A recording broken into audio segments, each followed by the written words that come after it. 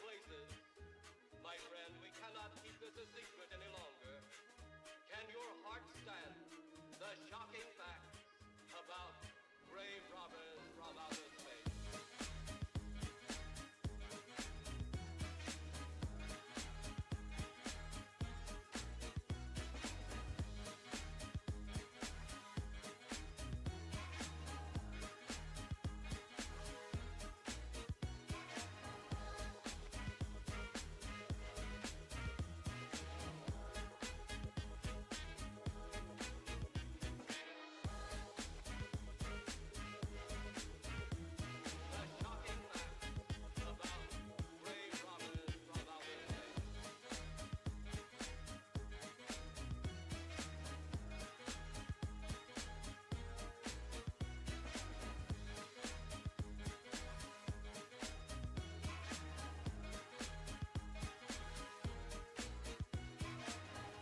Hi, Steve.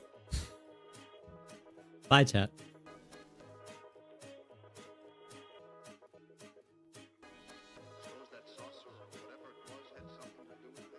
Oh, baby, a triple! Oh, yeah!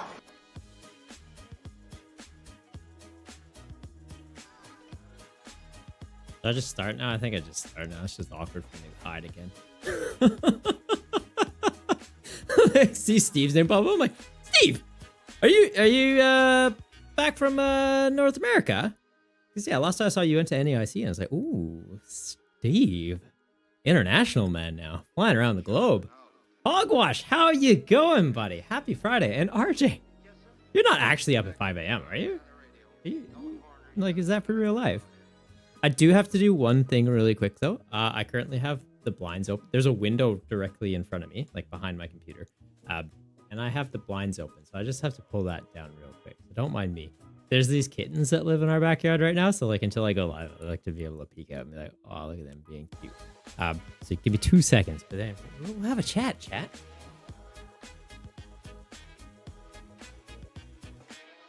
Also, I think I'm going to keep one and have a third cat. Don't tell my partner, though. She's not on board. That's that. How are you going? That somehow auto-corrected to AM instead of PM. Yeah, I was going to say, that's I know you're definitely in koala country. So unless WA has like done a very dramatic time zone shift, call in shenanigans. Call in shenanigans. PvP Steve, you're homebound until Worlds? Let's go, buddy. Man, we're going to get to meet finally. That's sick. Well, we should get to meet. I'm pretty sure I've told everybody. I'm going to be heading to Anaheim for Worlds, which is pretty exciting.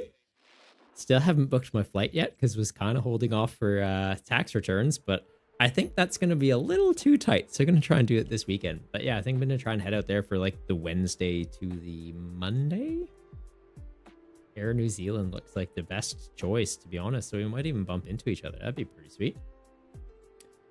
Hogwash, yeah. WA broke off and ran away. Yeah.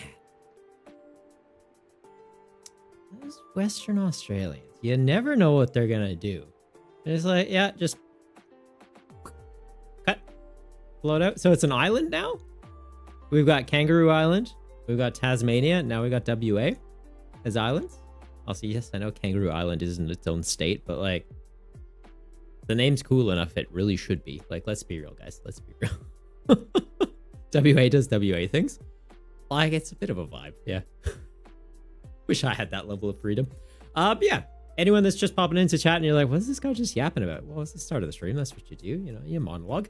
But we are going live for Budget Build Battles Season 3, Week 12. And that is a mouthful. It is the final event of Season 3, meaning we're going to be finding out tonight who earns their invite to the Season 3 championships. The top 8 players for the season get invited to a tournament, and they're going to be competing to get a champion playmat. Ooh, like the one here. Not this exact one here, because I'll just get you a new one made up so that I still have this one to show to, you know, promote the format. But you can imagine it's this one right here. Yeah, so pretty keen to see who's going to be getting this season. Season 1 was won by Zen with a very impressive Chu-Yu deck list. Vice coming in with the raid, catching me mid-sentence. Vice, I'm going to say hi to you in 12 seconds. Zen won Season 1 with a very interesting Chu-Yu deck list. Then we had Jamjar bringing it in Season 2, winning themselves a champion playmat. So I'm keen to see who gets Season 3. I know we have a lot of people gunning for this. But yeah, Vice, how's your stream? Are you done already? You wild, man. You are wild.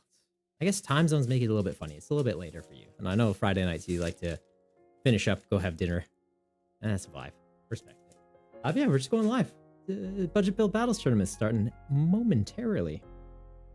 Half hour. We still got time, actually. So if anyone coming over from Vice's stream wants to join, you're more than welcome to. It is a single prize format. That means, well, actually, I should re-specify that. It's a no rule box format. So no EXs and no A specs are allowed.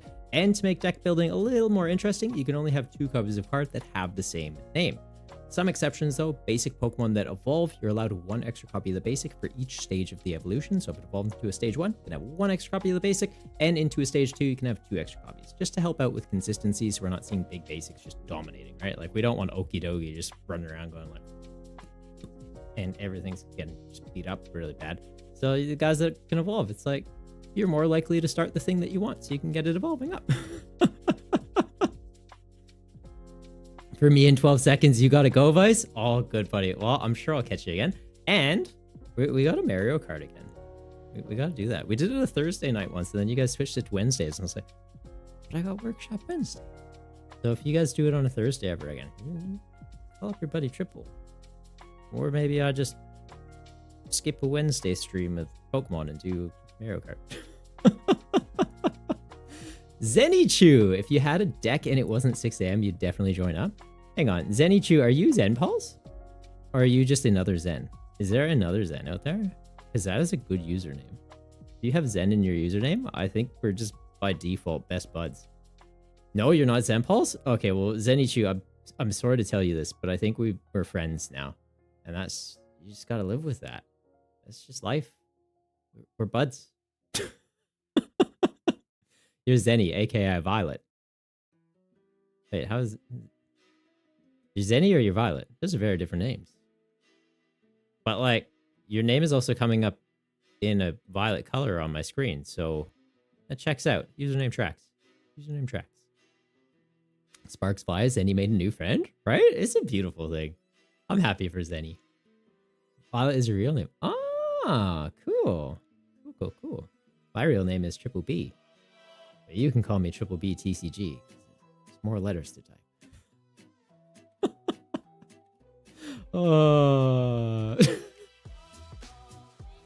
Bruiser, hey, I recognize that playmat. I know, we were just talking about you. Well, we were talking about Jamjar, who you used to go by, but now you go by Bruiser on Twitch, but you still jam on Limitless, and you make me use extra brain cells to talk to you. And oh, mental gymnastics. But yeah, we were talking, I was saying,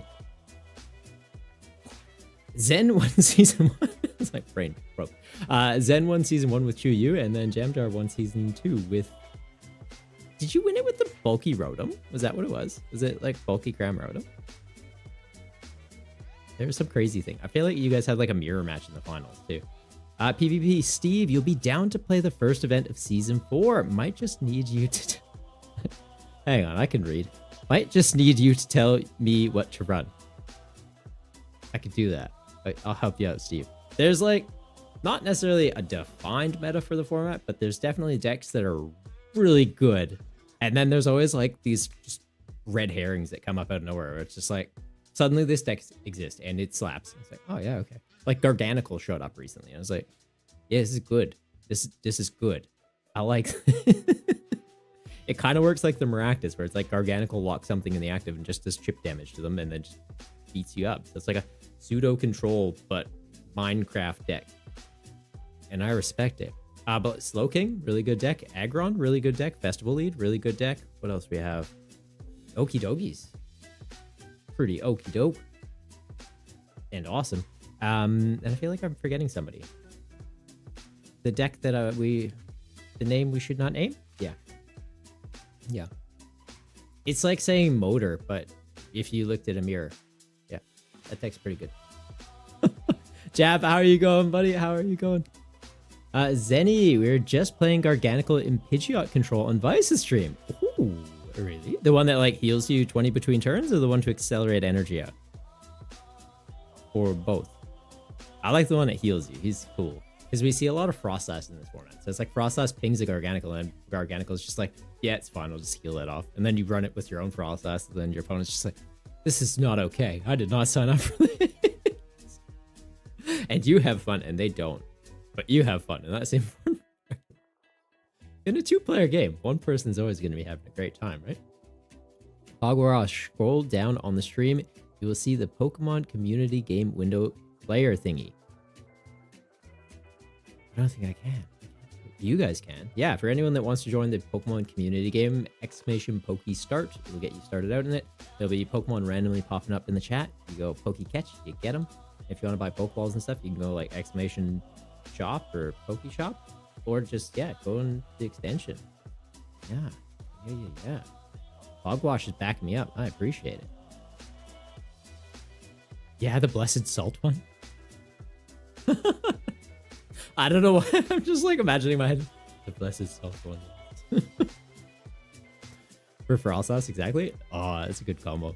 And Clone Balls will generate a second Pokemon from the one you originally catch. Wait, what? In the Pokemon community, you can get a Clone Ball. That's news to me. And Relicanth, so you can still use corner. Yes, that's how we played it in this, was Relicanth, so you had access to the corner. It is cool. Actually, hang on. I can show you. We have the technology. Also, I hate how the ladder reset, and now I am like Pikachu rank again. The way that they do ladder in this game is so scuffed. It's just a grind. Where is it? This. I think mine was called Stone Cold. It's pretty neat. I like it. So yeah, for anyone that's not familiar with the Blessed Salt, it heals 20 damage from each of your Pokemon during Pokemon checkup. So every single time. So at the end of your turn, between turns, it'll heal 20. At the end of your opponent's turn, between turns, it'll heal 20. So it's kind of crazy. And then you're copying the corner attack from Knackley that does 10 damage for 1 fighting energy and locks your opponent's active in the active. So you're like gusting up things that can't evolve to remove that effect. You're gusting up things that can't attack, ideally, and they're having a bad time. And then your Frostlass is just like slowly shredding apart their entire board that has abilities. And yeah, your opponent just has to deal with that.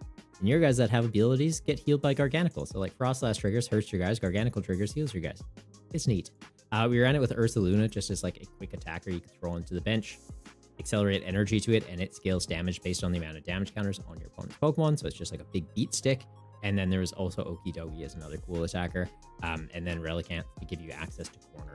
But honestly, I think if I ran this deck again, I'd probably cut the Okidogis and just lean into Garganical and Ursaluna and like have Knackley just locking things in the active, buying time while you set up. Like, this didn't really feel necessary. Maybe we run this tonight. I don't know, I haven't pitched a deck yet. Do we run that, or do I actually play Hippo down? Because we had a stream challenge on Wednesday. I was doing just like viewer games, which rare occurrence. This is one of those like impromptu, hey, this could be fun.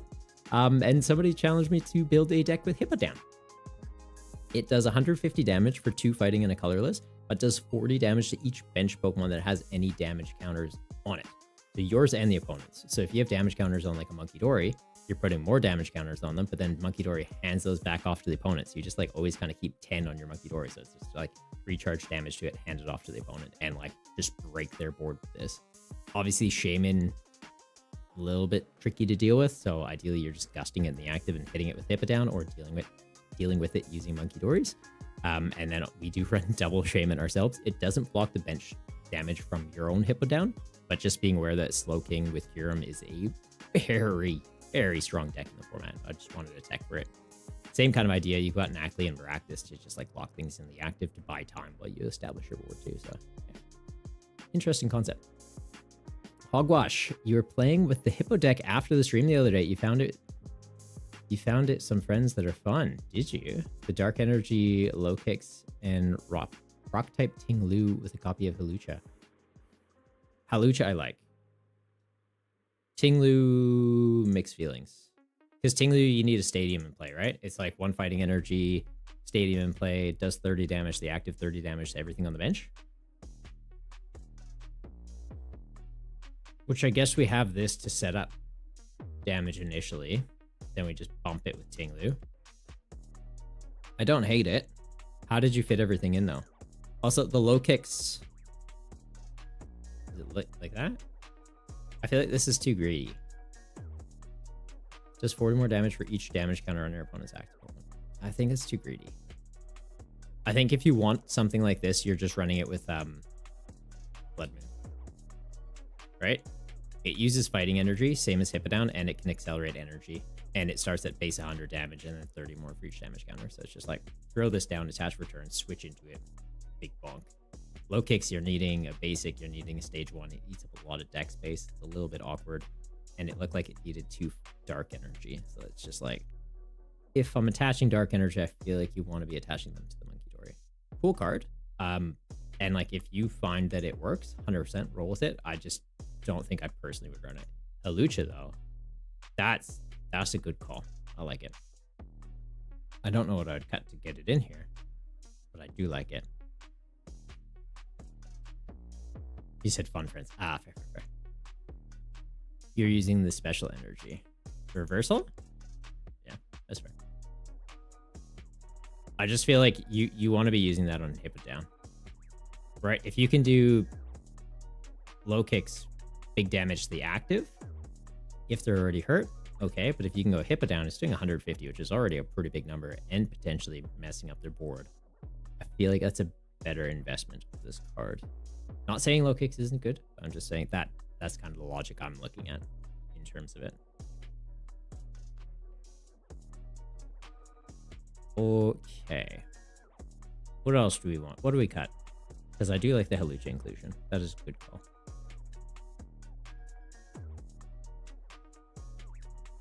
Might just be the second Shaman, but I feel like double Shaman against the Slowking is pretty big. Pretty big. Could be this. Could be this. I like this just to like break the opponent's board though.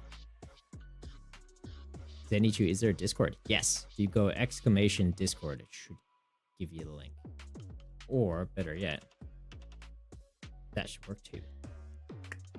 What are we cutting? Sombra. I swear I saw your name pop up a second ago. There you are. What are we cutting? I want to put a Halucha in. Just pick a card. Any card. Maybe it's a Crispin. No, it's probably not a Crispin. I could cut one of the Switch. Could cut a Switch. My concern is just if we run into someone else trying to do the same thing, I want to be able to pivot out.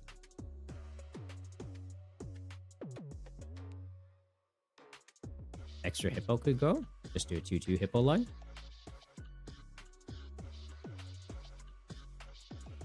Could just do 2-2 Hippo.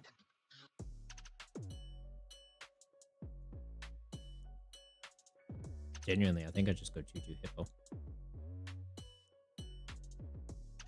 Yeah. Am I running Hippowdon tonight? Is this happening?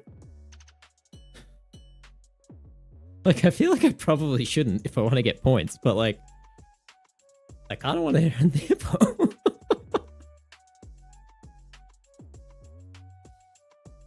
I think I'm running the Hippo. Yeah. Why not?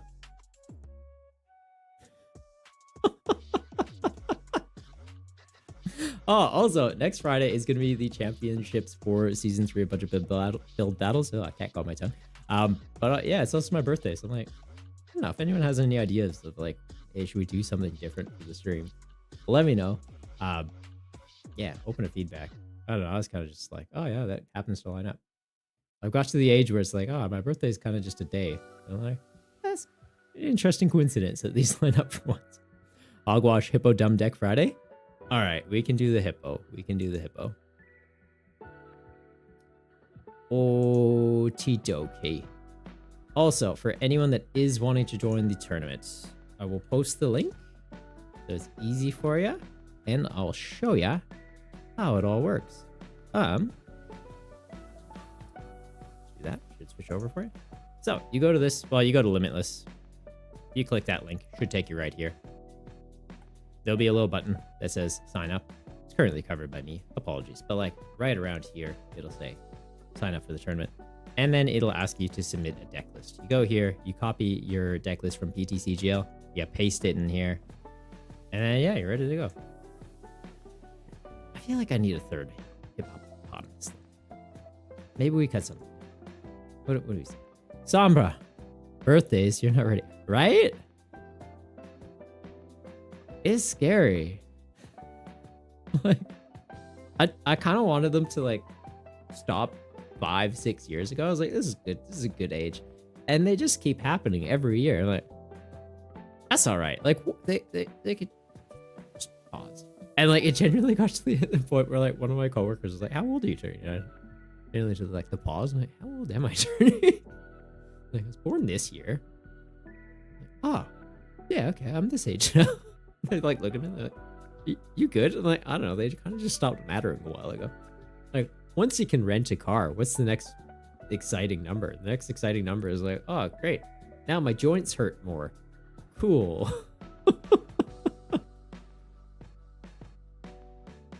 So silly. Zombie, you're not ready to be 42? Right? It just sneaks up on you. Like, I thought my 30s would be the worst. And then it's like, oh no, 40's bad. And then I thought my 40s would be the worst. And then you get to 60. And it's like, oh, this is difficult. Like, thank God for the magic of the camera. Nobody knows how old I am. I mean, 20s, yeah. My 20s have been very tricky. Yes. All right. Okay, what are we actually changing? What are we actually changing? I think, like, we need the 3 hippopotamus, right? Also, I'm just gonna love saying this name all night. That's another reason why we need 3. How many Lana is in here? 2 Lanas. I theoretically could cut 1. Theoretically, we could cut 1 Night Stretcher too. It's probably a Lana. Like, I like having Super Rod in there because we can go Super Rod, put the cards back in the deck, Artisan or Nest Ball, get them out, and then we're still profiting 2 cards off it. Lana, like, instantly getting it back into hand is great, but it's also a utility supporter, and we don't have any draw support Pokemon. So I feel like more often than not, our support of return is going to be absorbed by drawing these cards or getting energy in play. Like, I don't think we can really afford to be recovering stuff that often. So maybe it is, yeah, we cut down to 2 Lana. Go down to 2 Lana, and then 3rd Hippopotamus. Okay. Now, this is another handy thing if people are doing last-minute deck list changes like myself. So, if you realize, hey, I've already submitted a list, oh, but I forgot to add Shaman or something like that. Click Dashboard, which is, again, just underneath the camera. You can kind of see the side of it there, that little white line. That's the first letter. So you click that, it brings you through to this page, and then you can go Edit Deck List. And you can just paste in your new one, and you're good to go. From there, too, you can even say, like, Edit Registration. So if you want to put in a deck list name, like I do, Hippopotamus.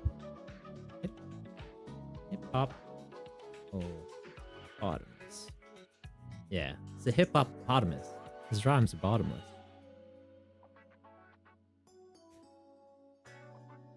Anyone in chat got that reference? We just became best friends.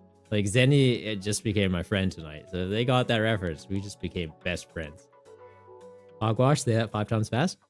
Hippopotamus. His rhymes are bottomless. Hippopotamus. His rhymes are bottomless. Hippopotamus. His rhymes are bottomless. Hippopotamus. His rhymes are bottomless. Hippopotamus. His rhymes are bottomless. Yeah, it's decent speed. What do I win? Yeah, did I get a cookie? You got cookies? Tim Tams will do. Yeah. I'm sorry, Legend. I'm trying to audition for the Flight of the Conchords.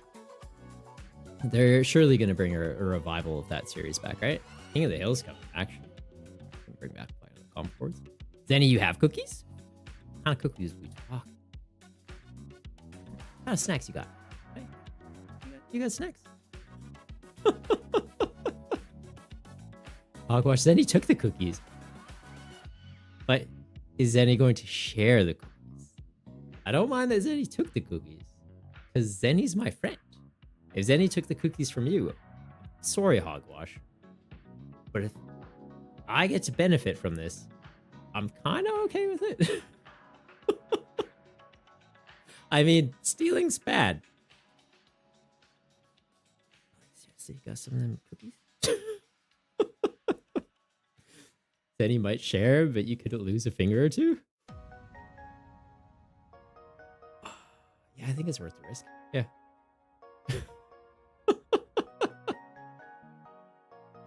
All right. All right. I'm in danger. We got to start doing some deck list checks. Also, Legend, apologies. Forgot to do our bit. Oh my god, did you guys know they are Legend? That's the Legend. No, that's too late. It doesn't feel natural now. I'm sorry, Legend. We just like went right into it. We were just like straight into conversation. Just failed you, bud. Failed you. Hang on, what's that in chat? That little fish. Is that a legendary fish? Is that the legendary fish? Oh my god. They are legend. They're legend. Legends don't need a bit. They are the bit. They're a bit of everything. They're legend. They're everywhere. They are you. They are me. They are legend.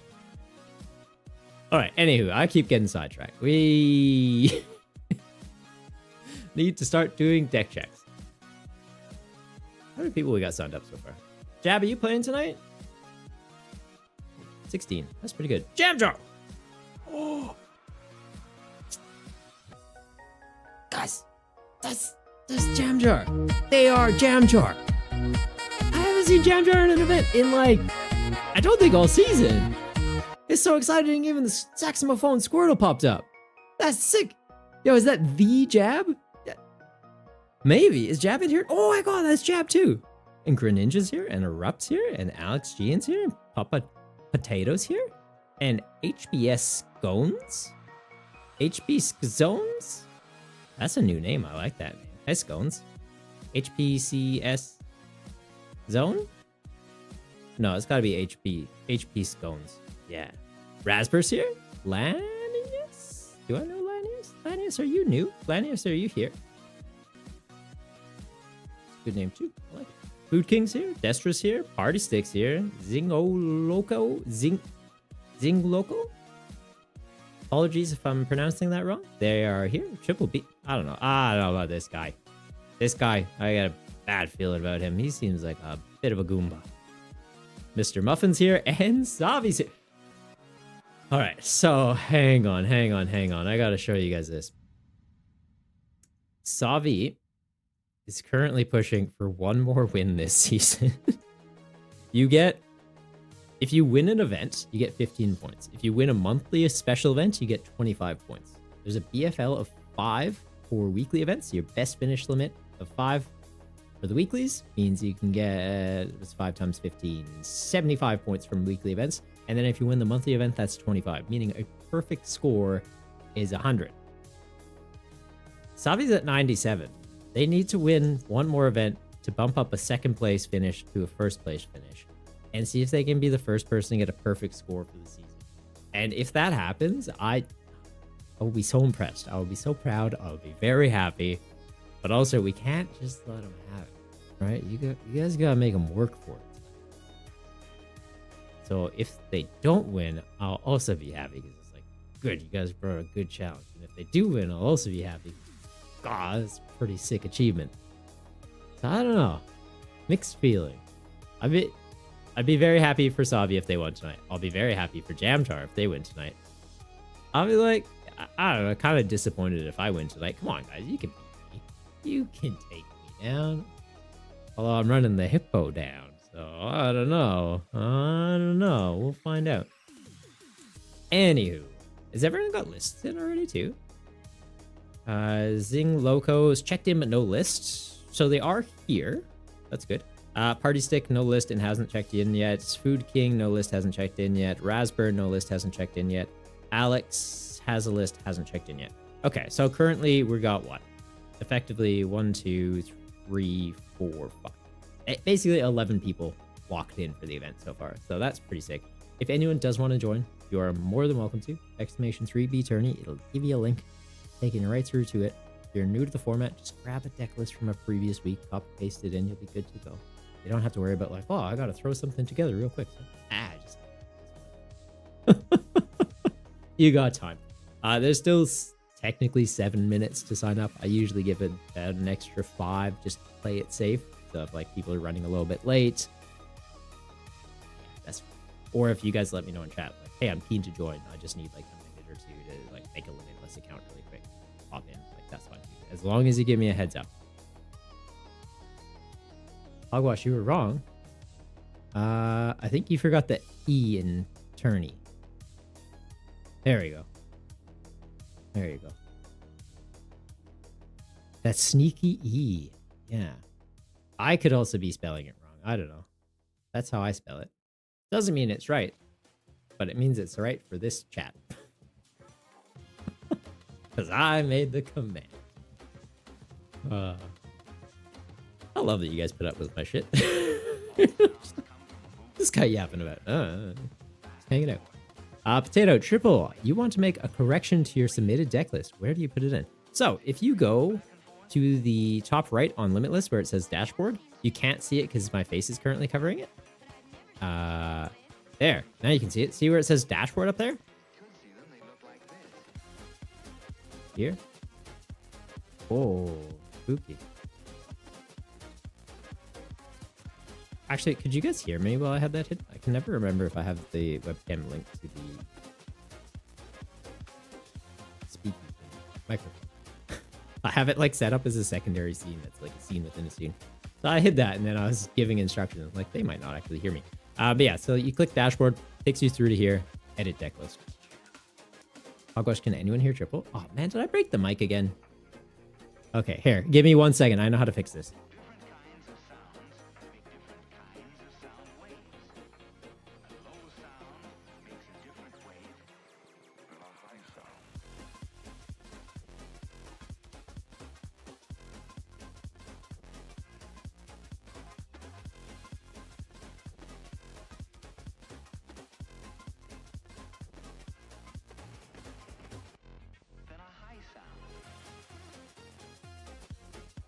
Yeah.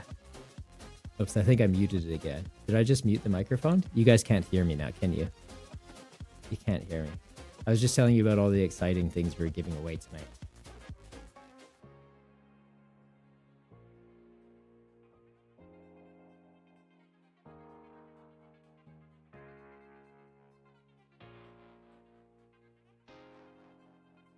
I love it because half the chat's just like used to my nonsense and it's like, yeah, it's just Triple being Triple. And then people that have come from Vice's stream are probably just like, what is this guy doing?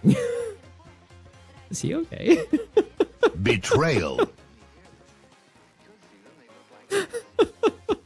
Potato, you can't hear me now? Okay, I'll push the button again. All right. Nicknamed Mexican for his love of tequila and sombreros. James 970420. That's how you read that, right? 420? It's always 420. Mm-hmm.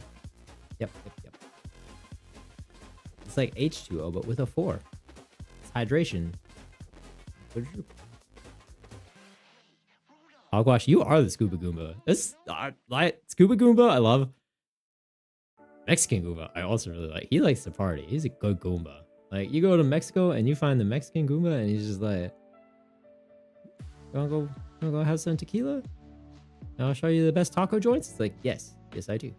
We are best friends now. That's a good Goomba to me. There's also like negative zone Goomba. He kind of scares me a little bit, but he's a good egg. He's a good egg nonetheless. And strawberry Goomba. I like the strawberry Goomba. Deathlight, guess no build tonight. There's one left. There is one left. No one's redeemed it. I was just doing a bit, man. I just muted it. And it was just like, oh. Wacky inflatable arms tube man. You redeemed it. Did you actually? Oh, sick. Well, this is literally the last one. I've got to take that redeem away. I definitely didn't peek at this one. Oh, mamma mia. All right. Deathlike, what do you think you got? Chat, guess is in. What are you thinking it is? Who's that Pokemon? Another Blastoise? Deathlight? From above or like straight on? Which direction is it from, Deathlight? Potato's thinking it's another Blastoise though. I'm Legend is thinking it is a Manaphy and Goalie gear raiding a Goomba. It's very specific. So if they're right, like, I guess go buy a lottery ticket. It's a water turtle. Hogwash is saying water turtle. Okay. War turtle. Okay. Could be some sort of war turtle. Savi's thinking in war turtle. Deathlike's thinking Grumpig. Ami's thinking Gliscor. Legend's thinking, did you realize Blast plus Turtus equals Blastoise? No way. Hang on. Are you... That's crazy. Next, you're going to tell me that War Turtle is 2 words put together or Squirtle is 2 words put together. No, they're very unique words. You're so silly, Legend. Where are you getting these legends from? Is it right? It's in my right hand. Yeah. Yeah. It's a War Turtle. Look at that, Deathlike. I'm going to write your name on the back and you get to hang out with me every stream.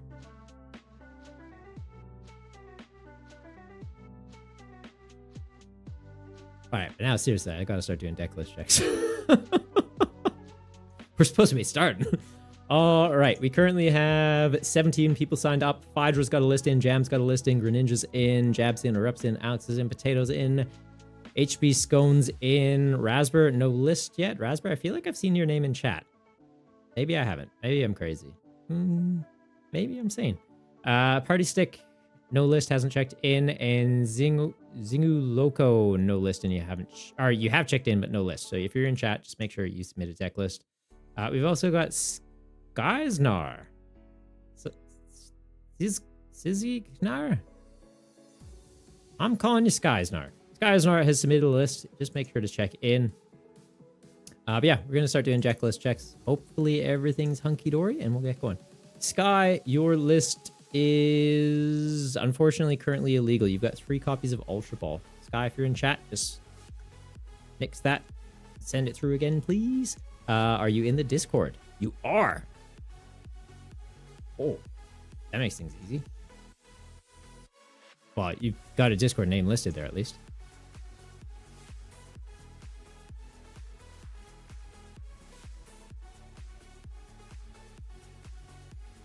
You currently have 3. It's not popping up as a name. That's all. It says they're here.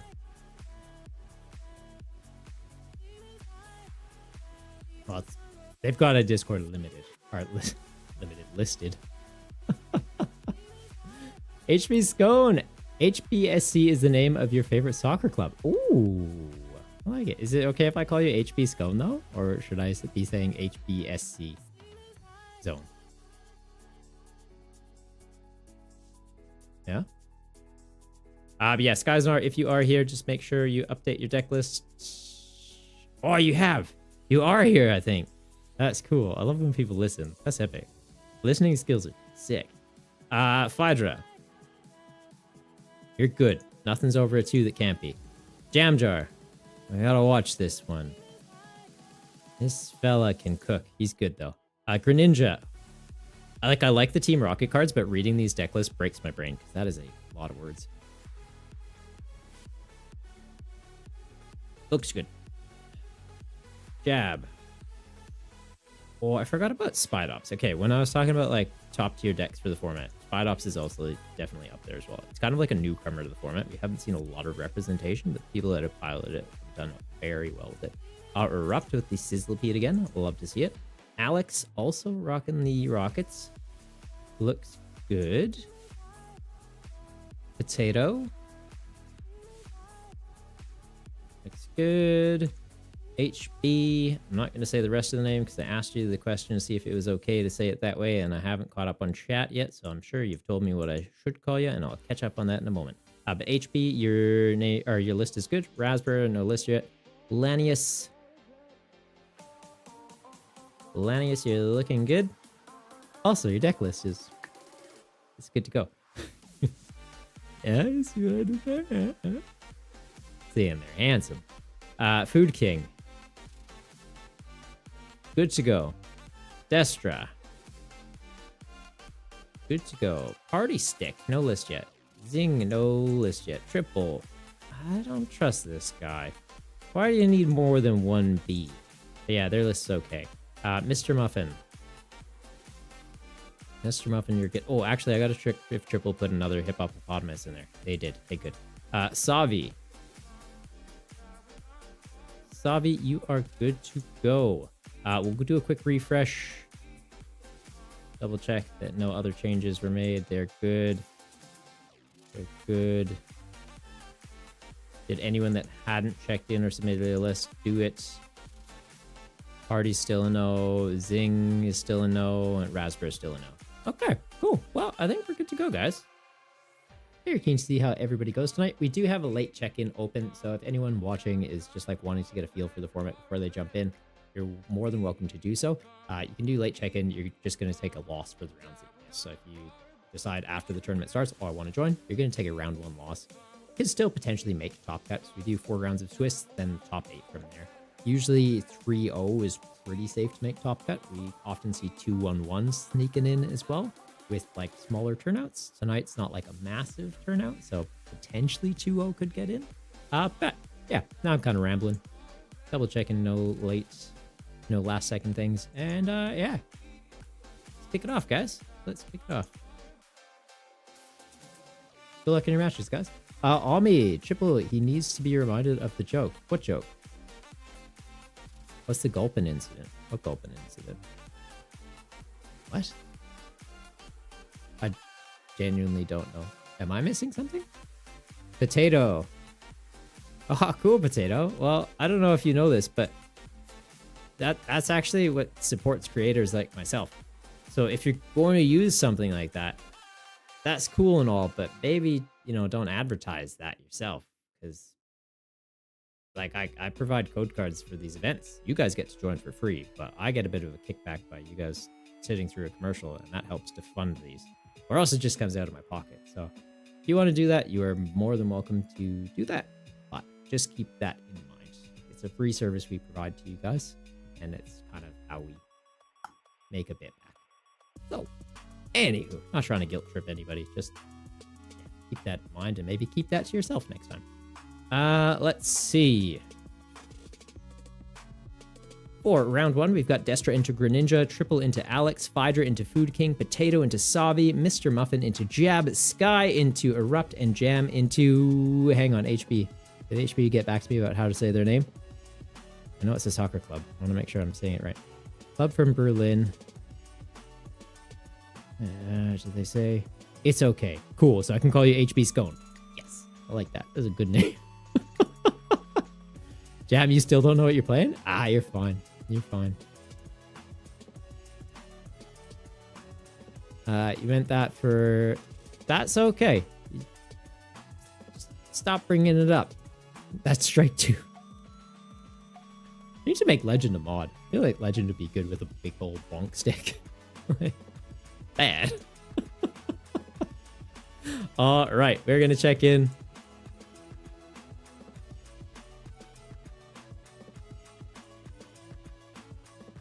Our opponent hasn't checked in yet, though. This is awkward. Hopefully they do momentarily. They're running the Team Rocket deck, though. And they hit us for weakness. So... we're gonna get bodied.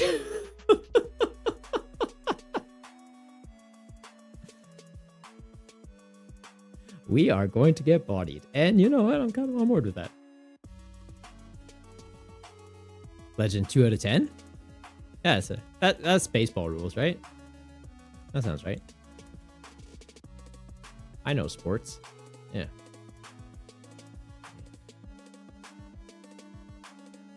Quiz me, I dare you. There's ball, there's bases. Count to 10. First one to get the numbers out of order owes the other team a cookie. So it's a good thing that I've got Zen backing me up, because they brought some cookies and are willing to share.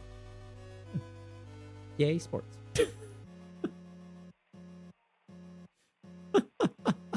Potato, is it your stream that died? I don't know. Maybe it's that thing that you're using and it's breaking things. I don't know, man. I don't know. No, it's dead for you too? What? Did it actually die? No. No. Oh, I'm calling shenanigans. You guys are messing with me again. Really?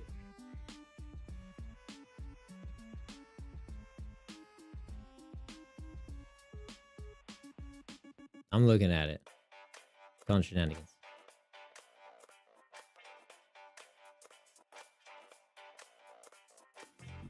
That's me looking at you, looking at me, looking at you. Yeah. Shenanigans.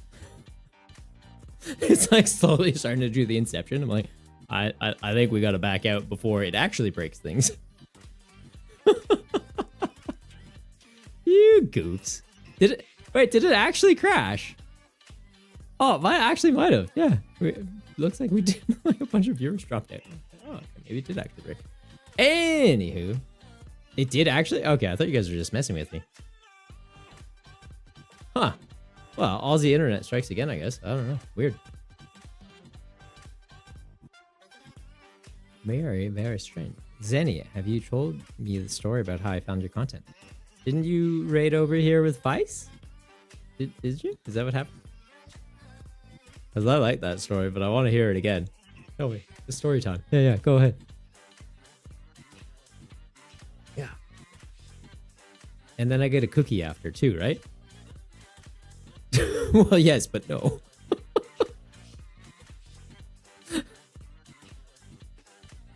I still get a cookie though, right? Alright, why is Alex not showing up? Oh, Alex. You accepted my friend request. So I'm guessing that it's just PTCGL being funny. Oh, there they are. I'm gonna get so bodied.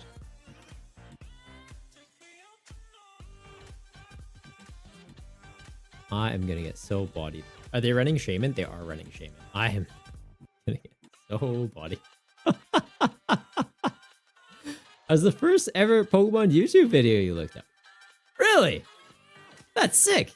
What video did you watch? Legends. Anychi, you guys. You were looking for a Canadian who streamed from Australia, am I right? It's a very niche category, and you would be surprised how many people look it up, Legend. You'd be surprised. You would be surprised. It's right up there with Purple Monkey Dishwasher. Do I want to go first? Yes. Yes. Yes, I do. Also, I'm supposed to build this for Deathlight. So while we start the game, I'm going to quickly assemble a turtle.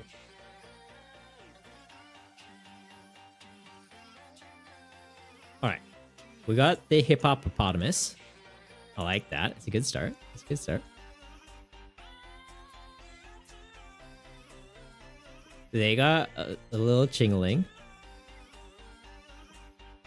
Like, I want to put this down, but it's also more likely to help them than me currently. So, not as on board with that. Only one Monkey Dory, one got prized. Okay. Hippopotamus is here. Got one in play already. Do I go for a second one? Like, do I lean into that, or... I feel like I kind of do, right? Everything else is fine to just pop out whenever. I don't mind the idea of getting a Knackley just to lock them in the active, or getting a Maractus to lock them in the active.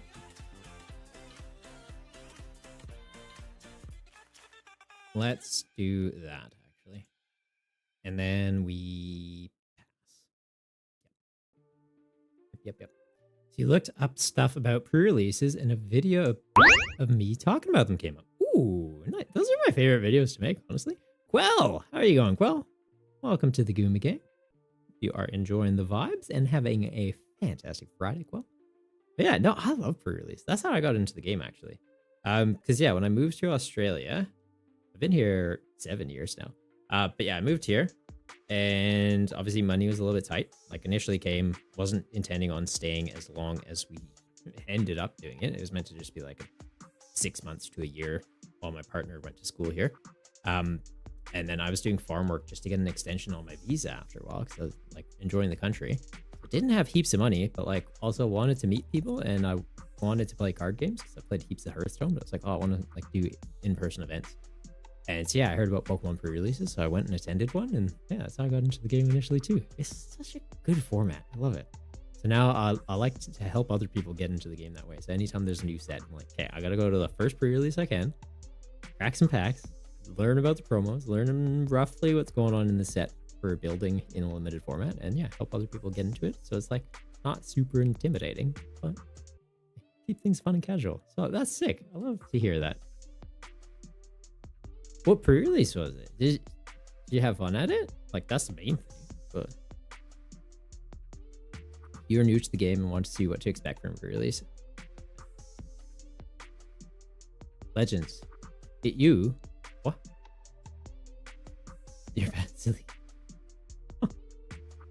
Hang on. Ooh, we got a Flaffy in the chat. Get that. Get some Dynamotor. Do you have maple syrup in Australia? Like, yeah, but it's not as good and it's a lot more expensive. It's not the same. But yes, technically you can buy it. We did go to Aldi tonight though, because they've got like American treats this week, which it's not Canadian treats, but it's a lot of the stuff we had back home too. So I got Mike and Ike's, I got Junior Mints, I got a 12-pack of Dr. Pepper and A&W root beer, so I was really excited about that actually.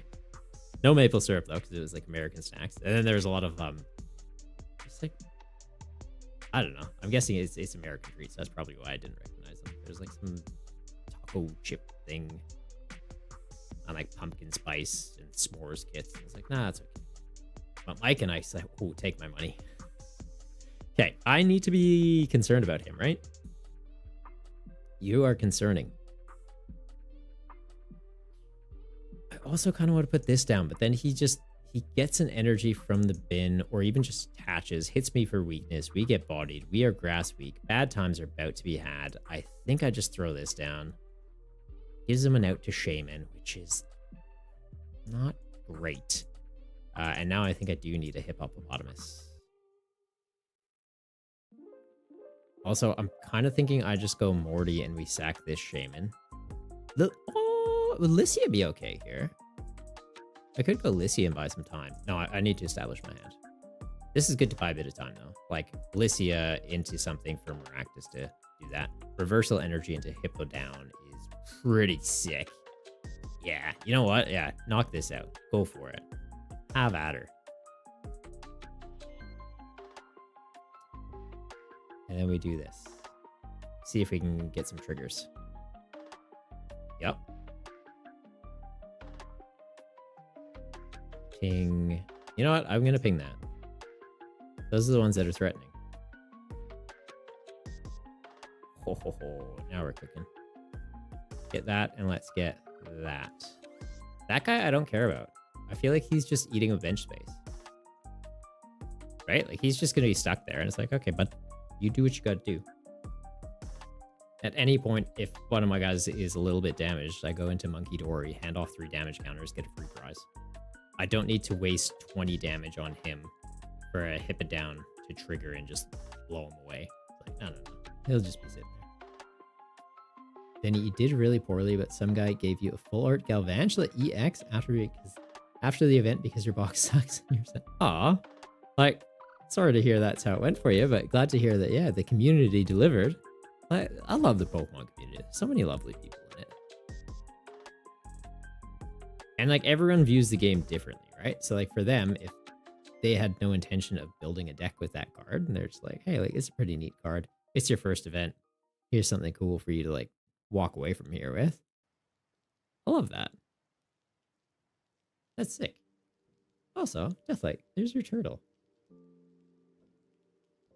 you have a name for him? I'm kind of thinking Jonathan. What are you thinking, Deathlight? Jonathan. That gives me Jonathan energy. That pose. He's got a power pose. Deathlight's gonna say something crazy though, I bet. Gordon. Gordon the War Turtle. Can you imagine? Oh my god, giving a people name to a turtle? Nah, so you gotta name something powerful like Jonathan. Okay. So I could go into this. We could blow them up. Or I go into this and we lock them. I'm thinking we go into this and we bank on just blowing them up, right? I just need an out for Halucha. I ping these two guys. Good times are had. Just not by them.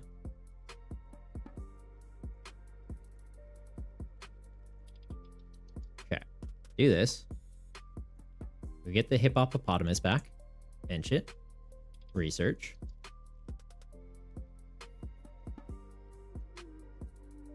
We get it.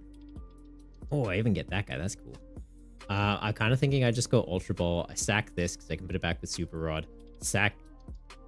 Do I sack that and put it back with Super Rod also? Like, the rest of this is pretty good. Although I'm going to be taking a KO and a lot of prizes. I think I just get rid of this here. Get rid of that. Get rid of... Might just be you. I have another one of you in play already.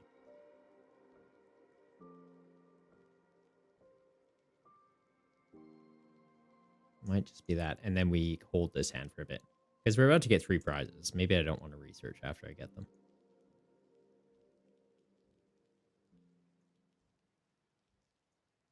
Oh my god, as if Hippodown is working.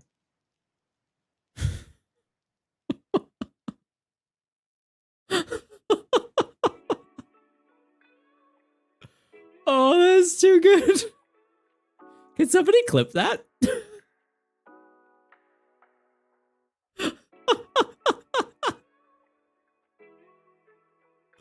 Oh my god.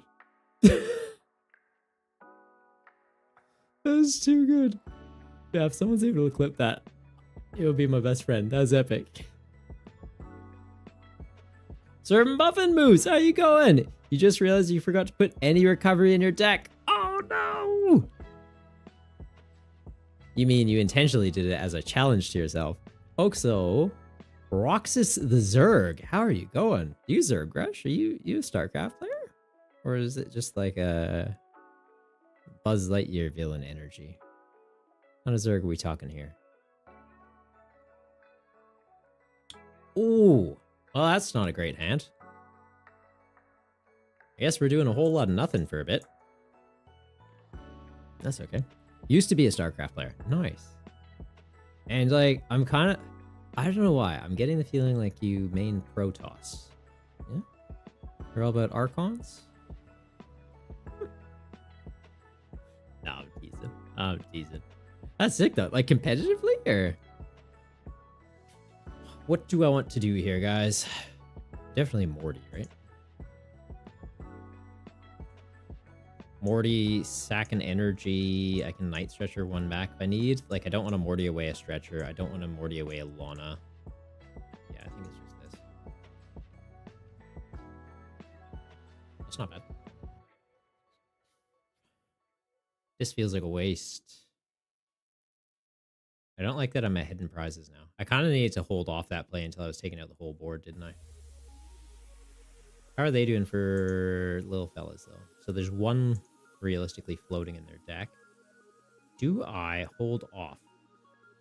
Like, I could attach here, then next turn get another fighting energy back, but at the same time, they could just knock me out. We roll with it. Also feeling like I probably should have put an Iron Bundle in this deck. I feel like just like a searchable Gust option would be pretty good. They definitely body me here, though, right? They've got energy in the bin? They do. Yeah. Yeah, we get body. Zenny, it's 7 a.m. You got a sleeper tonight? Oh, good. Well, it was lovely to catch you, Zenny. Have a wonderful rest and a wonderful weekend ahead. Also, just a heads up, we will be switching the schedule for these tournaments with the start of Season 4, which is actually probably going to be starting next weekend. Because we'll have the championships on the Friday and then, yeah, kick off into Season 4 from there. So we're going to be doing it Saturday afternoons for Australia. So about 12, 15 hours from the current time. Whatever that converts to for you. False humane Terran, obviously. Right, I always forget about the infected Terran. The infected Terran, they're good. Go into this? Yeah.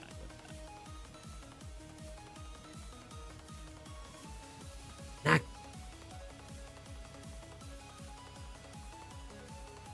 Iono doesn't really help me.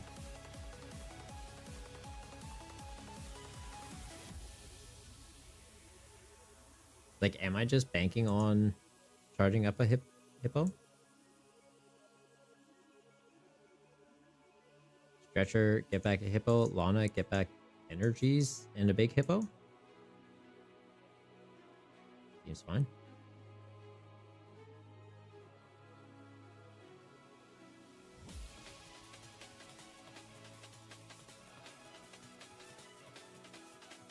No. Bad.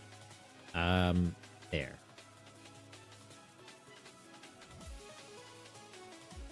Right? I hit him for 20. He hits me. He takes 6. Goes to 90. Big Hippo's first attack can take a KO. Or I go into Knackley and we buy a bit of time. Although then at any point he gets into Giovanni and I have a bad time. He hasn't used any Giovanni. They just go Giovanni, take this out.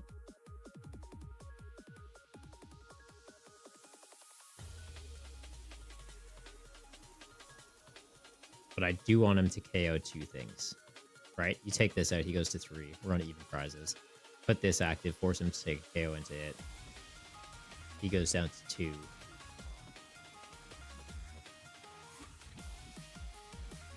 Reversal Energy's on the line again, but like Ionoing for 3-card hand. Yeah, I think I used that Halucha play a little too early. Hogwash got the clip. Ah, legend. Absolute legend. Where do I want to post it? I think I just posted on Twitch. If you want to like post it on Twitter or something, if you're on there, that'd be sick. Or in the Discord, that'd be cool. The Zerg, you're also currently opening Digimon TCG boosters. Ah, cool. How's that going for you? Is that game still going? Like, is there still new sets coming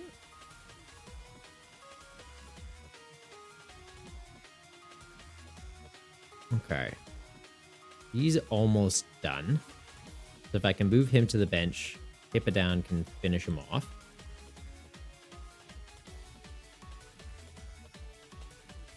Ooh.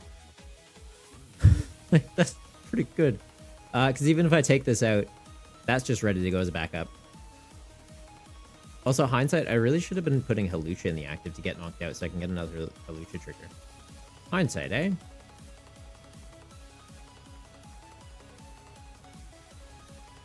I just attached there. I need to split it there. That's fine.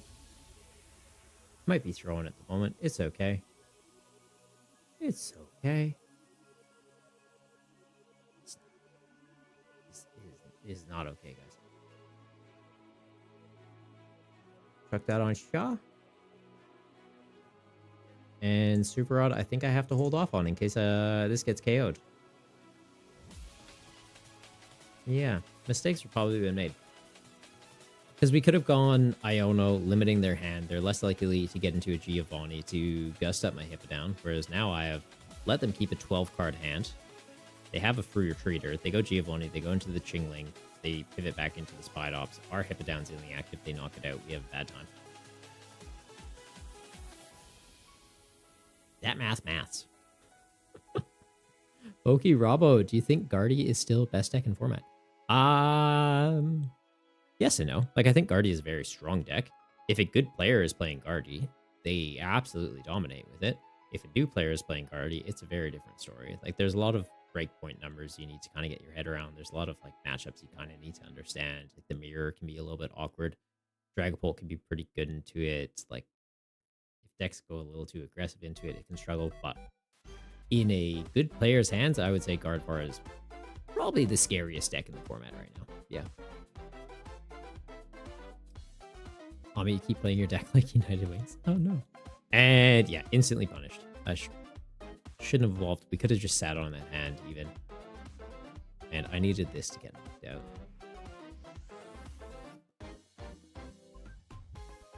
What do we do here? So it's got to be Super Rod. Put that back.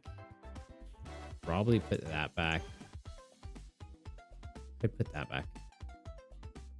But yeah, I think it's one of these. Because it's like, theoretically, I could go into Maractus. We poke it. He attacks back into us, sets up damage. If he retreats and goes into something else, it sets up a play for hip down. But that's if I even got into Maractus. There is still another Maractus in the deck, or there should still be another Maractus in the deck at least. We'll attach this. Attach that there. Just knowing that... That could be relevant too. Knowing that the Iono makes it so he's less likely to have the Gust. They have Rocket Receiver though. Ooh, hello. They'll have Rocket Receiver though, so they will have like means to get into us. But yeah, let him knock this out. This will be able to deal with him. I need Gust. Yeah, I think we threw, guys. I think we threw.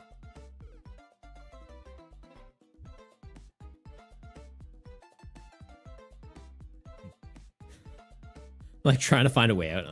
It's not there. Unless it is. Hang on. He knocks me out.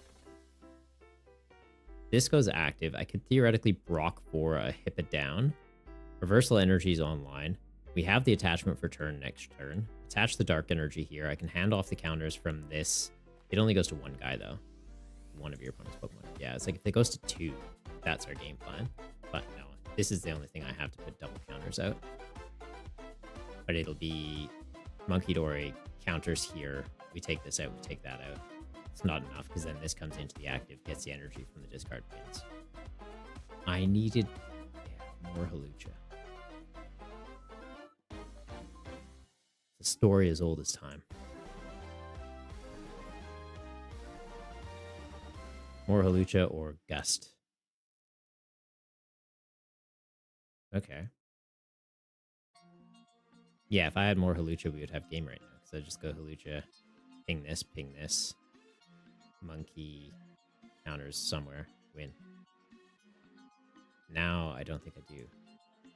What do I have? I have nothing that gets us there.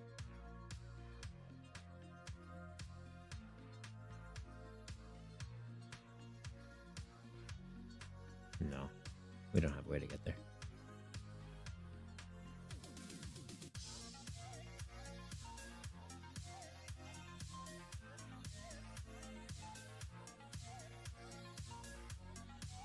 Because he'd go to 100. It's too far. Man, I should have put the Hawlucha up earlier to get knocked out. We could have super rodded it back. Been in a good spot. Even with 4 rocket guys in play, he's doing 120 doubles. Yeah. Just doesn't get there.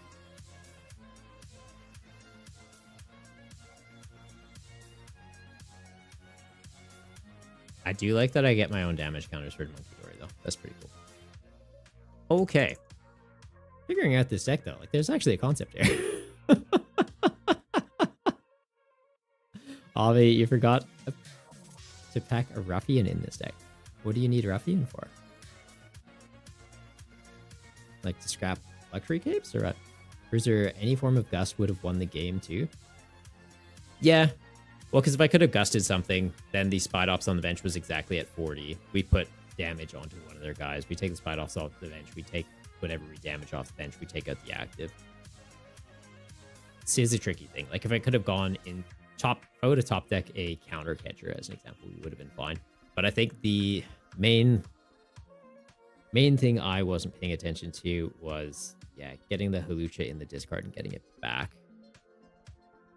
It's big. Also, like, if I can get the Maractus or Knackley as an early game play and then Gust and lock something in the active just to put a little bit of, like, chip damage and establish our bench instead of having to fully lean into, like, being behind on prizes for the reversal energy, I think it puts this in a good spot.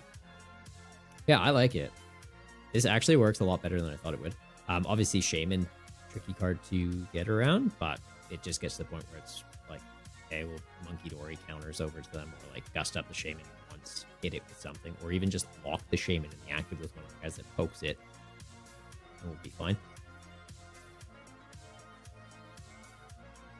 Yeah, the Hippo is kind of sick. I don't dislike it as much as I was expecting to. So it looks like we've got one game still going. We've got 2 minutes left. I'm going to take a quick break just to pop to the bathroom. Do the same, guys. Make sure you're not like powering through and you're like, oh, like I kind of have to go. It's like, take a break, guys. But we'll take a break, come back, and we should be ready to go into the next round. So be right back.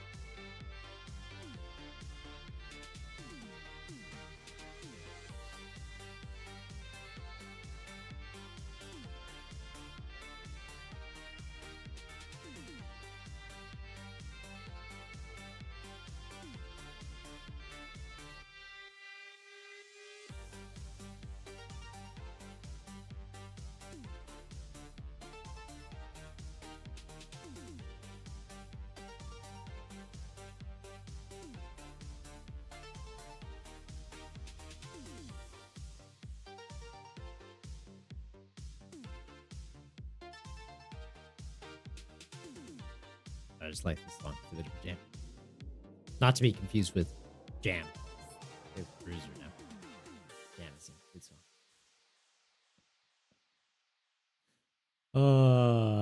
Did I miss anything in chat? Oh, wow. You guys have been talking up a storm in here. Ooh, hoo, hoo. Ooh. I'll let you keep your secrets.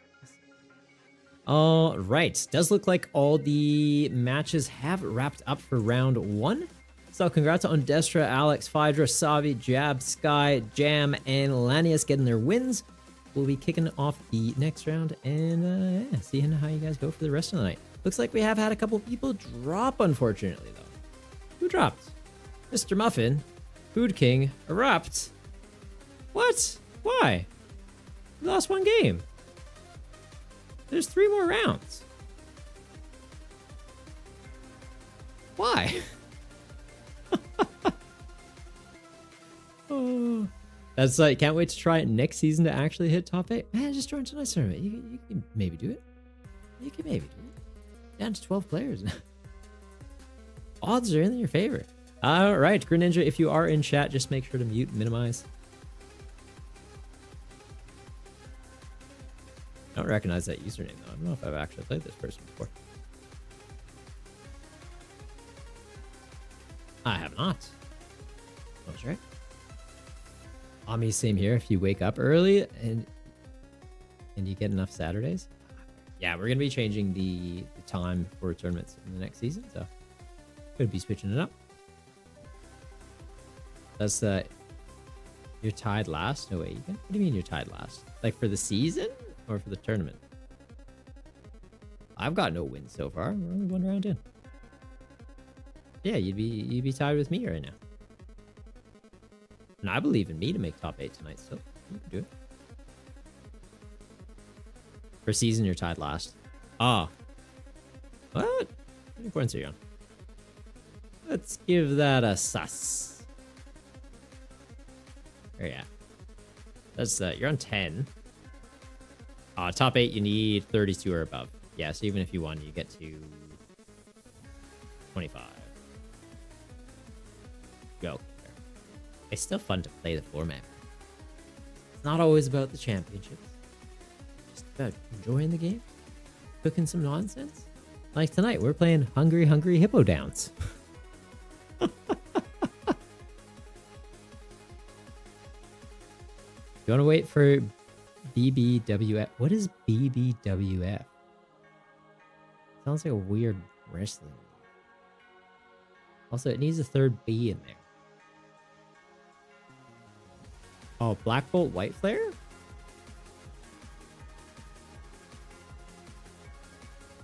That checks out. Like, come on, brain, you can do this. Yep. Black Bolt White Flare. What's in Black Bolt White Flare you're excited about? I think you're missing a letter in there. Do you want to go first? Yes. I want to go first. I want to find my Gust cards. I also want to add in the second Halucha. This is very much a go second hand. But okay. Okay. Am I into another one of these Team Rocket ones? I want to play Tarantula again. Tarantula's going to body me. Tyranitar, Ampharos, Tarantula. Oh, they got like a whole Rocket gang here. I am up against the literal Team Rocket here. Jamjar, you did it. You changed your name to Jamjar with a lot of R's. Okay. So like, if I see you and Bruiser in the same room, like, do I need to question that then, or how's that work? Ping this. Like, oh no, my cactus got damaged. I'm gonna get a Monkey Dory and give it to them. And they're gonna damage their guys if they attach energy this turn. And then my Hippogriffs he's just gonna eat their board. Hogwash, you just earned the top clipper badge. Did you? For one clip. Set the bar high. Or did you clip more of me? Am I doing silly stuff? Are you calling shenanigans? How has no one done a clip for me? I don't know. I guess I'm not that entertaining. Oh.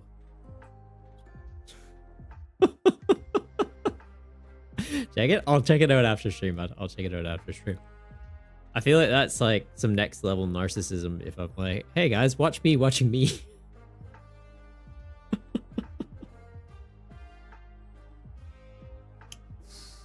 Do I bump this? I bump this to get a Monkey Dory to hand off the counters there. It does actually seem pretty good. But this also to give me counters to hand off to them also seems really good. No, I think it's get the Monkey Dory. Like, I could even theoretically get the Monkey Dory and take out the Mareep right now if I really wanted to. Feels like a waste. but I technically could.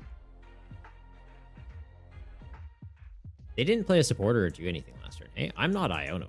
I think I just buy my time here.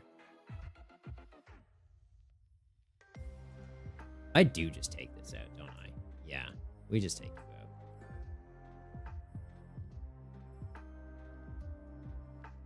All right, I beat him up. He's gone. They don't have any of their pre-evolutions out for anything now. I have given them an artisan to do stuff with, unfortunately. But this, maybe they scratch me. They do 20. I corner. I do 40 to them. Plus, if they scratch me, Monkey Dory has damage counters to throw onto their bench, onto that Mareep they're bringing back out. Seems good. Don't want to research, though. There's too many energy to research. What do we got popping in the chat? Skitty. Oh. We were talking about skitty cats earlier. I got 3 living in my backyard right now, and 2 living in my house. They're all over the place. All over the place. You like this gold Clipper badge? Not gonna lie. I just gotta keep on top then. Oh, it's by clip views, you guess. And 9 have seen that clip already. Ah, cool. Very cool.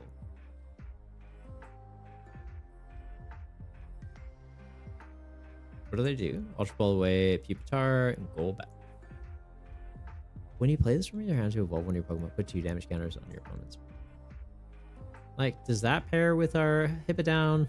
Not as well as Hawlucha, right? Hawlucha gets 2 things. That's the value of them.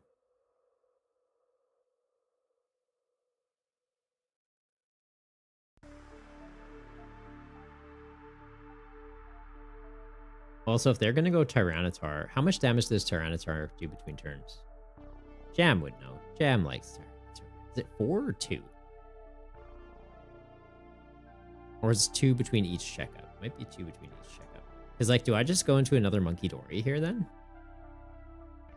And get the Dark Energy onto him? I guess nothing's been hit yet. I could go on the Hippopotamus. And start actually charging them up. Let's do that.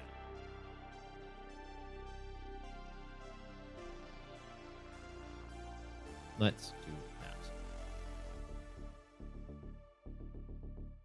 Oh gosh, yeah, Hawlucha is just to get counter spreading. It's like zombie infections.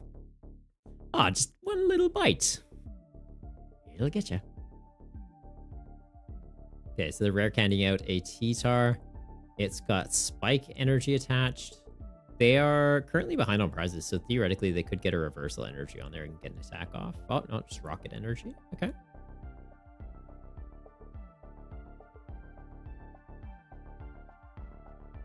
Okay. See, now that's the thing that concerns me a bit. What are they Giovanni?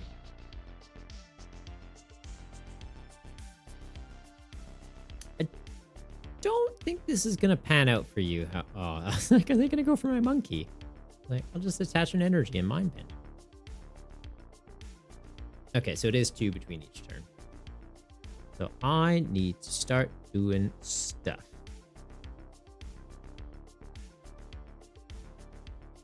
Artisan, get me another monkey.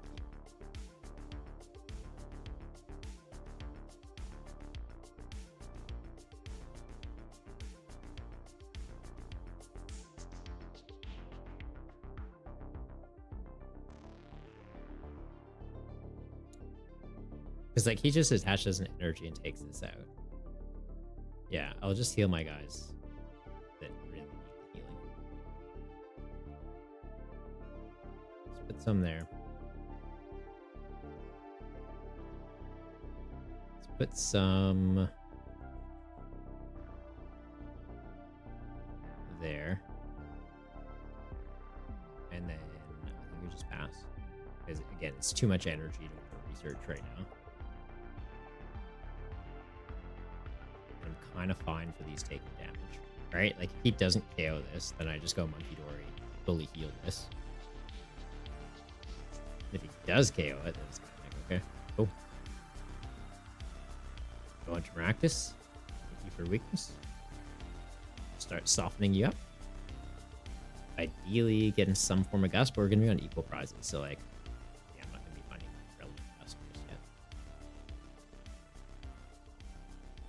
probably should have put the other Knackley down, to be honest, but then he starts taking damage. I'm just banking on the fact they don't have much of a hand. Like, I don't think he's going to get an energy to get a KO this turn. Unless the last card is like a research.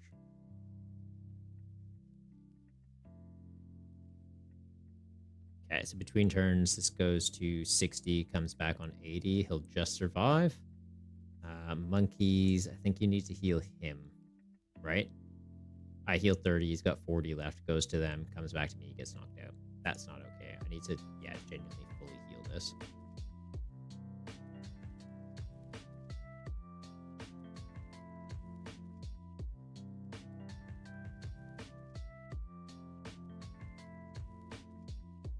Didn't need to overcommit that much, but just in case he evolves it.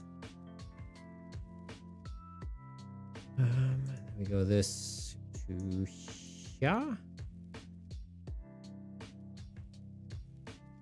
Switch, go into this, start putting pressure onto him. And if they do get an energy and take us out, or at least doing a big hit into them, attach Xia. Artisan for another hippo. Just hesitant just knowing that he's here. We don't Iono. That helps them into the game too much. Ooh, this is kind of relevant. Also, does this lock them out? Zubat. Sure.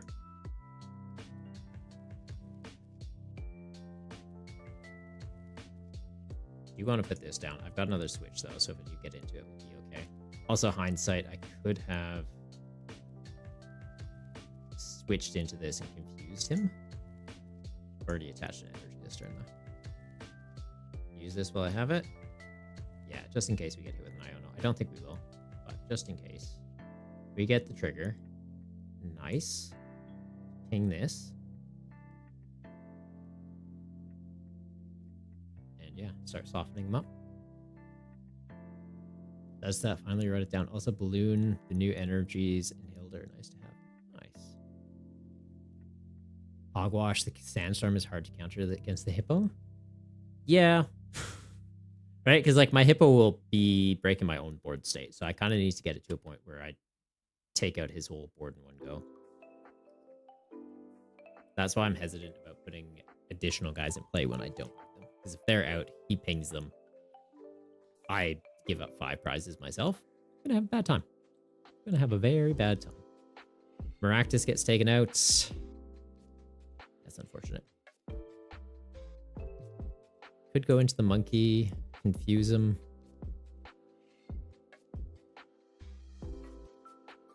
I think that's the play. Got the reversal energy now. This gets knocked out unless I heal it. These all get knocked out unless I heal them. Which does trigger counter catcher. Is there any little hippos in here? No. Okay.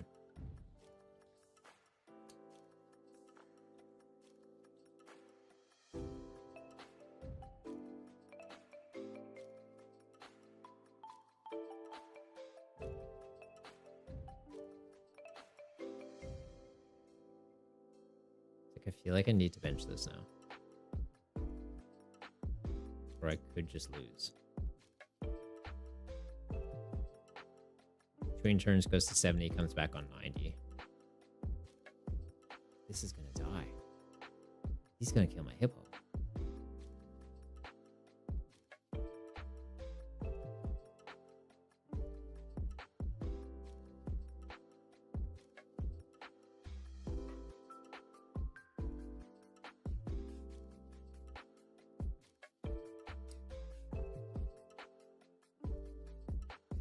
Haven't done an energy for turn.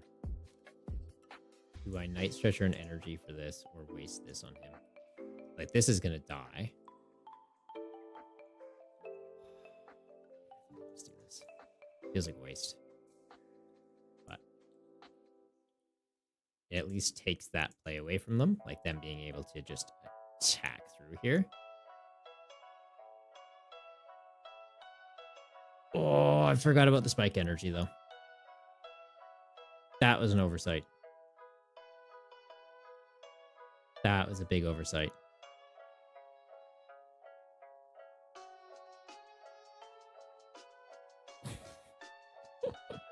Damn, it's honestly kind of tragic how badly Monkey Dory just destroys Rocket's T-Tar. Yeah, but like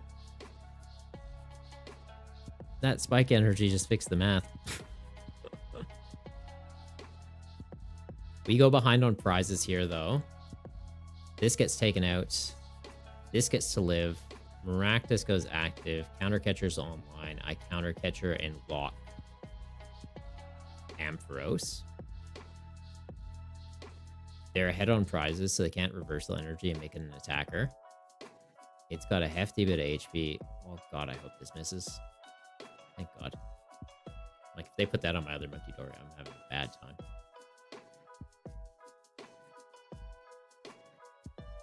Yeah, this goes down, this goes down. They go down to 2 prizes left. He's fine.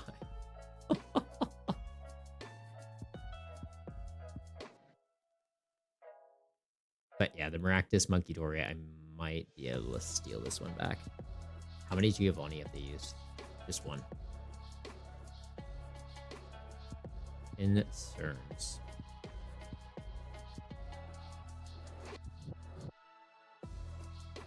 And this feels like such a waste on it. I could crisp it.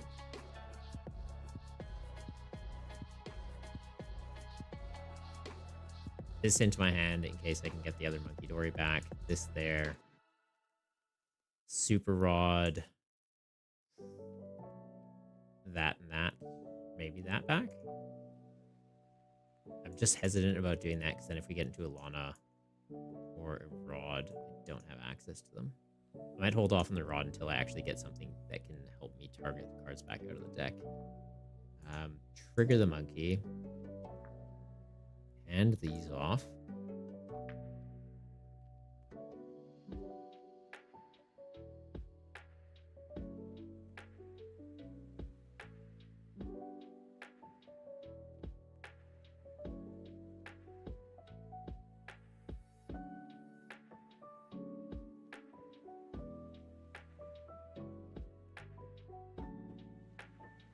Okay.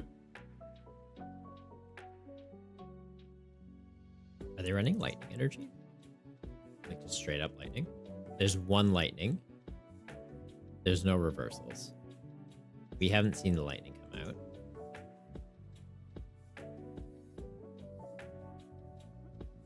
If I see this grab an earlier vessel, I'll be a little bit concerned. Grabs the Giovanni. That does it too.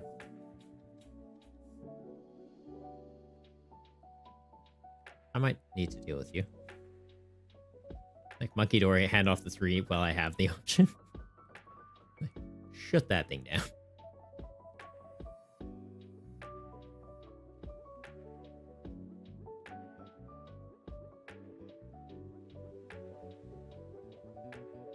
That's pretty useful. What do I do? Super Rod. Let's get the monkey back. Let's get that back. Let's get... I genuinely think it is just an energy back in. Morty sacking a switch. Morty sacking a reversal. I think we hang on to the reversal in case I can get ahead and get into a hip it down. So it will just be sack the switch. That's pretty good. I can get the other monkey back. I could take this out. I could take that out. No more T-Tar shenanigans, but then they do have that.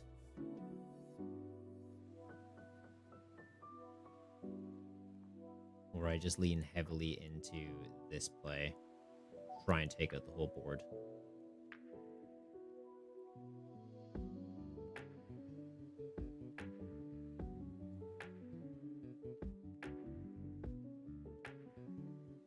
I think I need to deal with him, though.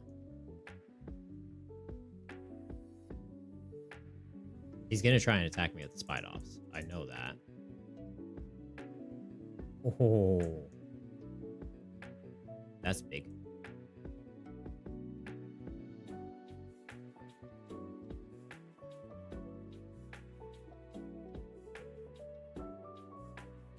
Yeah, fully heal you. Put you to 80. If you come up and hit this, Dunzo. Everything else should be in range of a Hippodown play next turn. As long as I don't get hit with a Iono, I think we're good. And I don't think we will get hit with one. But we did lose our switch. So it's not like I can easily pivot into this. But we can take our time. Right, I just go Earthen Vessel, something, get energy back. Charge this up so I can hard retreat it. Okay, they've got that charged. Giovanni, yep. I think I have game here, though. I think this should be it. Yep. Because that has less than 40, that has less than 40, that has less than 40, that has less than 40. We're going to have a 5 prize turn. Potentially more if I get greedy.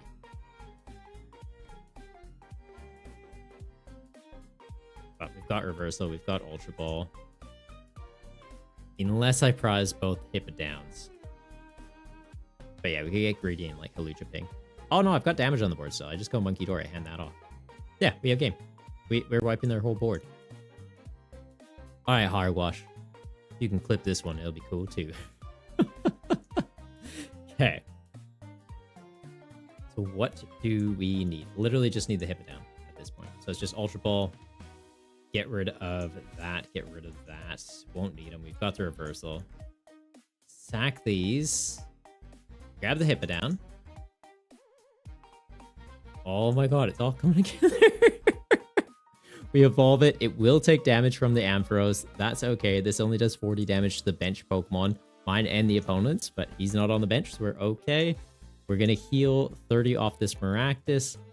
We're going to put it onto the bench Tarantula. We do Super Sandstorm, 150 to the active, 40 damage to everything that's damaged. Their whole board's damaged. Their whole board's gone.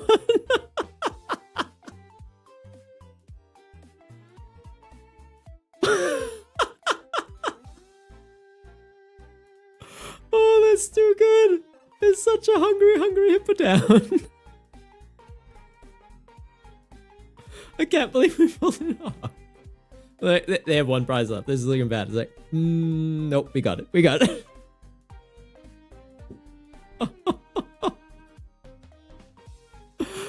Oh, that was sick. Oh gosh, please tell me you clipped that.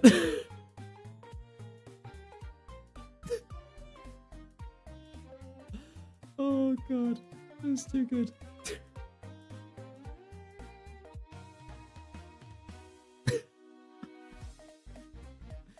Oh, did I not cook it? Yeah. Oh, I removed it. No, win.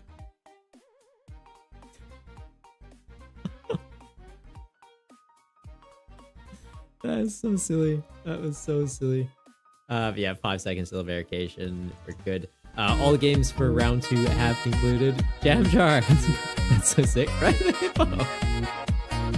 I like this is looking bad. This is looking bad. And it's like, no, Monkey Dories and Maractus put in work. Alex, congrats on getting the win. Sky, Savi, Jam Jar, Potato, and Triple. Good. Congrats. We will be going into the next round. 5 minutes left in this one, but if we can get a bit of time back, we'll take it where we can get it. Looks like we have had more people drop, unfortunately. Did they just not get a win? And they... HB Scone, unfortunately, choosing to drop. Greninja choosing to drop. And Lanius choosing to drop. Sorry to see it, guys. We've still got 9 players left, so it's not quite locked into just, hey, if you're still here, you've got locked in for the top cut. And that's kind of why I don't know. If there's anyone currently in chat still that has opted to drop, I am always curious what prompts that logic. Like, to make top cut, you can quickly pull back, right? Like, it's not like we have 60, 70 people in these events where it's like, oh, you lose 2 rounds. Like, you're definitely not making top cut. Like, when we've got first round, we had 16, 4 people drop. We're down to 12. It's like, well, 8 of those are making it. Like, 2-2 is probably safe to get you into top cut at that point. So, like, I don't know, play it out. Anywho, I'm rambling. Who am I playing? Potato. Potato, if you are in chat, just make sure you mute and minimize. I believe I've seen your name in here. No stream sniping shenanigans, please. Thank you. And you've already sent me the challenge. Were you here Wednesday? Did we test a deck? Jab BRB? Oh, good man. Jamdar, what set is the hippo from? That's a good question. I wish I had an answer to. I don't know. What set is the hippo from? Hey, chat. Can you do me a favor? A quick little Google. Like, are you just wanting to know set legality? Like, if it'll be here after next rotation? Do I want to go first? Yes? Like, I feel like kind of no, but also yes. I think we go yes. What are we into? Dunsparce, Dodrio, Okidogi, Monkey Dory, Fan Rotom.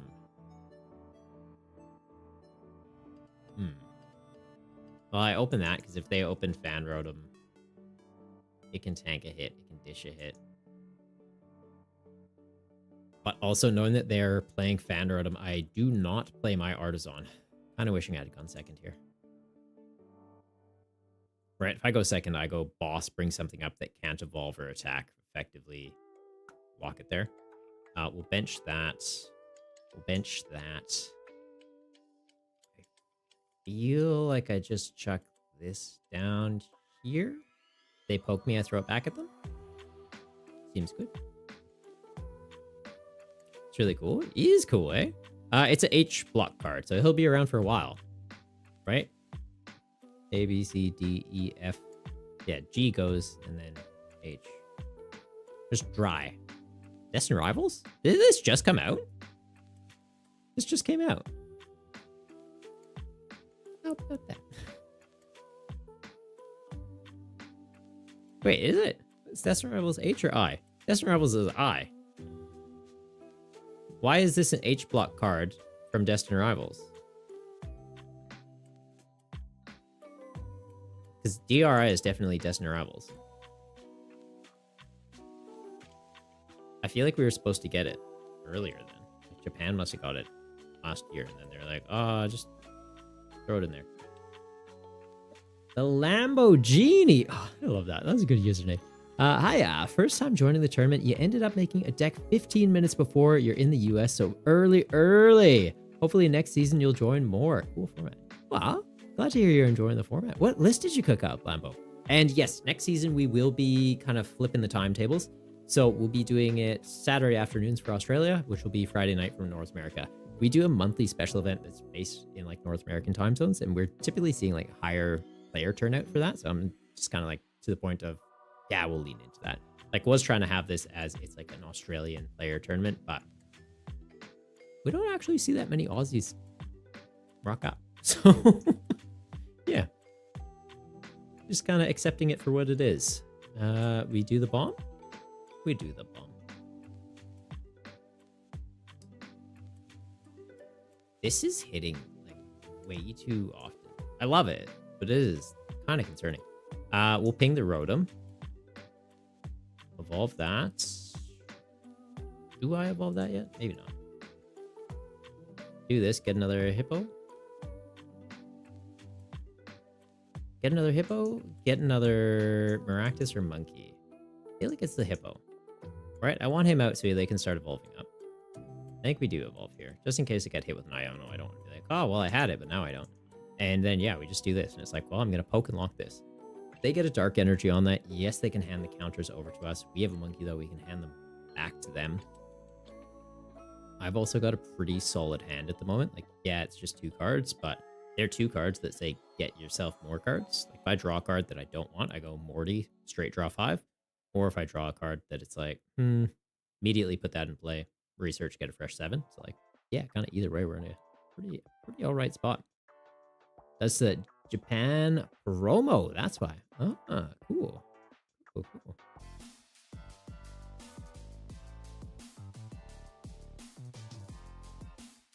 So why don't you ever clip for me?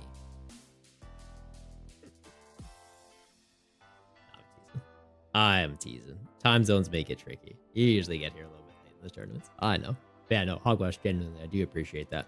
It's something I need to get in the habit of doing a bit more myself. So, yeah, when viewers are able to do it, like, that's epic. You guys are helping me way more than you realize doing that kind of stuff. Josh, how are you going? How are you going, my dude? What is this? Lively Stadium. Each basic Pokemon in play has 30 extra HP. Okay. Cool. I feel like I just moored you this way. Like, yes, energy's good, but I have more in my deck. And yeah, like those. I have those. They're right here. Thank you. Thank you, deck, for proving me right. Like, oh, you mean these cards? Like, oh, I sure do. We'll get another monkey out, you know, just to intimidate them. Start manually charging this up to also intimidate them. And start poking the monkey.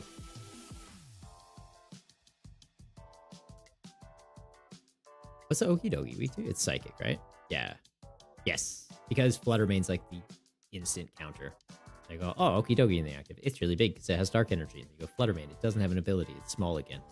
And I hit you for weakness. I do 180. So even if you have Bravery Charm, it's still a breakpoint number. I love Perfect Man like that. That Dogie is looking pretty intimidating. Nest Ball for another Maractus? Seems good. I don't really need to worry about the Halucha here, I don't think. They're kind of damaging their own board. I think it's just get this. So if they do have a switch out and take out my Maractus, it's like, cool, here's another one. Have fun. And we do that to start charging them up. They've got draw power. I think I just hit him with the Iono. Like, we're both just seeing 6 different cards. It's just they're on 6 and seeing 6 different ones. I'm on 3 and seeing 3 different cards. 3 extra ones. This gives me more outs to potentially an evolution or shenanigans like this.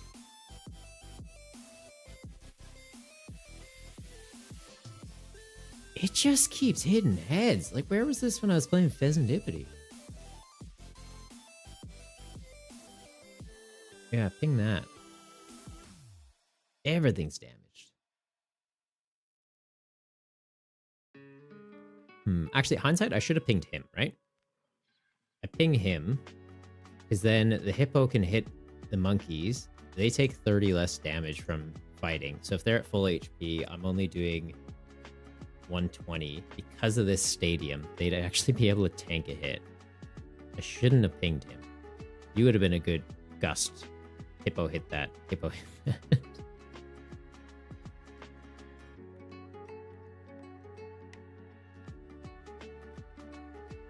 Alright. They can start playing around with damage counters. Let's go.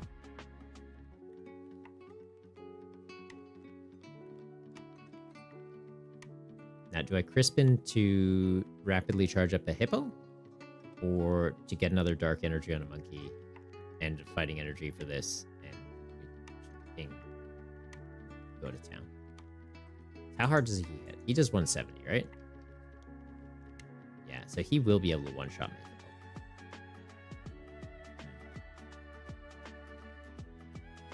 Might actually need to fight him with Monkey. Oh, cool. Speaking of.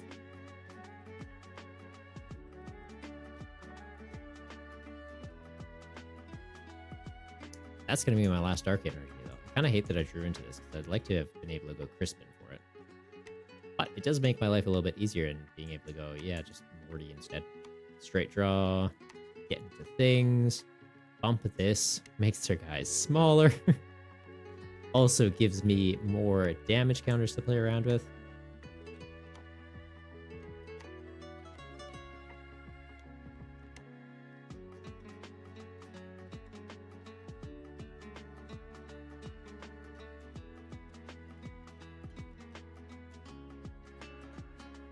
And yeah, we just poke that. Alright, looking good. Looking good. Josh, you're tired. You wish you didn't work today. Oh, man. At least it's Friday, right? You almost at the weekend? Huh? Please don't tell me you work Saturdays. It's just one of those things just like, well, I'll just bite my tongue then.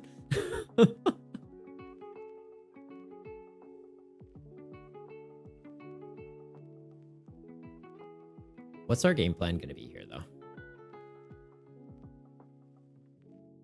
they find a way to get this out of the active.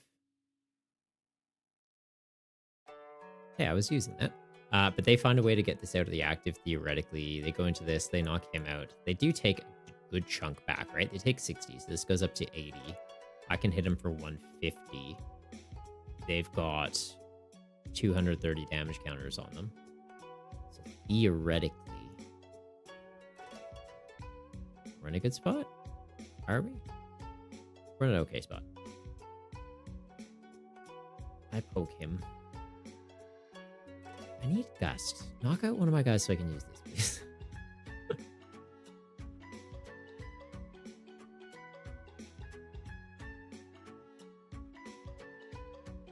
And I feel like I'll hold off on this until I can super rod energy back in. Or do I just switch and hit their board really hard here? It's not doing enough though, right? It's not taking him out. It's not taking them out. It's roughing him up quite a bit. And Lana is getting me what right now? 1 energy, 1 Pokemon? Maybe I do just Crispin here. Just to thin the deck. Ooh, really thin the deck.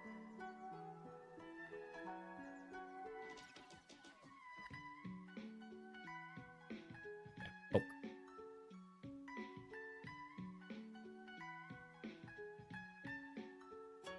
Like, they've got to start healing him at some point.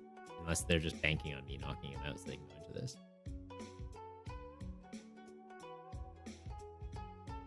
Although if they heal him, they'd likely just see it as I'll throw it back at them. Oh, okay.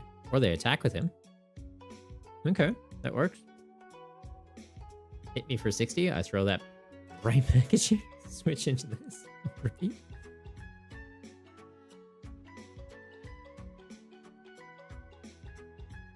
Or they get the KO. Oh, ho, ho. Cheeky. Cheeky, cheeky. Counter catcher's online now, though. And that's... Oh, counter catcher's not online because that's dead. Sneaky fella. Okay. What are they promoting, though? I go first? They go first. I go first. Yeah, let's do that. What you got? Okay.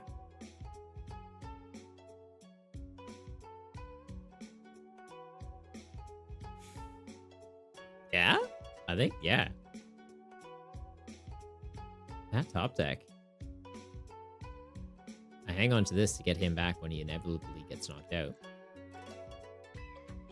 And you get me... none of those. Is the other Hippowdon in here? The other Hippowdon is in here. Super rod that back. Maybe. I've already used the Crispin. I don't need to use that just yet. But yeah, we confuse them. It's up to them if they want to go for the coin flip. Right? Maybe it gets through. I resist them. They do 170, goes down to 140, still gets KO. Even if they put that stadium in play that like boosts up basics, it still takes me out. But then he's pretty weak. Hippowdon comes up, can finish him off, and beats up their bench pretty bad. Pretty bad.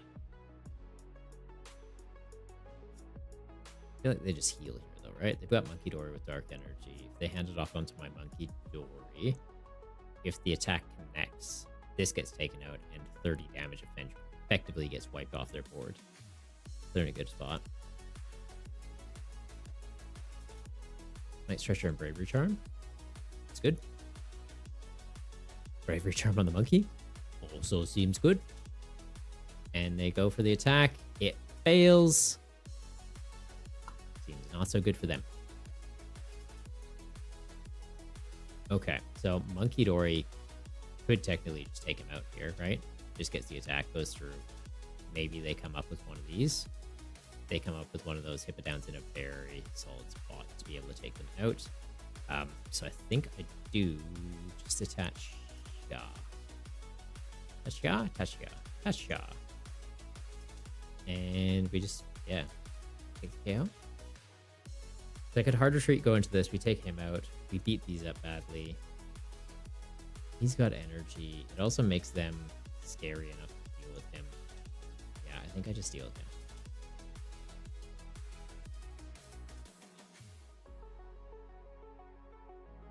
Kind of hoping to be able to get to a point where I can go counter catcher, bring something up, block it with Maractus again.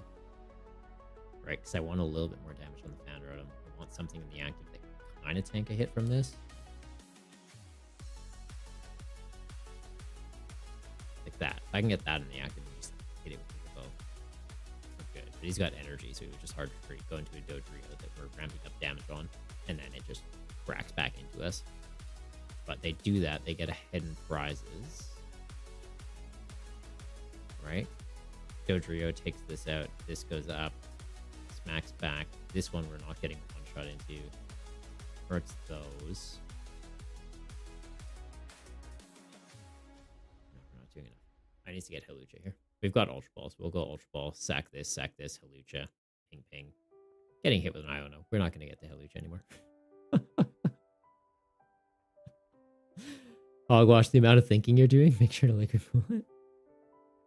Trying, man. Trying. Like, trying to find the lines. Yeah. Okay, so they attack. They are doing, what, 160. This Monkey Dory goes down. I don't have an out to the Hawlucha anymore. We're on equal prizes, but we can go into this. We do 150, minus 30. 20 shy of getting a KO into him. Oh, they figured it out. They're healing their guys. Don't do that.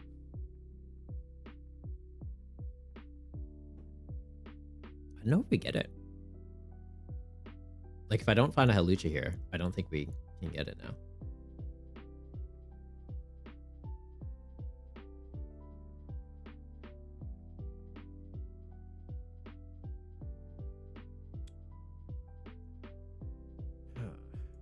What do we do? What do we do? Stretch her back for a monkey?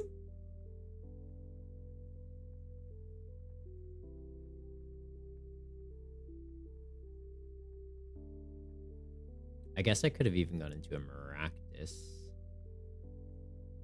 Still can after this. Yeah, we'll bench that.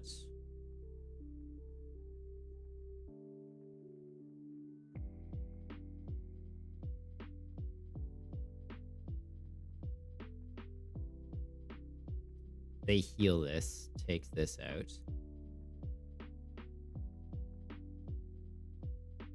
Right, they'll put 30 off that onto this. This swings through. Maractus comes up, does 20. They knock him out, they get taken out.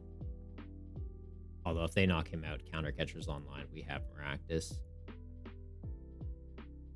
We bring this back active. And we force them to feed damage counters to us. Might be able to do this. Might still be able to do this. Do they not run Switch?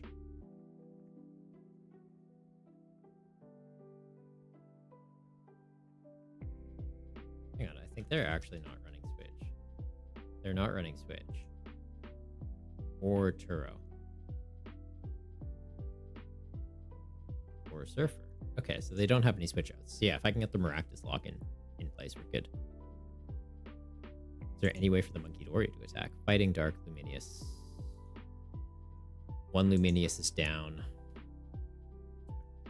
They're going for the Okinoki.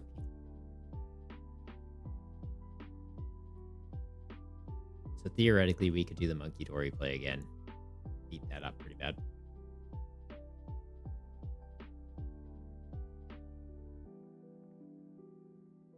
But yeah, this gets knocked out. Maractus active, counter catcher, grab monkey, block monkey.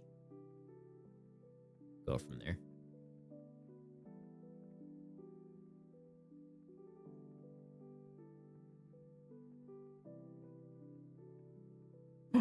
Hawlucha, you're irrelevant. I'm not going to use you just yet, though, because they're going to try and heal things. I want to make sure we're damaging things.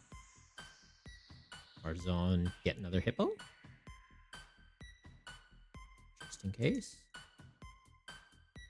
Just in case. And I've got the one reversal entry.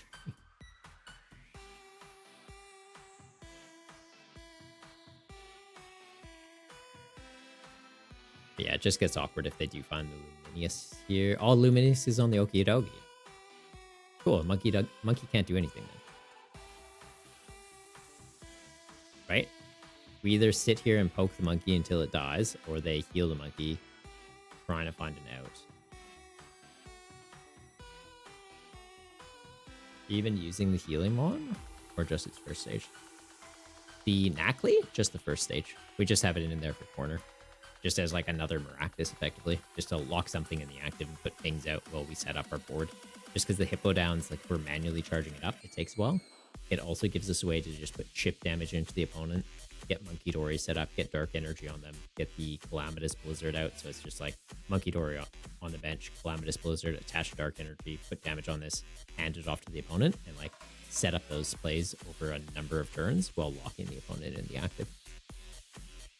Yeah, we don't really need the healing factor of it. It's a cool concept to experiment with, so if we run into someone else that's running spread, our guys aren't getting pinged, and then we're not wiping our own board state. But if that kind of happens, we're just leaning into the fact that we've got Monkey Dories, we can kind of heal that way.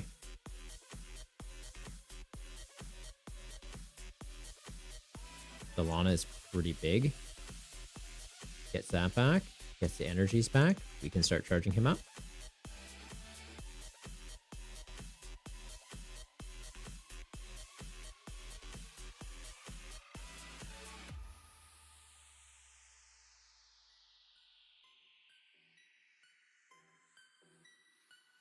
Double Hippo, in case they gust one. And double Monkey, in case they start handing counters back. Like, yeah, go for it. You got one monkey. I got two. I think the main enemy we have right now, though, is time. There's 7 minutes left in the round. Okay, that's fine. Got my Hippo. So they're banking on I won't be able to switch out. They can hard retreat out next turn. And that's fair.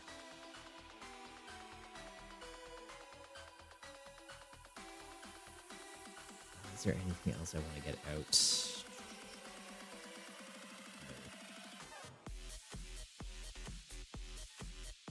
Yeah, I just copped that this is going to come active and knock us out. If that happens, what do I even do? I think here I would just put the monkey in the active, knowing that I can hard retreat it if I need, right? Like if I draw into a reversal, I can hard retreat, I can go into this. We can hit this, we can rough up their board. We take that out, that's 2 prizes. We take that out, that's 3. I'm missing 1 more. Got the Halucha. Doesn't get us there though. I think they found it. I need Gust or a bit of a miracle here. That's pretty good.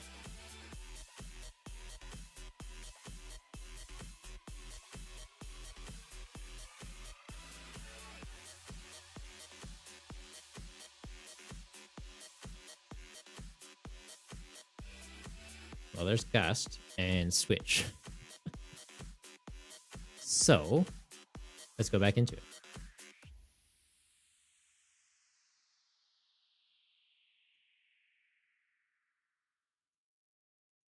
And I've got another Gust if they get out of it.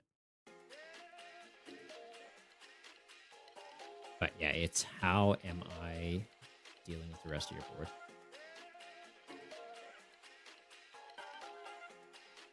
Do I have another Rocket Bomb? I think they've got me in a checkmate position here. Sorzy, how you going? This game looks hard. Like this particular matchup or the Pokemon TCG in general? This matchup is definitely an interesting one.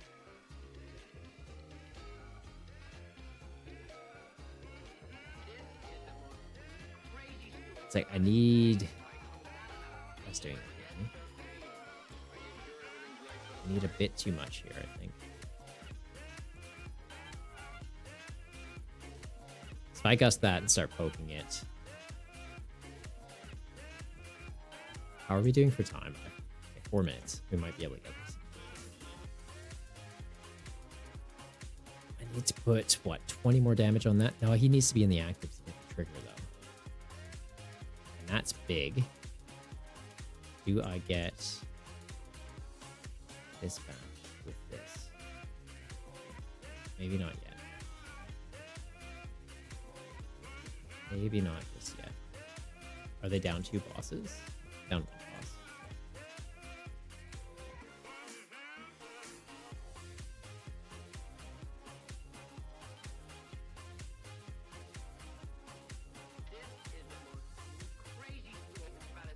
If I can hit this enough that we can bounce it to the bench, take this out, take these off the bench, we're good. So it's, I need how many more turns? 90, 110, 130. 3 more turns of hitting this. Then we go pivot into the, or boss this, hit this, game. That's pretty big. Well, let's search my deck. Is there any more energy left? No. Or Super Rod could be big. If I can get into the Super Rod, that would be helpful.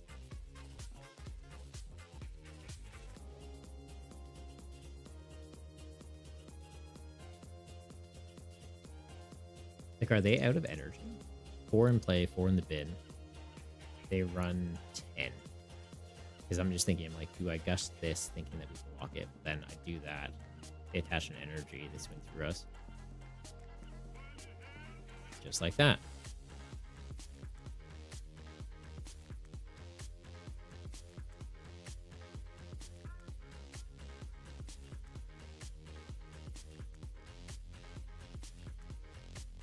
Just need them to throw some damage at me.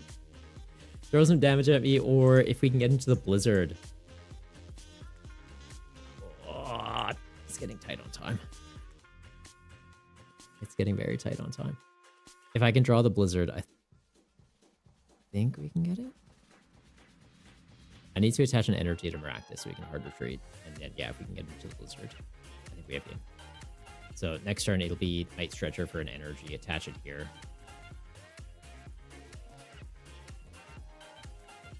Or no, next turn, it'll be attach reversal energy here. That's what we need to be doing. I should have done this ages ago. Kind of hanging off on it in case they could, like, gust KO this.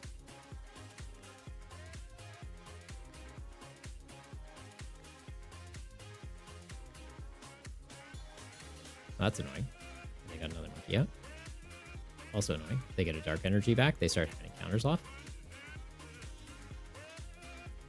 If they do that, we're so good.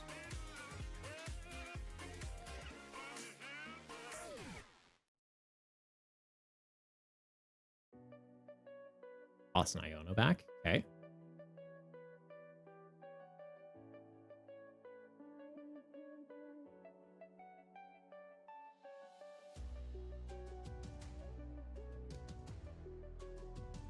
Anything else I need to do? We just need to shrink our hand and shrink our deck. If I get hit with an Iono, I'm getting back into what I need for game. Stretcher, I feel like I need Vessel. I likely need. We do have one Aurora energy in there.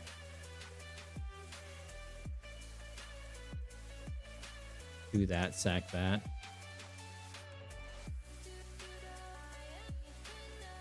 Okay. But now he's out of range. So I need to get the counter stadium. I have the gust.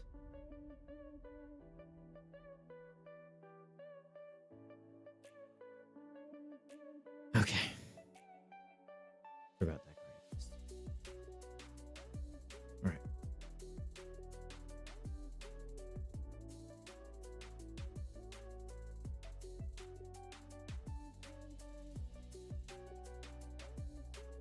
That's out of range. That's out of range.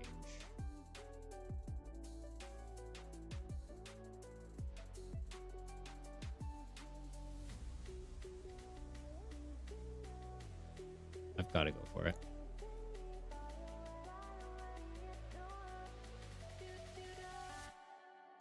Okay, we are in 2 turns.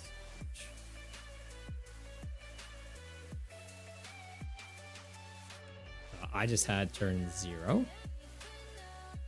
So I just had 0. Yours.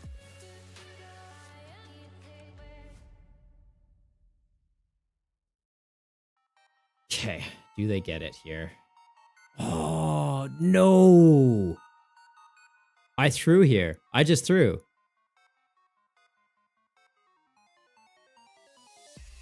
One, because they heal. Two, because the I'm in Rio danger. attacks and knocks itself out. I don't get the extra prizes off the cape.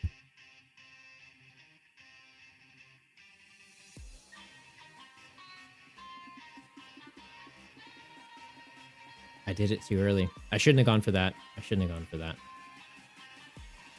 So I needed the 2 prizes off of that. So I think I definitely put that active. I know that I have a counter stadium.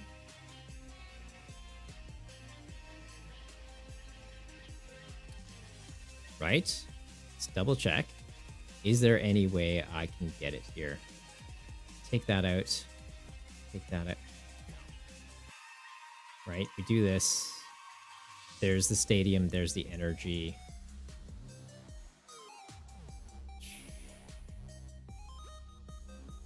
We like just miss it, right? So I get that. He's got that. No. And then he can swing through. Yeah, they get it. I could have gone into the Monkey Dory. Done that same play, confused him. Super Rod, put energy back in the deck. We don't deck out. Make him work for it? No, I threw. Cool deck, but yeah, mental gymnastics.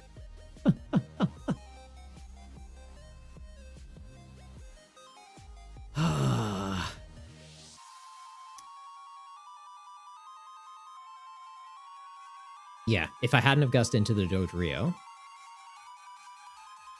we hold off until we can get that as the full KO.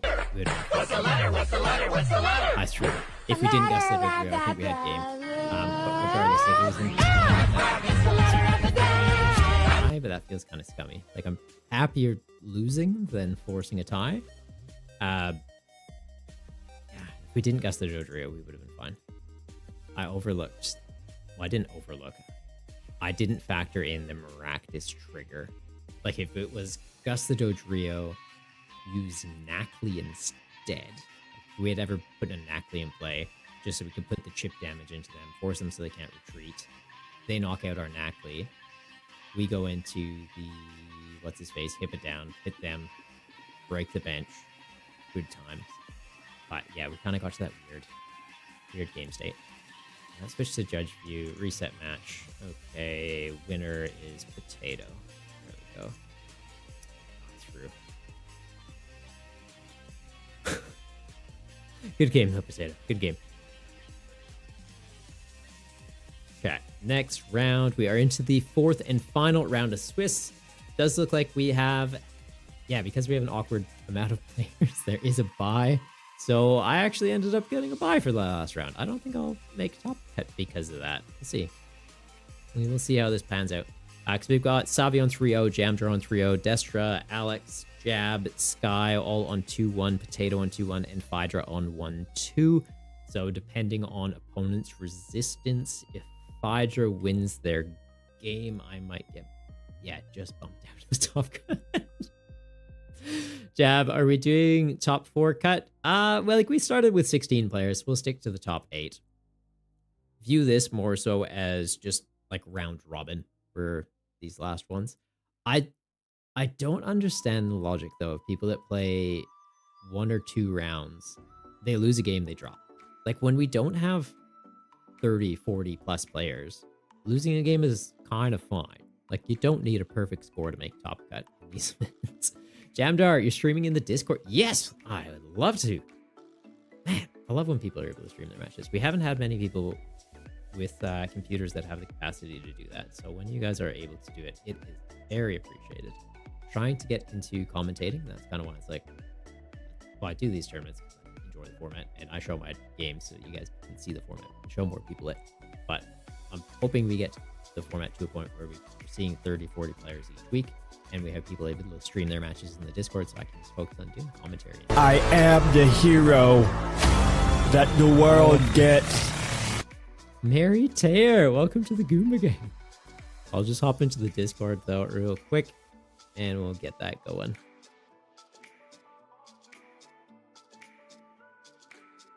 Okie dokie.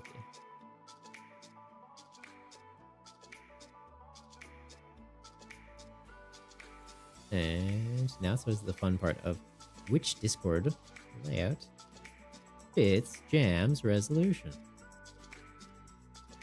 that look right? I think that's it. Nice. Yeah, that's too big. Ooh. That's just right. That's the Goldilocks one we're looking for. Alright. And then, yeah. Slightly move over the camera.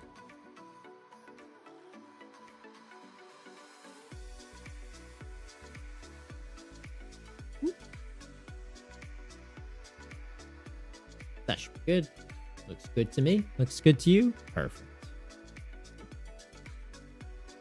Yeah, Jab, maybe they're trying a new deck and it's just straight up not fun, and some people only have time to check in for a round or two. Yeah, fair enough. Fair enough. Potato, also, can you stop with the corner? You had to thin your deck to 6.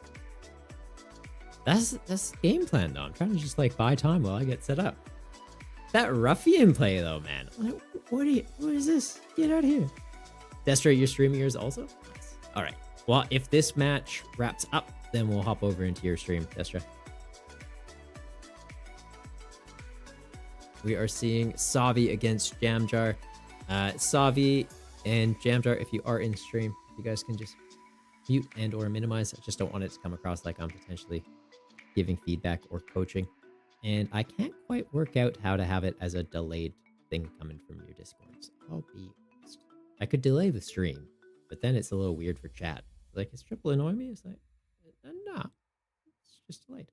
Potato, to be honest, you had that ruffian to not get walled by the dirty Garganical. But hey, yeah, fair.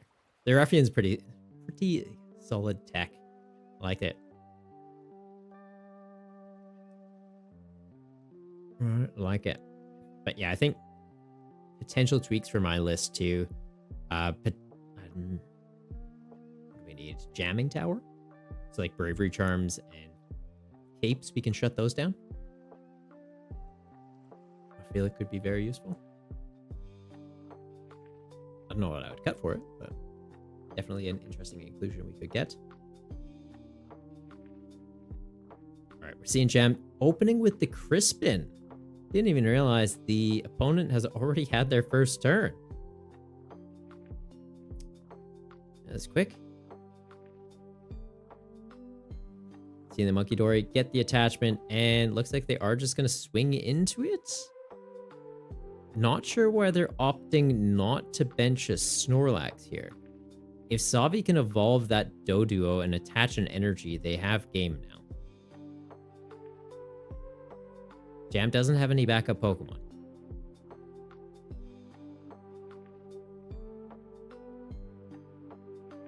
It's a risky play.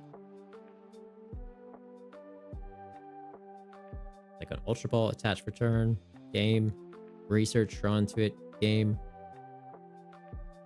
Savi's game crashing, not sure. We're seeing an Arvin. Like this could be it. It could be a quick one. Could be a quick one. Jam popping up in chat. You forgot about Dodrio. Jam! No! We're seeing an Ultra Ball.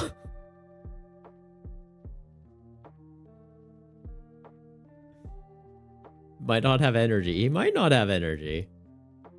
The fact that he didn't grab a Earthen Vessel, though. I don't know, man. We're seeing a Dodrio. Oh no, Jam. Zooming draw. Okay, maybe they don't have the energy.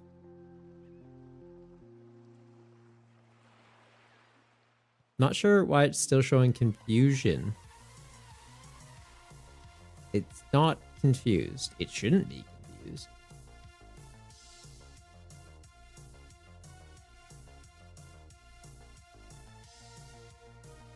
That's really odd. Hey, Jam, since it does seem like you are in chat, can you click on the Dodrio? Oh, they actually didn't have the energy.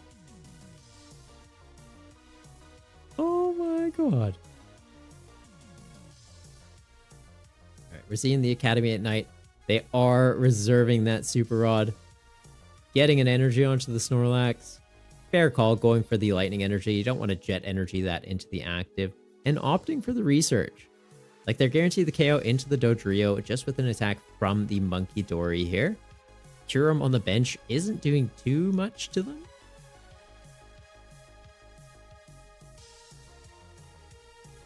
Yeah, probably could have taken a little bit of time. They were holding a Crispin. They could have held the Crispin for the next turn to charge up a Snorlax, but opting to just see some more cards in the deck, and fair enough. Funding double Bouffalant off that is pretty big, right?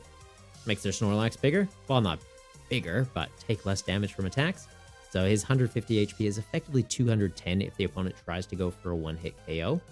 Also makes all of their benched basic colorless Pokemon, not just the Snorlax, take 60 less damage. So even if Savi got into a play where he had Slowking, triggered the Kyurem, did 110 damage to 3 Pokemon, well, he's doing 110 to Monkey Dory, but he's only doing 50 damage to the basic colorless Pokemon. So yeah, not a bad show. Solid, effectively bench protection, even though they are still taking damage. They're taking a lot less. Potato, energy is rare in Savi's list, isn't it? Your opponent didn't check in. Do you leave it as it is? Yeah, if your opponent didn't check in after 5 minutes, it'll just say that, hey, your opponent didn't show up. You get the win in that round. Who are you playing against? Like, if they show up a few minutes later, let me know in chat. Like, do a judge request and I can pop in. But yeah, like, if they're not checking in after 5, usually call it. You're against Phaedra? Okay. Ami or Phaedra, if you are in chat, just a reminder, you do have a game to be playing right now. Offline in PTCGL as well. Okay. Something might have come up. All right, we're seeing Savi just passing. They did have an Evo TM attached to the Kyurem, but not finding an energy to give them an out to get their Slowkings or Dodrio or Dusclops online. Jamjar triggering the town store, finding themselves a Bravery Charm. Add a nice little bit of extra bulk to one of their basic Pokemon. Could be putting it on their Monkey Dory, so it's outside of range of Kyurem. Could be putting it on the Bouffalant, so it's a little bit bigger, and a Duskmar can't just take it out, right? Duskmar knock himself out, do 130 damage to one of your opponent's Pokemon. Well, 130 damage, or 113 damage counters. It's not direct damage, so Bouffalant's effect of ignoring damage wouldn't be triggering.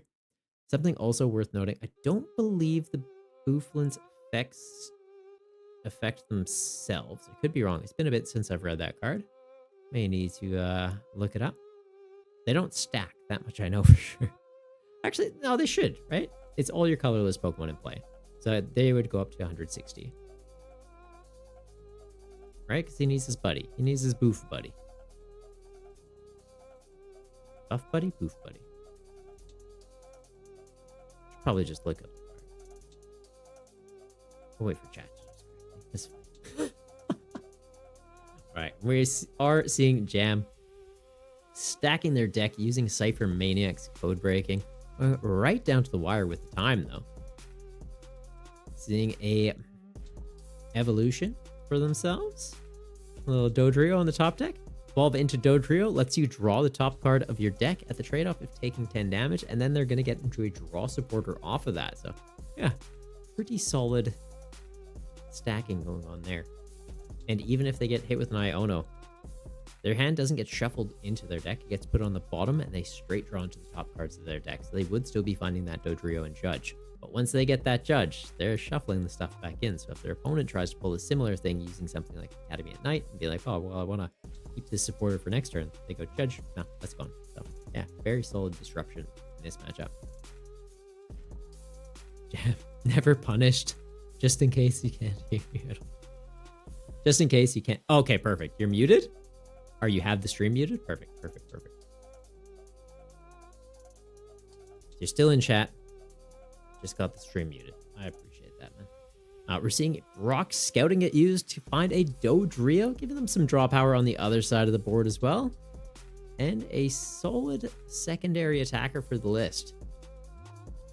Savi is currently behind on prizes, though. So I don't know if they want to be going into another attacker like Dodrio or just hold off until they can get into a Slow King so they could be using a reversal energy or a counter gain to get it online a little bit quicker and go for those Kyurem plays.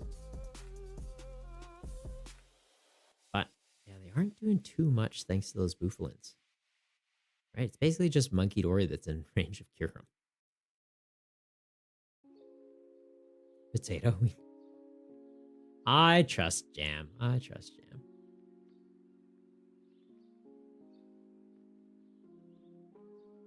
Right, we're seeing the Dodrio trigger. And that'll get them into that judge. Do they bench anything or attach any energy here? Right, because they could trigger the jet energy to go into Dodrio as an attacker, theoretically. Instead of risking the Monkey Dory getting taken out.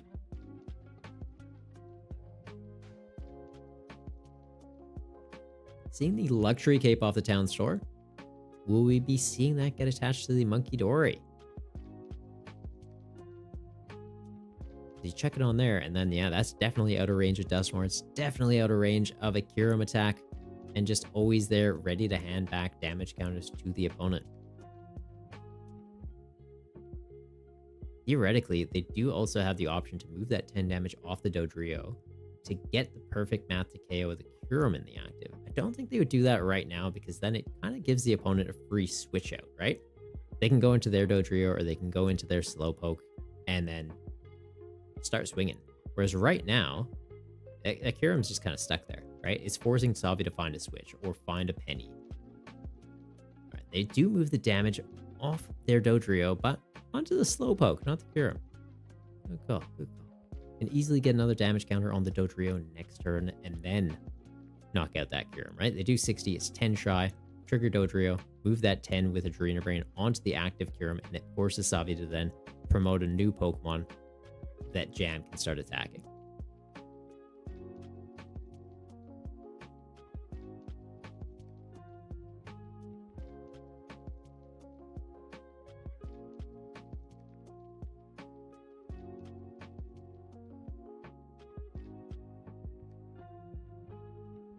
What are we going to see Savi do here? Pokegear? Nice. Also, the cool art from the, I think that was the OG Trainer Toolkit.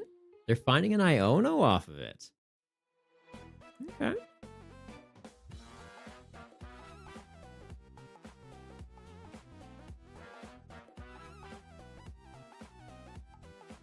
We're gonna see it get used. Maybe. Maybe. Potato ignition energy. What? What's ignition energy? What's that one do, Potato? Alright, we're seeing Savi go for the Cypher Maniacs code breaking, guaranteeing themselves some top deck. We know that they're holding Iono. We also know that Jam is holding Judge, so just having the information that the opponent is stacking the top of their deck, they can go, yeah, I'm going to judge that. Like, they're likely drawing into one of those cards right now with Dodrio, and then for their following turn, just know, hey, I'm going to guarantee myself something like an energy or a counter game or a Slow King. Oh, they have the Slow King already. Maybe it's a switch. Oh, the Jet Energy, they're getting the Slow King into the active. So they could have been top decking the attacker they want to be using the Slow King here. We're going to see a Kyurem play? We are seeing a Kyurem come out. So it'll be doing 110 damage, likely to the Monkey Dory, getting that KO, probably to the Dodrio, since it's not a basic colorless Pokemon, it will be taking full damage, and then putting some pressure onto the Snorlax. Nice. Put some hidden prizes, but the Slow King does have a Power Glass attached to it, so at the end of this turn, it's going to get one of those energy it just discarded attached right back to it. And next turn, they just have to manually attach another, and they can start swinging with it again. I love that. It's a pretty sick combo. Jam's benching that Cramorant. So because the opponent is on 4 prizes, they'll be able to attack with the Cramorant. You can only attack the opponents on 3 or 4 prize cards remaining. Putting the Hop's Choice Band on it would make it so it can theoretically attack for 3, but looks like they're opting to attach it to the Snorlax instead, reducing the attack cost requirement of the Snorlax down to just 1 more energy being required. And the Cramorant already doing 120 damage. It's taking out that Slowking. It doesn't need the extra damage output from the Choice Band. So fair call from Jam. And he could go for the Judge. We know that Savi's top decks from that Cypher Maniacs have been used up, right? They got that Kyurem on the top. They got the attack off with it. So maybe Jam opts to go for a Cypher Maniac for himself to guarantee next turn they get into something, right? They could top deck a Dodrio. And then after that, another key piece they want to get that Dodrio can draw into. But no, they're going for the Judge, disrupting the opponent's hand and getting themselves some new cards here. Also, welcome to the Gooma Gang. Method Spy? Method Spy. How you going, buddy?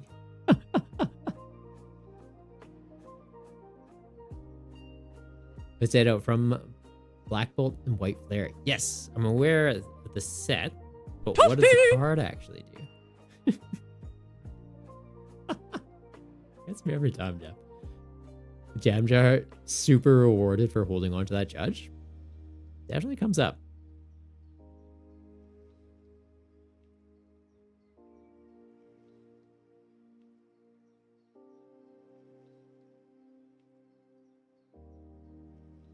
All right. What are we going to see here? Because theoretically,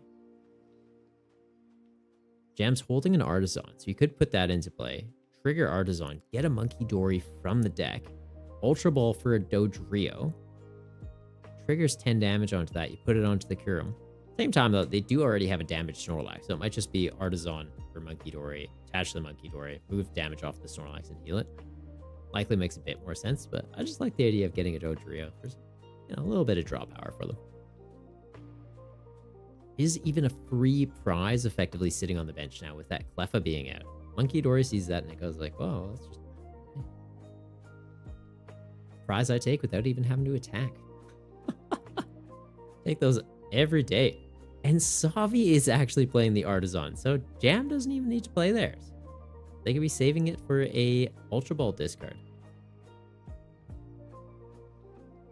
Looks like we have someone else popping up into the Discord call. I'm just going to mute it to play it safe.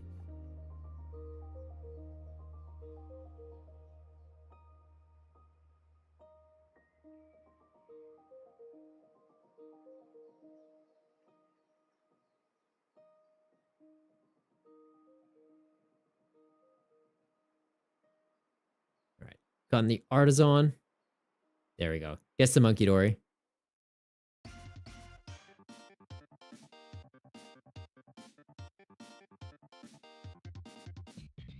Just giving it a sus, seeing what other tools he's got to play with here. Energy counts could be relevant here.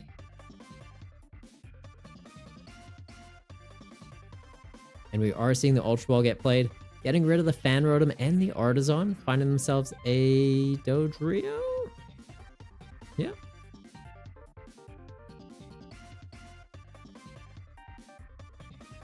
Just checking their prizes again.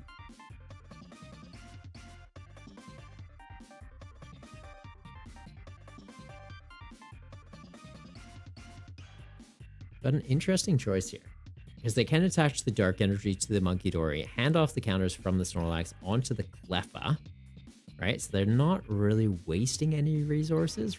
Like, they're not attacking with Cramorant into Cleffa. They're getting to just take an easy prize off it.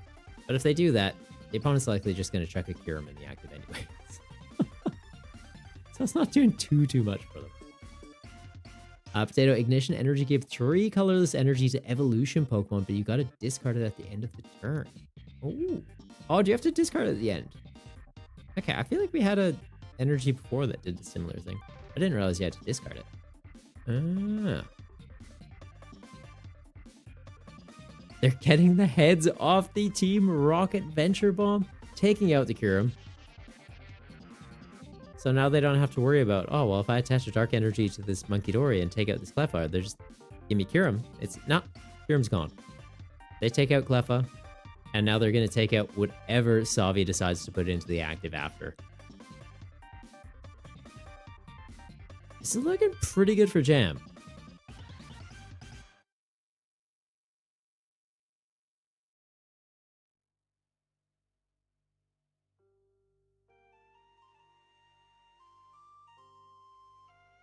Do they put a Dodrio in the active and bank on getting into an energy to get a KO into it? Or do they go into a Duskull just thinking like, well, I could knock it out as a Dusclops, put some damage on their board, and then pivot into a Slow King? Just don't really know if there's the prize map there for it, though. Because even if they got a Kyurem attack off, they could technically take out Monkey Dory, take out Dodrio. That's pretty much it.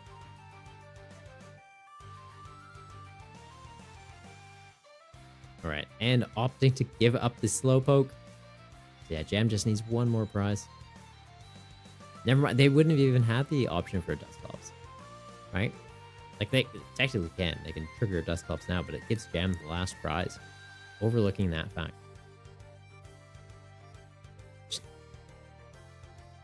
Potato, isn't it better to let Kyurem sit on the bench? Savi can't recover it to hit? Sort of, but like they already had one in the discard. They just go Night Stretcher, they get it back, they put it in their hand. The Academy at Night, put it on top of the deck, or Super Rod it back into the deck, Cypher Maniac, put it on top of the deck.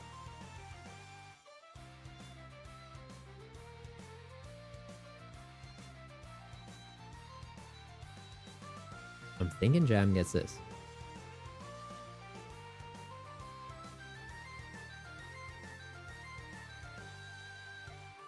They do need an energy next turn,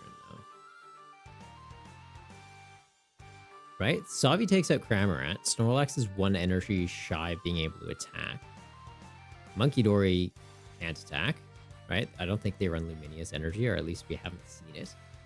Dodrio could theoretically get there, right?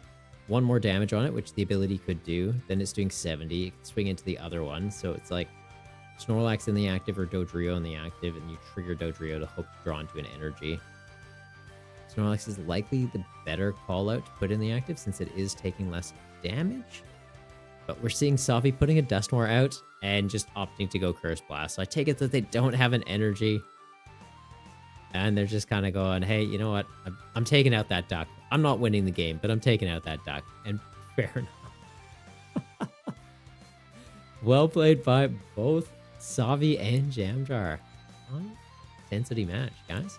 And we'll take a look. I believe Destra was streaming their match as well. They might have already wrapped it up, though. All right.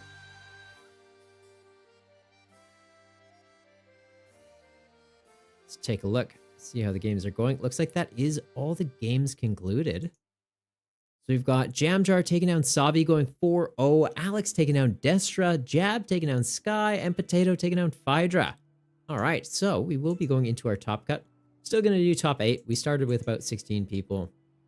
Justify is still doing the top 8. Did have people kind of drop throughout the event, but I think you guys still earned it. Play it out and see who can push on to get points tonight. So in our top 8, we've got Jam against Sky, Jab against Potato, Savi against Destra, and Alex against Triple. Good luck in your games, guys. Keen to see how you all go. And Alex, if you are in chat, just make sure to mute and minimize, and I'll see you in the game in a moment.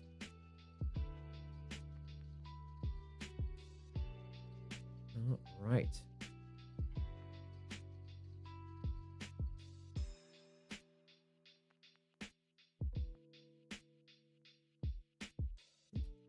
Do I have them on here already? I do.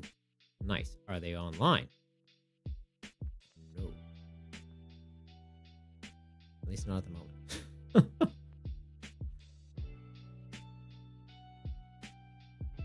They realize there's top. We'll give it a bit. There is still technically 5 minutes left in that round. So sometimes people see that and they're like, oh, you know what? I'll go grab a snack or up to the bathroom. So give it a bit of time. usually allow 5 to 10 minutes for check-in in Top Cut. Technically not a check-in time, just because once you get to Top Cut, I feel like the games can kind of stagger a little bit, and it does just allow that people aren't as like, on the clock. But yeah, still 5 to 10 minutes, just as rough numbers out of respect for your opponents. All right. I'm kind of curious though. I'm like, do we just pop into jams and see how they go with their game? Looks like Destra is streaming their match again in the Discord as well. Appreciate that. Like, can I delay the videos though? Members will be restricted to sending one message and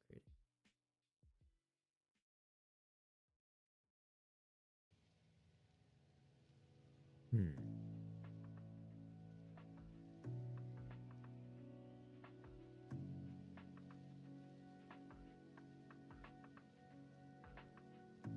Hang on.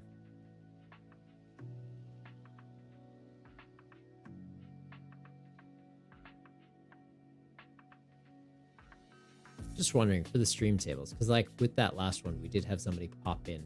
Oh, it's like watching Jam's game, obviously. I'm wondering if there's a way to kind of limit it, how many people can go into that. I might experiment with that for going into the next season, just so we don't have people coming in and watching it, and seeing if I can delay that. That's a remember for later triple thing. If one of you guys wants to DM me that on Discord or Twitch, always appreciate it. Look into delaying Discord streams. All right, is my opponent showing up? Not yet. Not yet. Like, I feel like we just pop into Jam's game then, or Destra's game, and do some commentary on that. Give it 3 more minutes. 3 more minutes.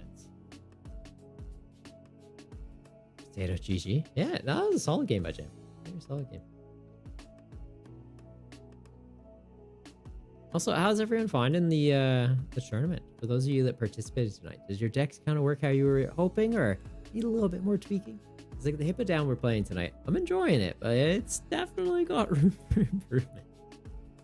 I like how it does kind of reward like taking your time, setting up those plays. It feels similar in a sense to how you would pilot like Drag Bolt in Standard, right? You're kind of just like, hey, get into the Maractus, buy time, set up your board, get your energy where you need it, have the Monkey Doors to hand off counters if your opponent does a little bit of cheap damage into you, or even just setting up your own damage with the Rocket's Venture Bomb and the Calamitous Blizzard. All right, the opponent's here.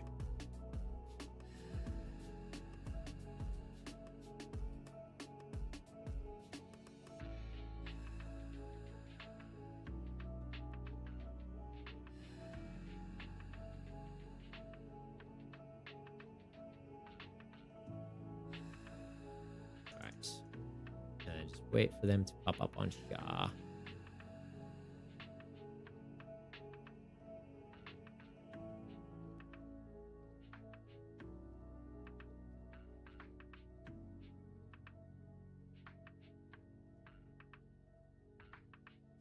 Yeah, they're back.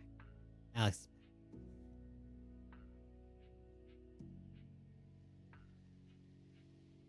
But yeah, what was I saying? Yes. So the Hippo Down, it feels like it's kind of just a, yeah, you're buying a bit of time in the early game. So I don't know if I need to lean into that a little bit more with like control pieces theoretically, or just like text. Like we saw Ruffian come up and it was like, you know what, that's actually kind of legit.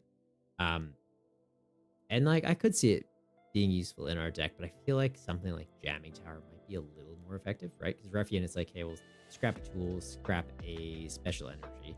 It's like, well, I want to shut off all their tools. So if we're seeing Bravery Charms, like Uria's case, it's like, no, all their tools.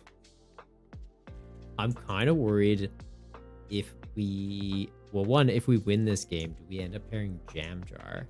It's like into the Bouffalant, we don't really have a response for that. So maybe that is something we need to check. Maybe it's not taking a Jamming Tower. Maybe it's taking in the Team Rocket's Watchtower, shut down colorless Pokemon's abilities, like shutting down Fan Road, shutting down Bouffalant. Could be useful. Yeah, where's Jam Jar? Jam Jar's on the other side of the turn, other side of the bracket, so We wouldn't face him unless we made it all the way to the finals. I don't think we're facing him. The hippo's fun, but I don't think it's getting to the finals. All right, Alex is piloting the Tarantula Porygon Z deck. So this one is a little bit awkward for us. Obviously, Tarantula hitting weakness into us makes it a bit tough. But we do have the Miraculous, so that's the thing. I think if we can get to a point where it's not putting down our Hippodowns too early, just having Miraculouses out, maybe just having Knacklys out, right? Because as soon as our Hippos are out, they go Giovanni, they pivot out their active, they go into a Tarantula, they hit us for weakness, and it's gone. Any setup we've been trying to do is kind of just moot. So I think it is just buying a bit of time.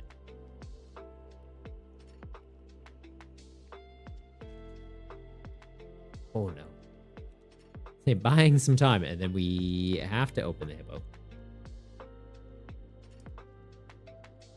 All right, we've got multiples at least. Put one down, we can attach, we can do a little bit of disruption.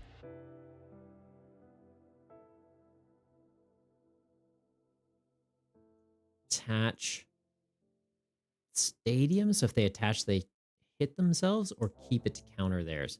How many stadiums are they running? Team Rocket's Factory, Team Rocket's Watchtower. They do have 3. I think I do put it down though. Put it down just with the mindset that if they don't have a counter stadium, we're getting some damage on their board.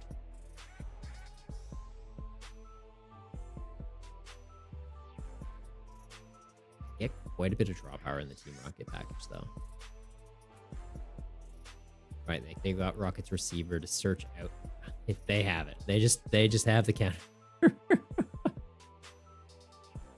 All right, might have been a little ambitious putting that out first, especially knowing that, yeah, they really want their stadiums out. Could have held off, let them put that, then we have a counter stadium for it. Right. They are damaging their own guy here, though, at least.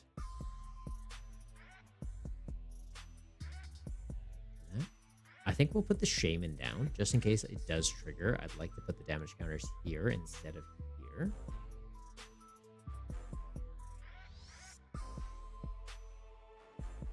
Okay. Oh, it goes on my active. I don't even get to pick where it goes? Oh, okay. Overlook that fact. Counter this to lose draw power, hang on to it for later. I feel like we hang on to it for later.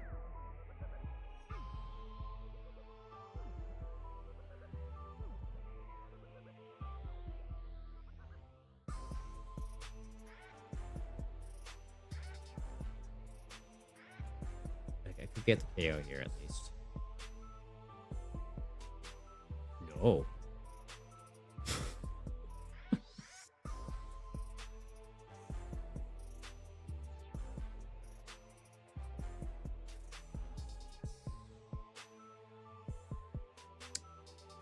Do this. So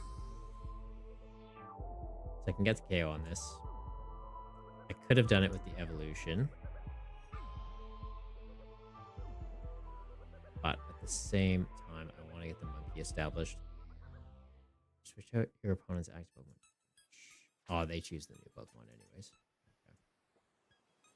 Okay. Maybe I should have gone bigger, just so it's more health they have to deal with.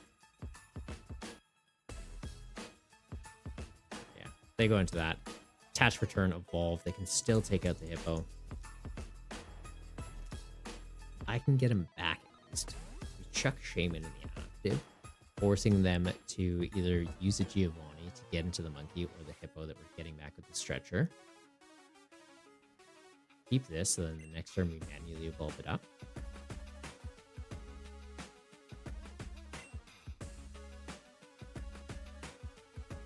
I really need to get into something that can lock there, guys.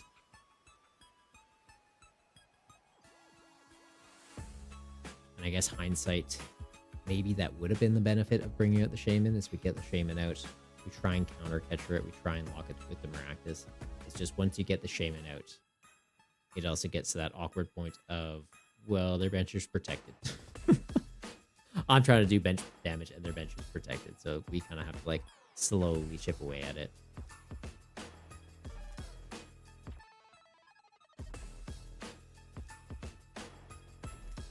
Yeah, Shaman is the active. We just slowly reestablish this. Get him back. Bump the stadium now because we will get some benefit off of it here at least. Right? Hopefully they don't have the counter immediately. If they do, they do. And then, yeah, we'll start putting pings onto this.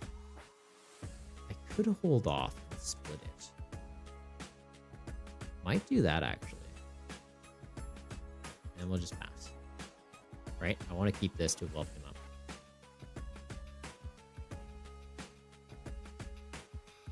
We've already used a Night Stretcher. We've got limited recovery options then. We've got one Super Rod, one more Night Stretcher in the fauna. So it's just, don't want to be discarding these just yet.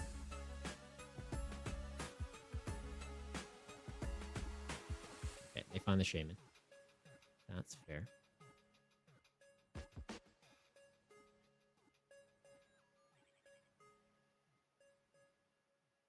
Does kind of limit their Team Rocket package though, right? Because I think, is it Ariana only gets draw until 8 if you only have Team Rocket Pokemon in play?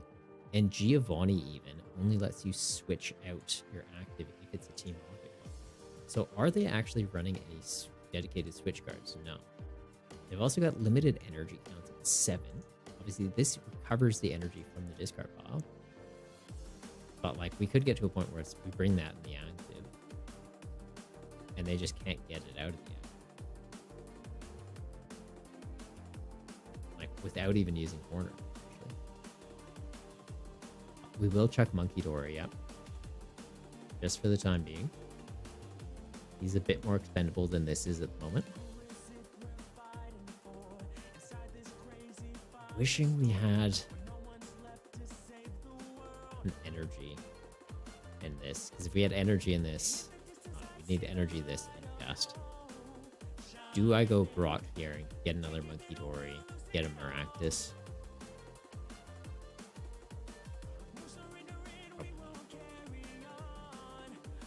Hand these off to them. Go for this. That's pretty big. Could go for the reversal energy play here now. But I do that. This comes up. Evolves deals with us.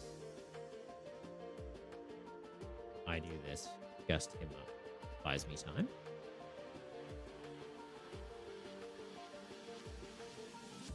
Like this definitely goes here though.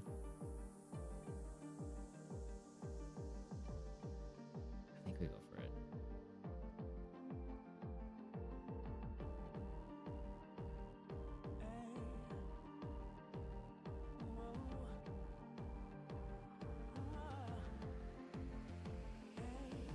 Is one of those tricky spots though, where it's like, I'd like to be able to keep him, ideally to deal with that, and then get into another one, especially because we're holding the second reversal now. Right? Like I don't research this away. Tails gets him into a basic. Maybe they don't find another Spidops. Oh no, they do. Kratos, how's it going? How's it going? As in PTCGL? Yeah, PTCGL is great, bud.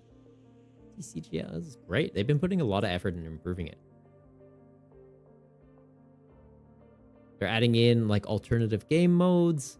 They are doing a lot better communication with the community. Like on Twitter, they've kind of updated the person that was doing the comms. So they're actually like keeping us in the loop as they're doing updates and asking for feedback and genuinely responding to it.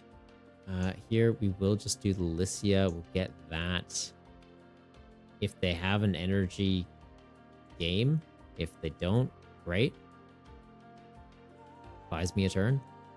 Hindsight probably should have just researched. Yeah, they have it. That's game.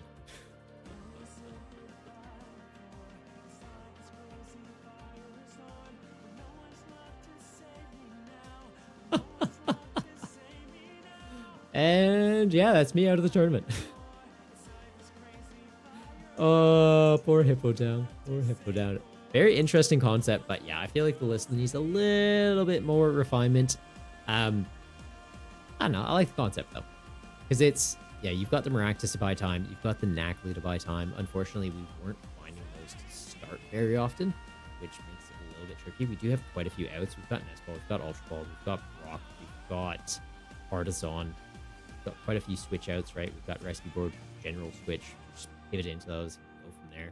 But yeah, unfortunately, the games where we needed it, we just weren't finding it. That one too, kind of a Hail Mary play on me there. Like we went for the Lycia, just banking on like, I hope they don't have energy. Could have gone research, could have got a fresh hand and played it out from there. Shaman was already in play though, and I feel like they got enough of a lead in the prizes that it's kind of just not that we couldn't recover from it. Like we went, if we went research and found the Miraculous, right? Then it's okay. The active gets knocked out. We go into Miraculous, counter catcher, something up, lock it. Like there was a Shaman in play. If we could counter catcher that and lock it with Miraculous, or lock it with Knackley even, which keeps it stuck there for longer. They don't have Giovanni, or they only had Giovanni as a switch. Giovanni can't trigger on the Shaman. We're kind of in a sweet spot in that position. So yeah, maybe we should research and just see how we go, but I don't know. I'm kind of okay with it. It's like an interesting concept. I don't really think it's a top tier deck. It's a fun deck though. It's definitely a fun deck. And like the fact that we got to have a game where we wiped the opponent's board in one go, that was all right. Who else is still going though? So we've got Jamjar taking down Sky, getting themselves into the semifinals. Jab and Potato are still fighting, and then Savi and Alex are competing in the semifinals right now. So I'll see if anyone in the Discord is streaming their matches. I know Jamjar is able to. Destro was streaming theirs, but unfortunately getting bumped out by Savi. We're not going to be able to see that match. So Jamjar should be streaming theirs. We'll get to see that side. And then if Jam wins theirs, we'll get to see the finals for tonight as well. So kind of rooting for Jam now. Yeah, kind of rooting for Jam. And yeah, anyone, if you are able to stream your games in these events, it is always appreciated. Trying to get the format to a point where it's like we can just hop in the Discord, see some different games, see some different decks, switch up what we're watching each round, and eventually get to the point where I'm kind of just focused on just commentating and just judging. Currently, obviously, doing the live stream so we have clear visibility on a start to finish tournament run, which keeps it fun. But ideally, we get to the point where it's just like, oh, let's see what this person's playing. Oh, let's see what this person's playing. Yeah. Get a little bit more variety that way. Lamborghini, what did you say the new time for Season 4 is? So Season 4, the events will be happening at the same time that the monthly special events have currently been happening. So I'm going to be doing it at about 11:30 a.m. Australian Central Time. So whatever that converts to for you. Or you can just look at one of the monthly special events and see what the time was for that. So let's see.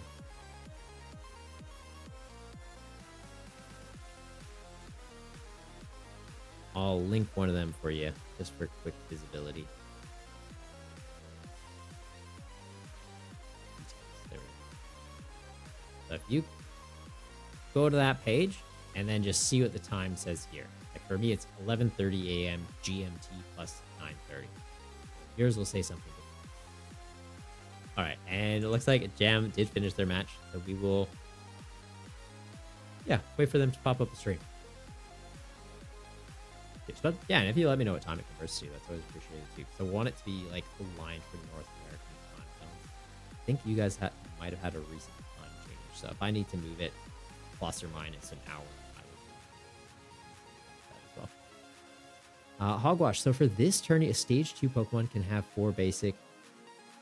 No, 4 basic, 2 stage 1, 2 stage 2s.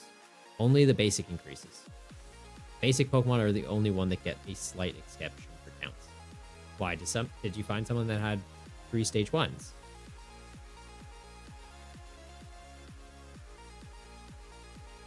Damn, streaming, or is he just push it? Oh, no, he's streaming.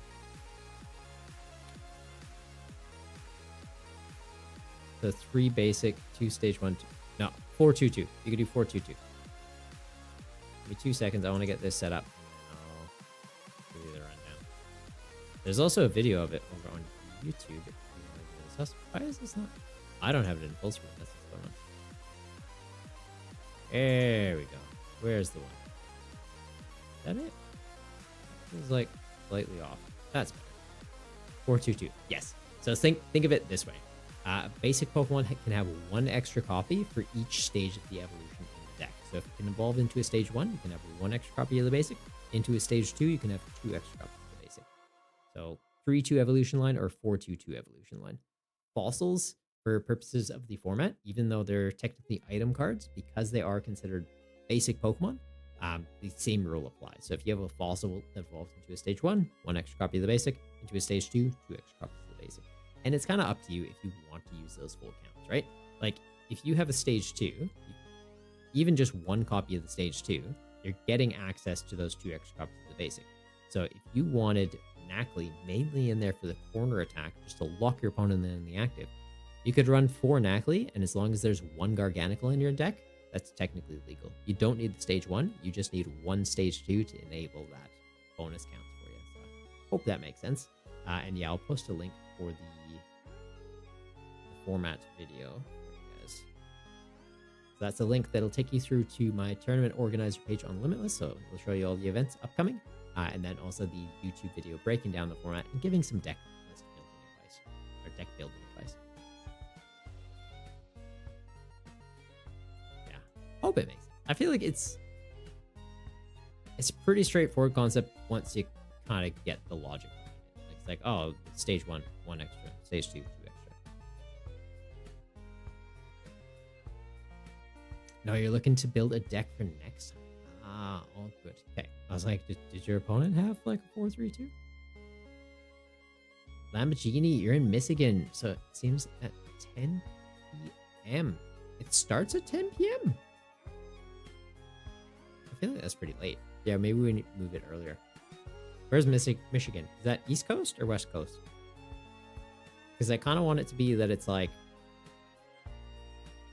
6 to 7 p.m. rough start for most people. And then maybe slightly later for a few. Because like North America, you guys have a lot of time zones, right? Like I know Canada, we'd have the East Coast and it would be like 4 hours ahead of the West Coast.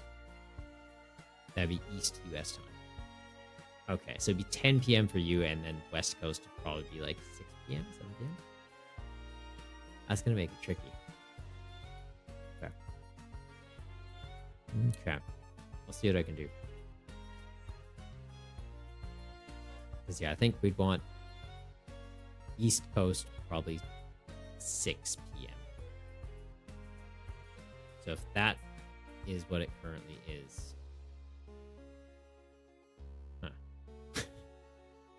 I don't know. Is 10 too late for you?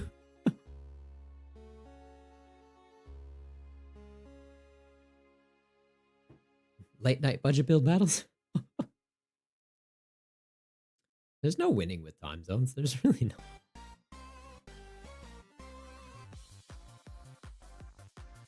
Because we're even running into that where it's like moving it to it's Saturday for me, right? So for people in Australia, for the most part, it's fine. But even that time, it's like for people in WA, it's a little bit too early. And then we have players that are in like based in India. And so for them, it's just like, it gets to be way too funky for a time as well. Still winning. I'm doing my best to try and accommodate for as many people as possible though, guys. So appreciate your guys' assistance and feedback. All right, what are we seeing here? So Jam's got a Dark Energy, opting to attach it to the Zeraora, theoretically getting an attack off with it next turn. Does hit Fan Rotom for weakness, so can be relevant. And they are holding the second Bouffalant, so it's do they bench that to make their basic colorless Pokemon a little bit bulkier? Or do they just accept that Okidogi hits them for weakness and probably going to have a bad time once that gets online? Destra, good luck trying to catch the Trumby. Ooh, might get in on that too. Might get in on that. But yeah, Destra, how'd you go with your run tonight? Made the top 8. Congrats on that, buddy. Did you find the deck ran like pretty fluidly?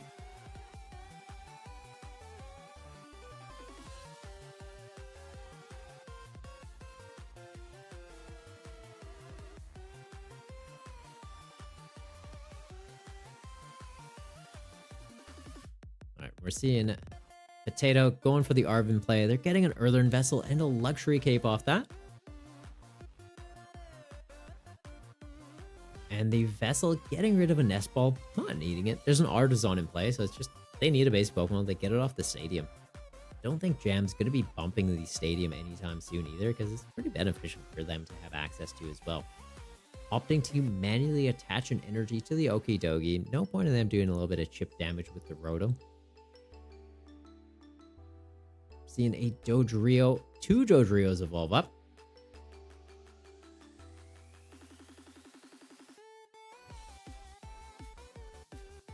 Are finding a counter Stadium off that.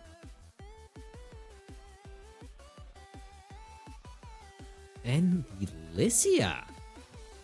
That could be pretty interesting. So Lycia, similar to Boss's Orders, gusts up one of your opponent's bench Pokemon to the active. The reason it doesn't see quite as much play as Boss's Orders, though, is it is limited to just gusting basic Pokemon. But the benefit of that is it confuses them. So it's like, yeah, you can't get evolution Pokemon, but the basics you're getting, you're confusing. So he's gusting up Potato's Okidogi, effectively being like, hey, if you want to hit me, you can hit me. You're flipping a coin. So you might just be hurting yourself. Thanks. The deck was surprisingly okay. Fair enough. That's kind of how I found the Hippo down tonight as well. What did you play, Destra? A lot of fun, though. And, like, that's the main thing, right? We're playing a game to enjoy it, so as long as you're having a good time, that's what matters. Like, winning keeps it fun, too. But, like, you made Top Cut, so that's a victory in and of itself. All right, we're seeing Boss's Orders come out. They're going for the Bouffalant. Is weak to fighting, and they're currently doing 170 damage, so 340. Even with the damage reduction from Curlywall, yeah, Bouffalant's he's gonna get Hulk smashed by this Okidogi in a moment. It's inevitable, guys. It's coming. If they can get the coin flip, that is, though.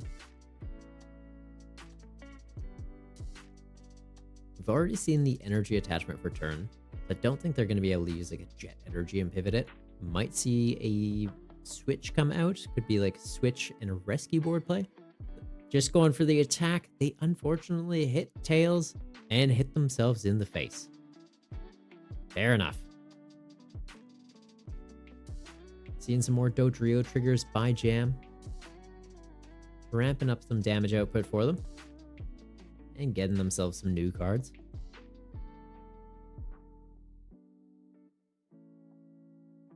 Also, apologies. I do think I said that the Bouffalant had the Curlywall ability.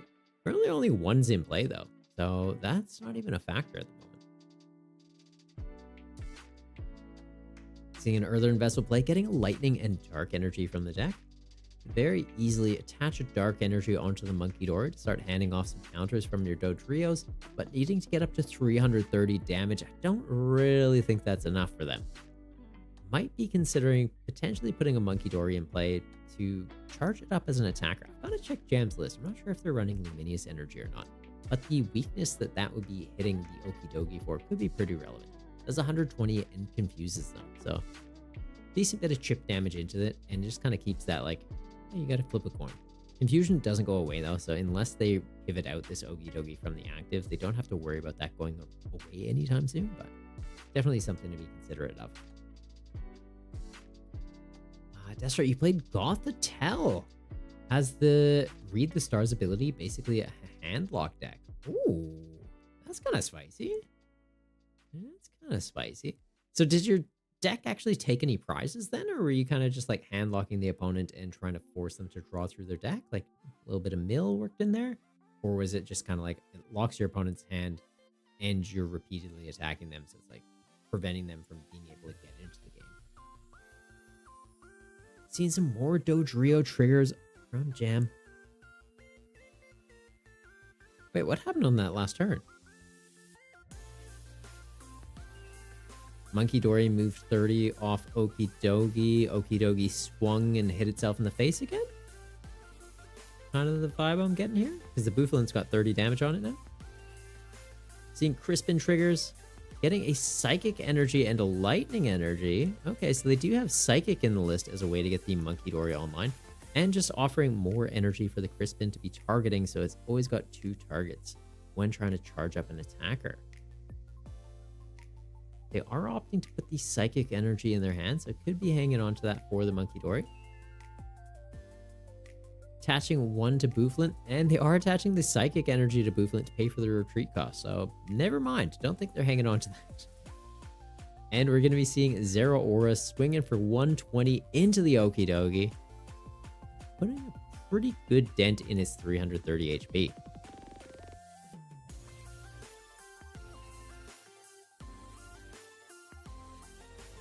Is that Dodrio going to be able to deal with it next turn? 1 more ping on him puts him up to 40. They'd be doing 130. There'll be 50 damage off taking out the Okie Dokie. And they're healing 30 off the 30 off the Okie Dokie anyway. So yeah, that Dodrio's not quite getting there. Hitting another Tails, though. Okie Dokie's just punching himself in the face repeatedly. Poor little pup. A big pup? He's a pretty big pup. 350 HP. He's a big boy.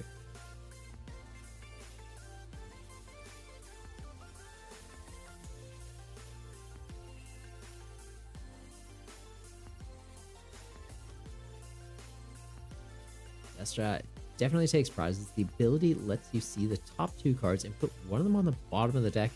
Then the attack does 120 and discards a random card from their hand. Oh, okay. So like kind of taking away their top deck options. Like if you're seeing, oh, they're going to get a draw supporter. They have a small hand. They're struggling. No, instead you're just going to draw an energy per turn. That's pretty cheeky. And then, yeah, breaking their hand a little bit. I like it.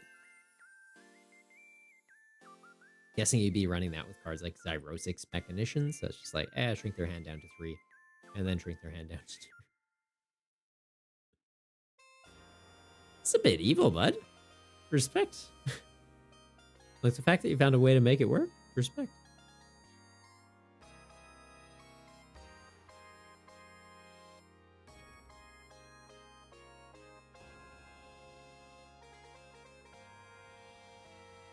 Ooh, okay, so we're seeing a double Monkey Dory play on Potato's board. They'll be able to hand off 60 damage from the Okie Dokie and can be taking out either a Dodrio or a Bouffalant from the opponent. Looks like they are going to be focusing down on a Bouffalant. Yep.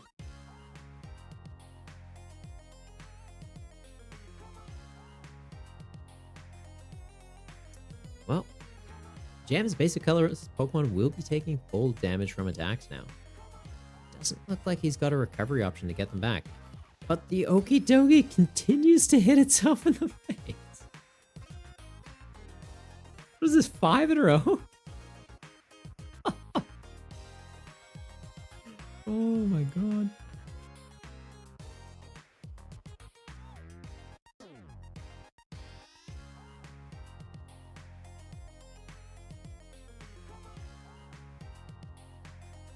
This is going to be an interesting one. Because they can take out the Okie Dokie. They get 2 prizes, so they get obviously ahead in the prize race going down to 4. But Potato's got both Dodrios that are pretty much ready to get in on the action. Their Monkey Dories are there to be able to kind of like hand off damage counters. So even if they didn't want to attack with Dodrios, they could go into Rotom. Doing 70 is pretty solid. And then just kind of like handing off the counters for the Dodrios to pick apart other things. Not bad, right? Like they could take apart Jam's damage Dodrios, as an example here. Which are currently in range of Monkey Dory. Looks like Jam instead opting to bench one of his own Monkey Dories. Might want to fix up some of that math, make it a little bit trickier for the opponent.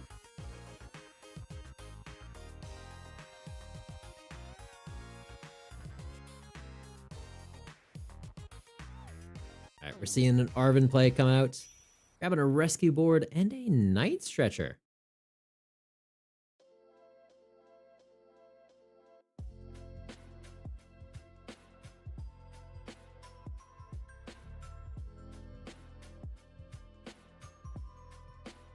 Putting the monkey on a skateboard.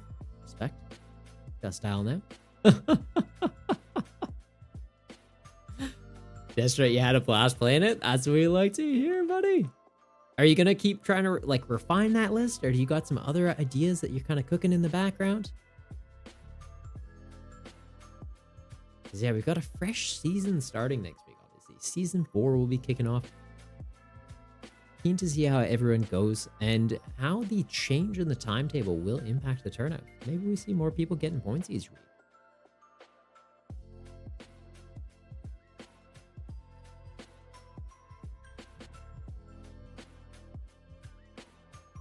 All right, seeing a Dodrio trigger.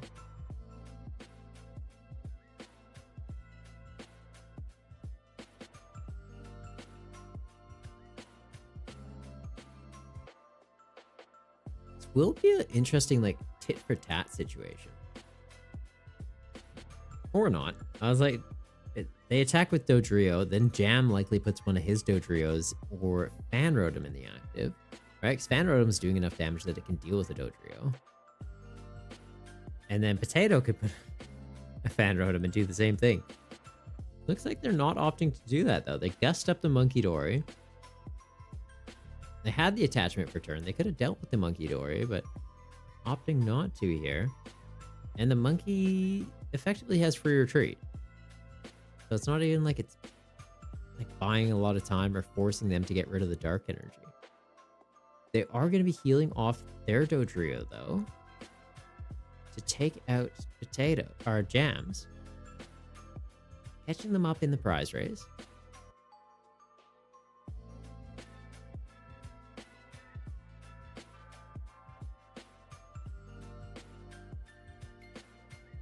I don't know, interesting choice.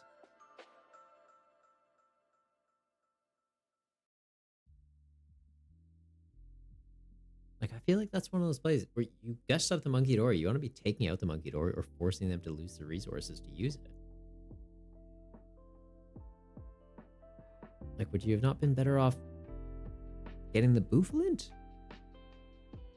Can't attack, forces them to find an actual switch card. Oh, love to hear the logic. Destra, you have a few decks and ideas that you're just ADHDing your way around. Like, fair enough. The Gothitelle definitely sounds like an interesting idea, so I'm keen to see what else you're cooking up in that mind of yours. Alright, we're seeing a Dodrio trigger here. Are we going to see Jam go into the Dodrio to get an attack off? Or potentially even just go into the Zeraora? I think Zeraora mostly does extra damage into... Is it Evolution Pokemon? What's the secondary text?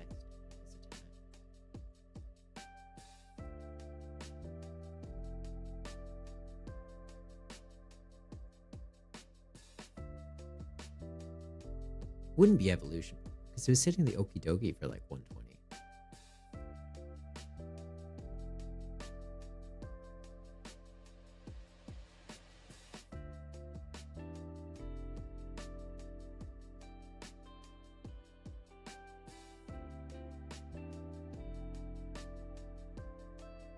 We're seeing a Nespel.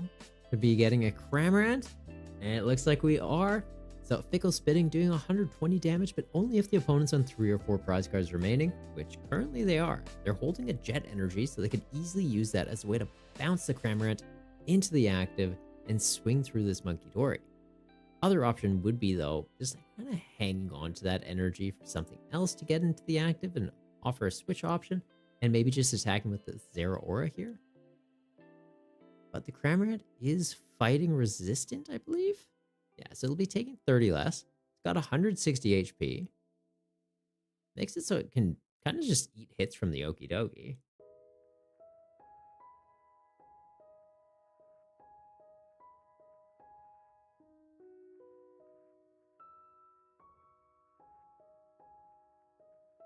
And by putting the Zeraora active, to a degree, they're baiting Potato, right? Potato knocks out the Zeraora. It opens up a bench space.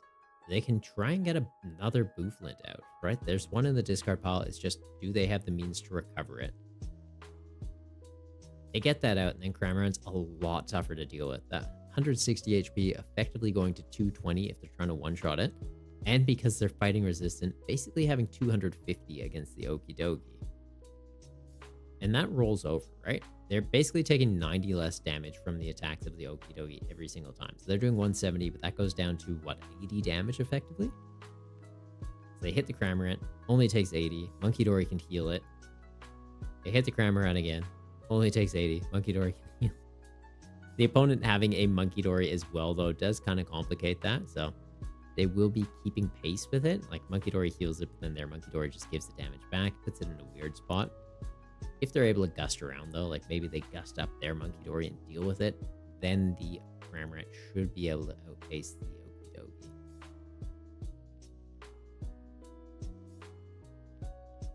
They've got the Night Treasure in hand, so they do have an out to get that Bouffalant back.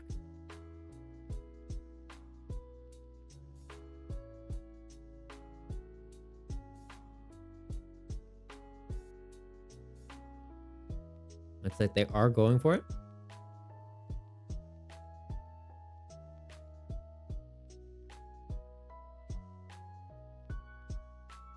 Bumping the stadium, increasing the damage output of the Cram, so it's going to be doing 150. And even going for a Judge. Fair. It's a little disruption into Potato's hand.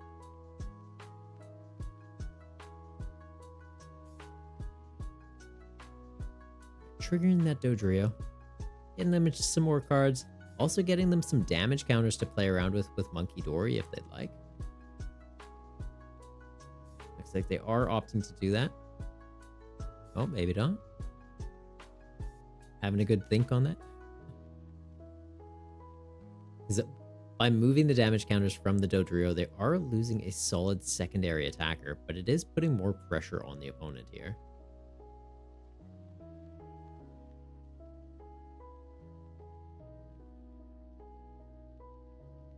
Jam runs something that could remove a tool and remove a special energy, like Ruffian, potentially they're taking out that Okie Dokie next turn.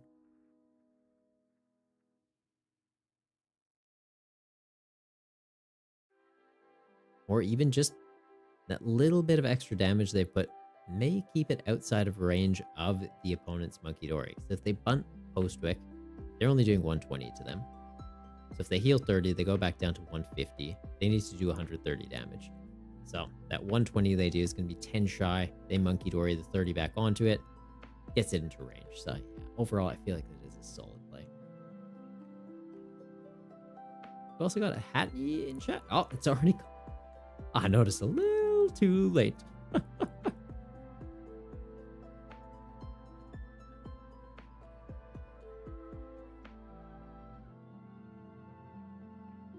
Hogwash, why does the music sound very Final Fantasy-esque? Not too sure. It's called Prelude to Final Fantasy, so probably why.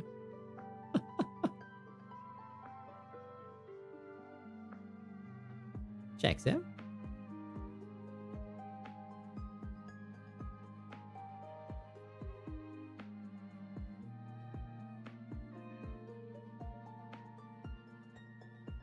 Are we going to see a Super Rod play here?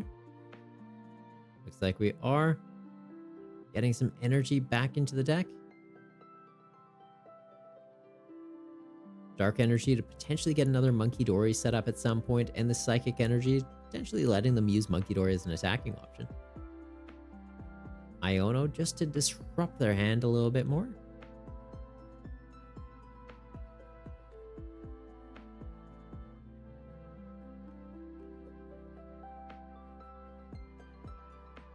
And will we be seeing the Monkey Dory trigger? We will, helping to heal that Cramorant a little bit. And just get that Okie Dokie in range.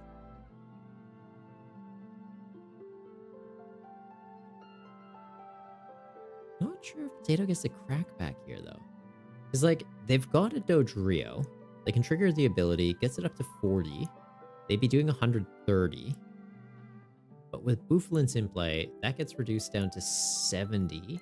And they need to be doing 80. They do have 10 damage on the other Dodrio, though.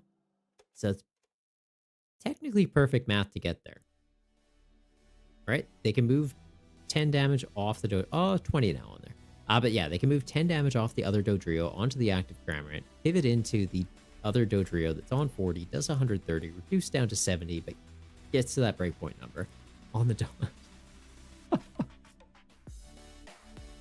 It's a pretty tight matchup.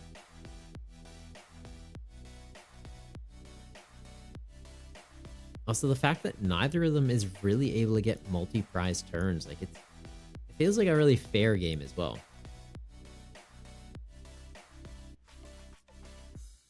I'm just interested to see how one of them can start to run away with this. Because if they do attack with the Dodrio that's on 40, Jam's Rotom can take it out, right? It does 70 damage for just one energy, and as long as there's a stadium in play, which there currently is, the Bouffalints are making it take less damage from attacks, so it's effectively got 130 HP if the opponent tries to go for a one-shot. Potato's Dodrio isn't charged up at all now, like the backup one isn't charged up at all. So they'd only be doing 40 damage, gets reduced down to 0 because of the Bouffalints. It's like it might force them to go into attack with Monkey if they have Luminous Energy left still. I know they used one on Okidogi, so I'm not sure if they still have a second one. And just confuse the Rotom. It wouldn't be doing any damage because the Bouffalints are in play. 60 gets reduced down to 0. Could give them an option. Or they might try and attack with their Found Rotom. Their Found Rotom is effectively only doing 10 damage into Jam's active. Seeing another Iono play. Putting Potato down from 6 cards in hand back down to 2. And finding Jam a Bravery Charm. Could be a pretty solid card to put on the Rotom, making it even bulkier.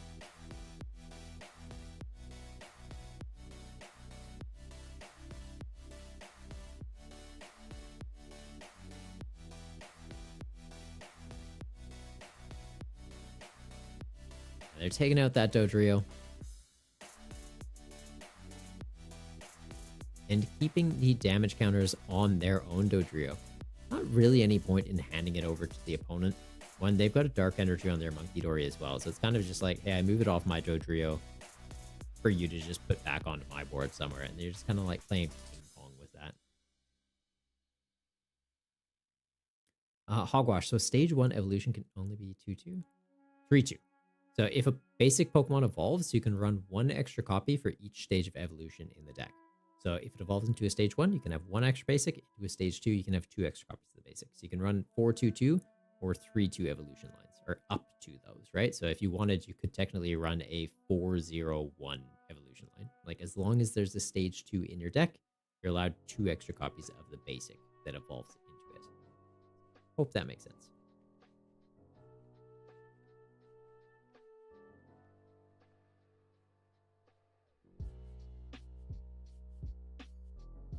So we are seeing Potato promoting the Dodrio. And they've got the boss. This could be pretty disruptive for Jam. So the Dodrio isn't doing any damage into the Bouffalant.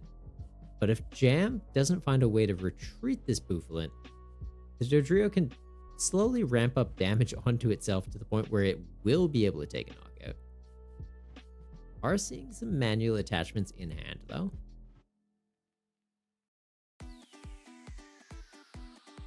And the risk that Potato runs is like if Jam gets to the point where it can hard retreat the Bouffalant, go back into Fan Rotom. Fan Rotom's doing 70. They're damaging their own Dodrio to ramp up the damage output of it, but it's also reducing the amount of damage that Jam needs to do to actually take a KO into it with Fan Rotom.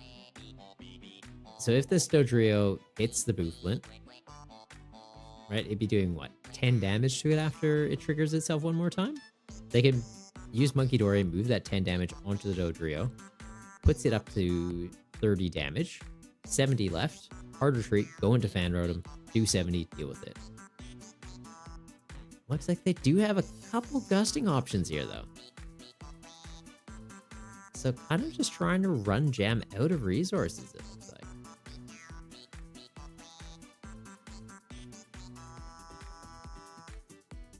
Getting into a Cypher Maniac could be pretty big here. Do we have any switch cards left? We have some pennies left. And and there is more energies in there. They could be getting those just to like have for the manual retreats. Likely just going to use Penny, obviously just providing 100% free retreat to one of their Booflins. So if Potato here does decide to boss up the other Booflin as an example, thinking like, oh, well, they're just going to attach an energy and hard retreat it, they can just go, well, Penny picked that one up. I get the energy back. Fan Rotom goes into the active, deals with the Dodrio, bench the other Booflin again, and then you've got that energy to attach where you need it. Then if they try and gust around again, they're close again, just one attachment away from being able to hard retreat.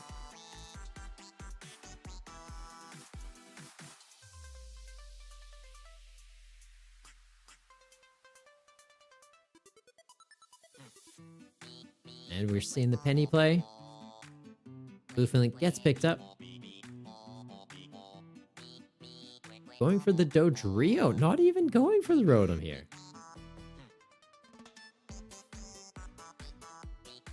And the Dodrio getting taken out by the Dodrio. And that'll be game. Congrats, Jam, securing your spot in the finals of tonight's Budget Build Battles Tournament. So I think we kind of just hang out in this stream then. We'll just, see how it plays out.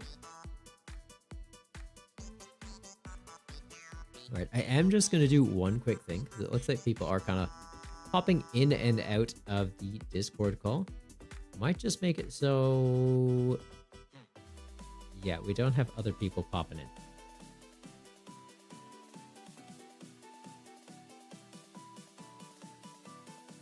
How do I do that? How do we do this?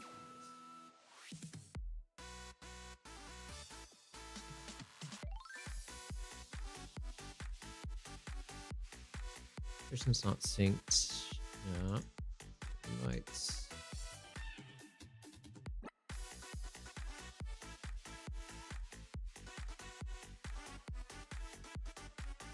Oh, I can make it so that we have like invite links to use these channels. That could be useful.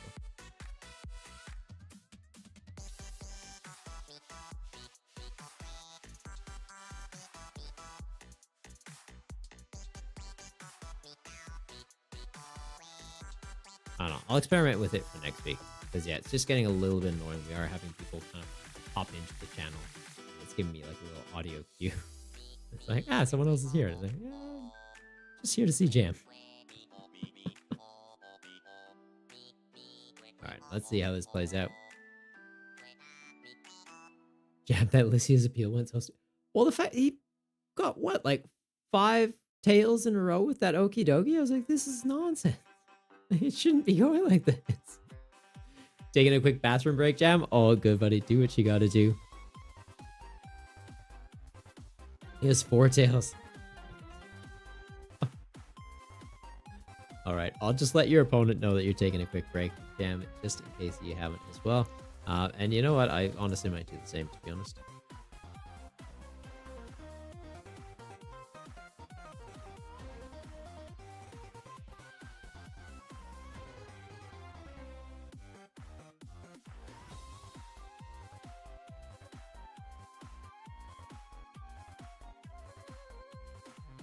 Four tails in a row. Jeez. All right. Yeah, I'm going to take a quick bathroom break as well. Sounds like Jam is. So we've got a little bit of time until the finals kicks off, and I'll see you guys in a moment.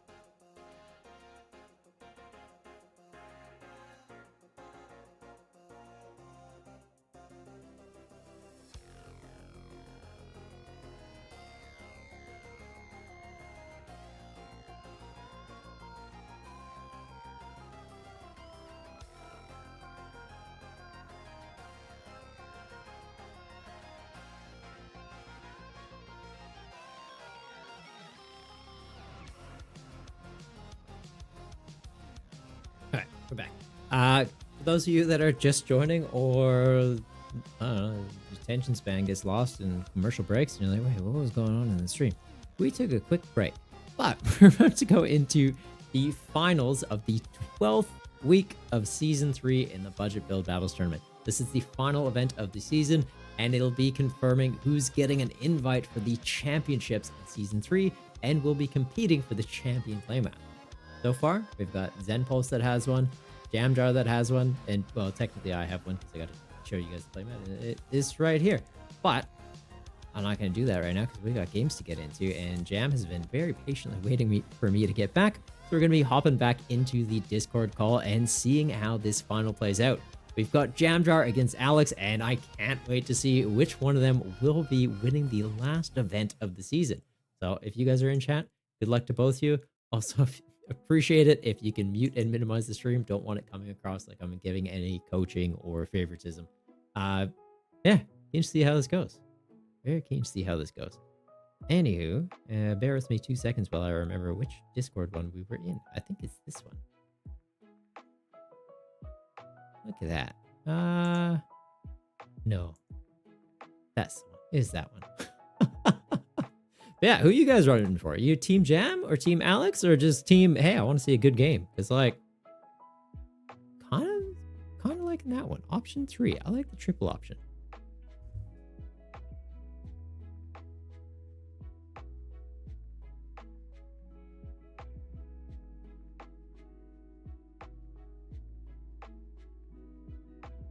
All right. See the coin flip? Tails never fails. And proven to be the case here as well. Not sure why I always pick heads. I know that it's always going to be tails, and yet we still repeat. Potato, of course, not Jam. You got trauma from Garganical and Four Tails. Jam is just built different. It's just built different. And like, nothing against Jam. Friend of the channel, absolute mad lad, solid player. But kind of happy we don't see him every week because guy's just built different. Hey! Joroj. Is it George? George? I'm probably butchering that username. Apologies. But yeah. Hello, Argentina. Hi from the Canadian and Koala country.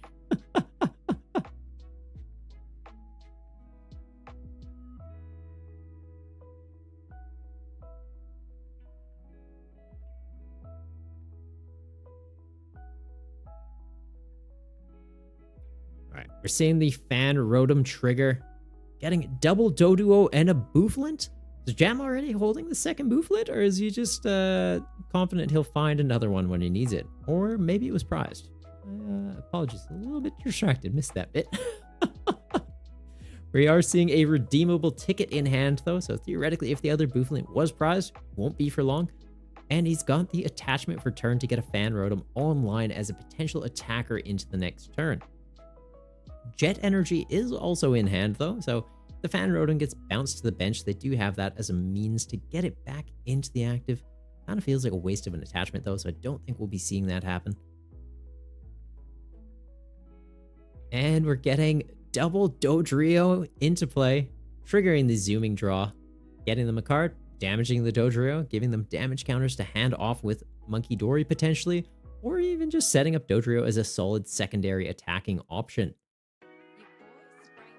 They've got Arven in hand, so they could easily be using this as a means to get into Dark Energy for Monkey Dory to help fix up numbers into that Honchkrow, right? Further Vessel for Dark Energy, bench Monkey Dory, attach the energy, put 10 damage up onto it. That 80 goes down to 70 HP left, and Fan Rotom says, all right, well, I guess I'm eating crow. Still not going to swear on stream. Not Karos and that line. All right, we're getting that Dark Energy out though. There's the Monkey Dory. And we're going to be seeing the first prize of the game get taken here. Also sets back Alex quite a bit. They've only got one Team Rocket Pokemon in play, so even if they're able to evolve that Tarantula up into a Spidops on the next turn, They don't have any energy in the discard pile to accelerate out yet. They haven't done any attachments for turn, and the damage ramps up by your Team Rocket Pokemon that are in play, so only having itself not hitting for very hard.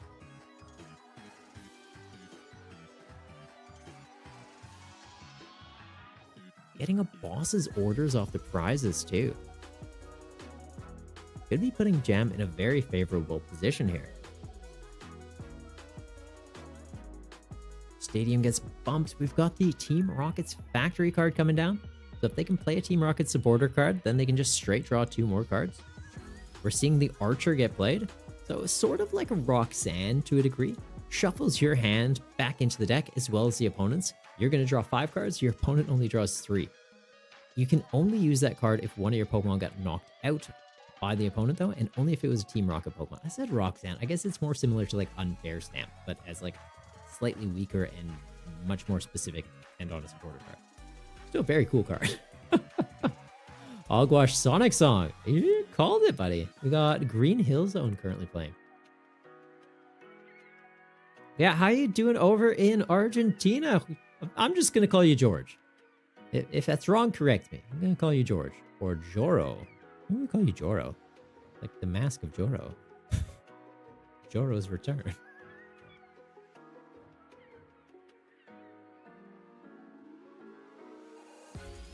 Ultra Ball getting played. Are we going to be seeing that Spidops? Could be discarding some energy to get it. There we go. Grass energy going into the bin. Spidops can be accelerating that back out. Still not seeing more Team Rocket Pokemon in play though. Alright, there's the Spidops. 1 more Team Rocket Pokemon. So it'll be doing 60. There's only 1 Bouffalant in play, so the Fanrotom is taking that full damage. And might get double tapped by the Spidops. Spidops having 230 HP. It is going to be fairly tricky for Jam to deal with it.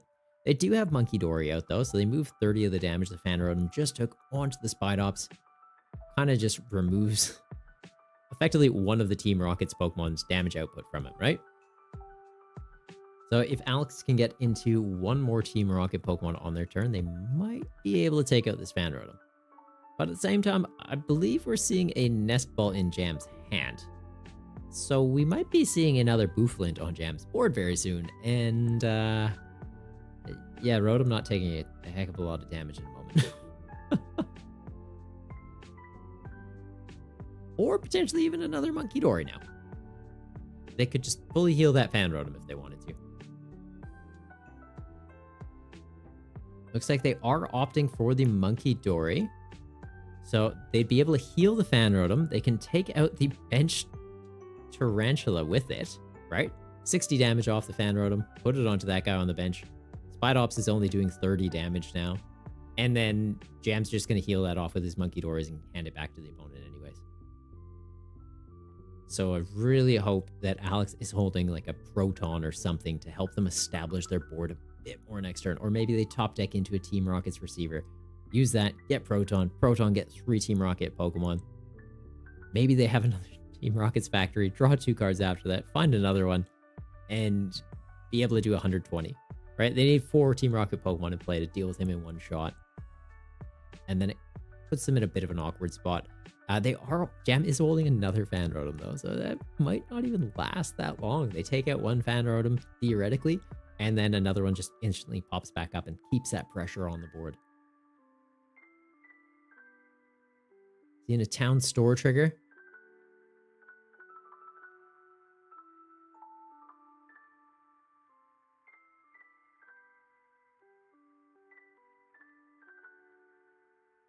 Getting them into an Evo TM. Not really needing it, but helping to thin the deck. And then just using Archer. Interesting call. Not sure why they wouldn't just trigger Archer before the town store and then thin out a tool card from the deck afterwards so that their odds of drawing into something else after are higher. But to each their own. Some people sequence it differently, and maybe there's reasoning for it that I'm missing. We're seeing a Team Rocket's Great Ball get used, getting a Tails, which often you're kind of annoyed at because it's like, oh, I want to get an evolution. But in this point, it's actually kind of beneficial, right? They want to get those basics into play. They want to be ramping up the damage output of the Spidops. got 4 Team Rocket Pokemon in play now, so they're doing 120. They're taking out the Fan Rotom. One of them's at least dealt with here. And because they played Archer, Jam doesn't have that one in his hand anymore. He's not going to be able to quickly just be like, oh, here's another Fan Rotom, Jet Energy, get it into the active, keep poking. He's got some solid pressure here now. Opting to put the Monkey Dory into the active. They do have Cypher Maniac and Dodrio, so they could be going Cypher Maniac to top deck a Psychic Energy, confusing the Spidops, and putting a good bit of pressure onto them. We'll see what Jam opts to go for here, though. The other nice thing about Cypher Maniac, too, is if you know you're only going to be drawing into one of them, like they're about to with this Dodrio, you can be putting the card you want immediately on the very top, and then after it, having another draw supporter, just in case your opponent uses something like Iono to be like, oh, put your hand on the bottom of your deck, draw some more cards. It's like, cool, well, I know one of the cards I'm drawing into. Like, I know I'm at least getting one draw supporter or one out to another attacker. And it looks like they are doing exactly that. We're seeing a Psychic Energy going on the top and a Professor's Research following right after it. So Dodrio will be getting them into that Psychic. Monkey Dory will be doing 60 damage to them, so it puts them to 130, and then, yeah, confuses. So the Spidops does kind of have the advantageous factor that it can just hard retreat. It loses 2 energy, but the ability lets it just get one of those energy back anyway, so it's not really that much of a disadvantage. It's kind of just making it a little bit awkward for them. Like, do they have another Spidops they can retreat into, or do they have another attacker they can pivot into? Or maybe just a switch card, right? Like, they've got Giovanni's in the deck that lets them switch Team Rocket Pokemon with other Team Rocket Pokemon on their bench. And then, yeah, so it's like Spidops could hard retreat, go to the bench, manually attach, trigger its ability, Giovanni, go back into it. And it's like nothing ever happened. Gets around the confusion that way. Could be risky for Alex to try and attack here, though. So, yeah, they don't have the pivot. Interested to see what they do here. Getting an Earthen Vessel play. Discarding a Porygon Z. Alright.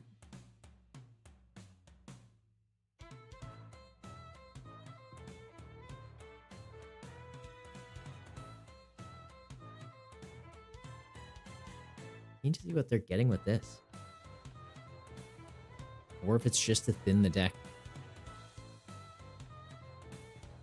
Just getting 1 Grass Energy off of that.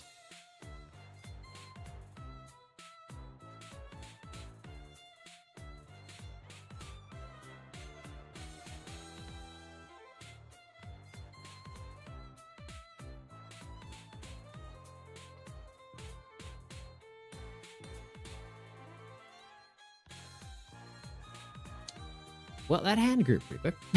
So we see Ariana get played. It lets them draw until 8 cards in hand because they only have Team Rocket Pokemon in play. Then triggering that Team Rocket Factory, getting it to a 10-card hand. So I'd be surprised if Alex hasn't found some sort of out here. Like either another Spidops and an attachment for turn. We know they have at least 1 energy in hand, having gotten that Grass Energy with the Earthen Vessel. So it's, do they put that on the bench Tarantula? Hard retreat this Spidops into it, evolve that one into a new Spidops that they found. But it looks like they aren't actually going to be doing that. They're instead going for a Chingaling, which 30 HP, a little risky to play when your opponent's running Monkey Dory, but they don't actually have 30 damage on their board they can hand back, and the Dodrios only go up by 10 at a time, so they should be okay.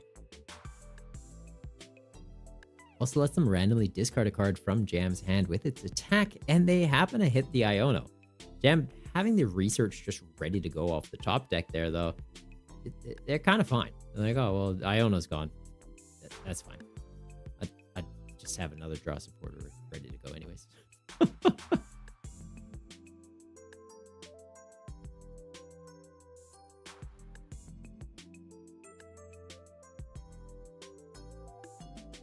Jam does have a boss's orders in hand currently, too. So it's, do they just keep pressuring that Spidops? They're bumping the Team Rocket Stadium. Fair call. You don't want your opponent to constantly have access to just extra cards each turn. Getting themselves a Cramorant, so they have that ready to go as a backup attacker.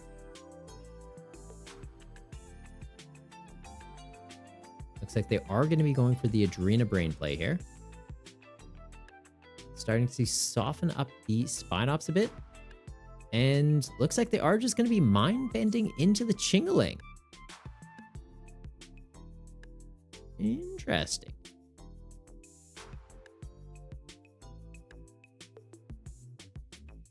Wonder what prompted them not to try and attack directly into the Spine Ops there.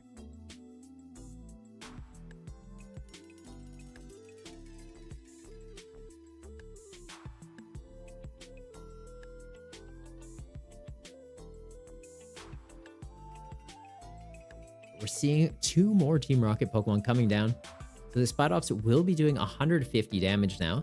Team Rocket's Watchtower also coming into play, shutting down abilities of colorless Pokemon. So the Dodrios won't be able to get damage counters for Munkidori's to hand off, giving them more cards in hand and ramping up their damage output with the Dodrio as a potential attacker. And the Bouffalant won't be reducing any damage taken if they did get a second one into play. They've got Giovanni, they're bringing up the Cramorant, so even though they are taking a prize, going down to 4 prizes, making it so the Cramorant would be able to attack, you can't attack when you're in the discard. So yeah, pretty solid play. Munkidori coming back into the active. They'll be able to confuse the Spine Ops, but now with Alex having a Wobbuffet on the bench, could be a little bit risky. Spine Ops isn't going to get knocked out by this attack. It's going to go down to, well, 30 HP remaining. They could very easily hard retreat the Spine Ops, go into a Wobbuffet, and theoretically attach Team Rocket's energy, providing 2 Psychic Energy to the Wobbuffet and letting it remove damage from one of their bench Pokemon and putting it onto the active. So it could fully heal their Spine Ops if they wanted and deal with whatever Pokemon Jam decides to attack with.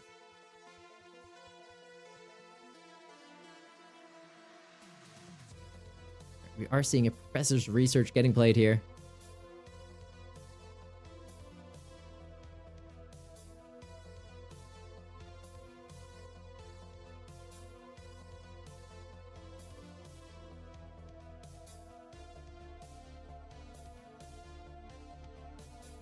I think Jam's just trying to dig, see if he can find a way to put a little bit more damage on the Spine Ops. Because if they had found like a Team Rocket's Venture Bomb there, flip a coin, potentially do 20 damage to the opponent or 20 damage to one of their guys.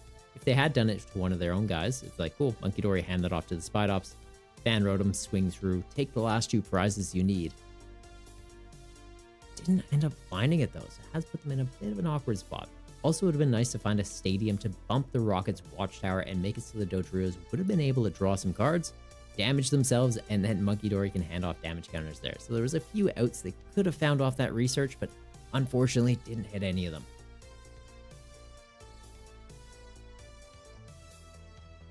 Alright, what do they got here? Iono into 2, not finding a counter stadium, just getting an energy and a Night Stretcher off that.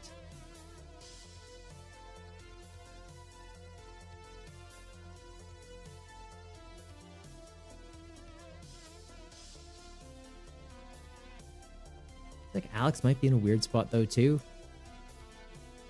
Not having a way to get the Team Rocket's energy, it seems like. Potentially they'll draw it off the Porygon Z, discarding 2 cards and drawing a card. But the downside of the Rocket's Watchtower is Porygon's also a colorless Pokemon. So while it's negatively impacting Jam's board state, it's also hurting Alex's own.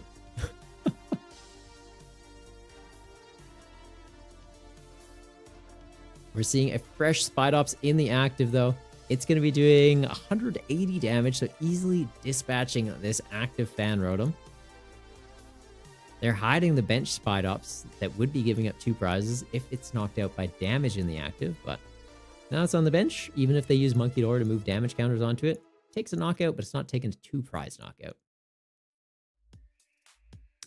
Well, that top deck though will kind of just fix the game. Oh, that's big. Congrats, Jam. Locking in the win. And congrats, Alex, as well on getting 2nd place tonight.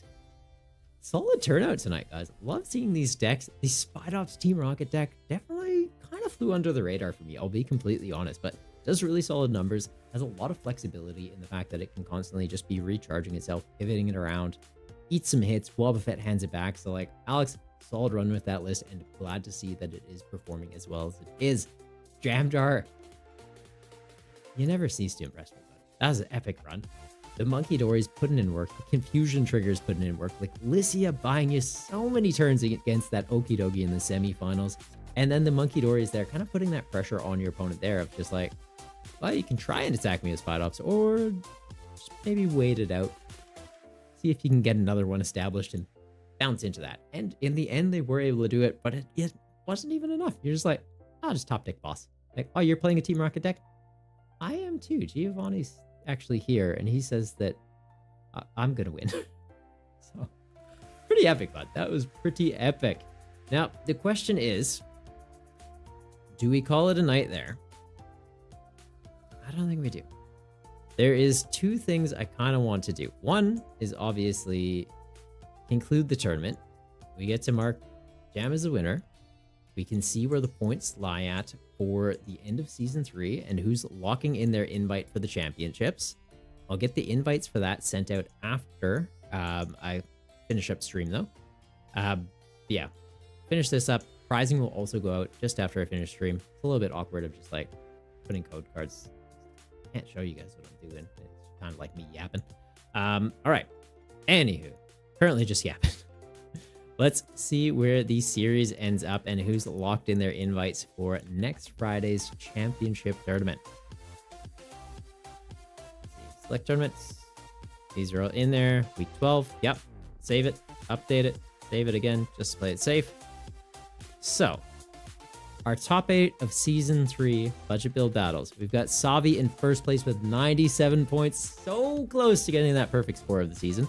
Ghost in second on 57. Erupt getting 50. Rasper on 47 in 4th place. I've got 5th place on 36. Splatter ending in 6th with 35. Amir locking in their invite for 7th place with 33 points. Jab just sneaking in there on 32.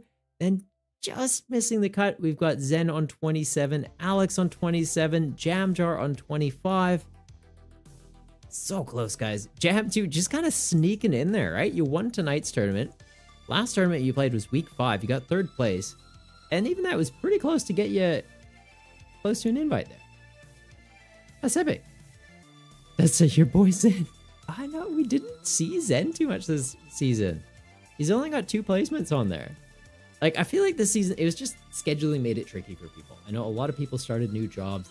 Time changes made it a little bit awkward. Even myself, like, I was away for a month this season. So I was like, oh, I don't even know if I'm going to be able to get an invite.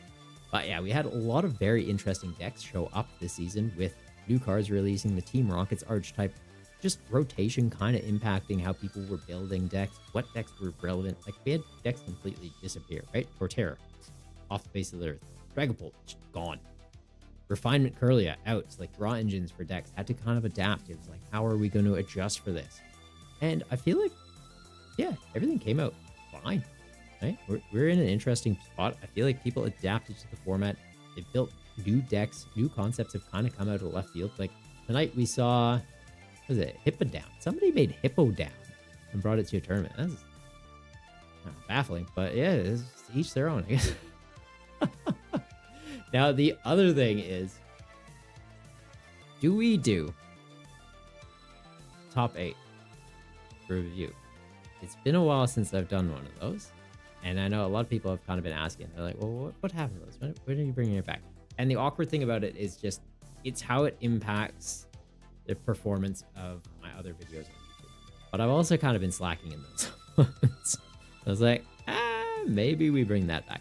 I do have a series that I'm currently working on for the YouTube channel that it'll be like linking into each other. So it'll be like episode 1, episode 2, episode 3, episode 4, episode 5. So I think that's going to be kind of like the main focus of the YouTube channel going forward. And that'll be either fortnightly or potentially monthly releases for that, to kind of take players on a journey through the game. But it's like, do we then bring back Budget Build Battles top 8 deck list reviews to the channel? Or, I'd like to get your guys' thoughts on this, potentially split into a second channel. So I did have a second channel that we were uploading to for a bit. It was kind of just like TripleBtcg gameplay, and I also had another one where it was news. I never did much with that one because it was kind of just like I was posting the news on the main channel anyways. But I'm thinking we just make like a dedicated budget build battles channel. We bring back the top 8 videos, and I just post them there.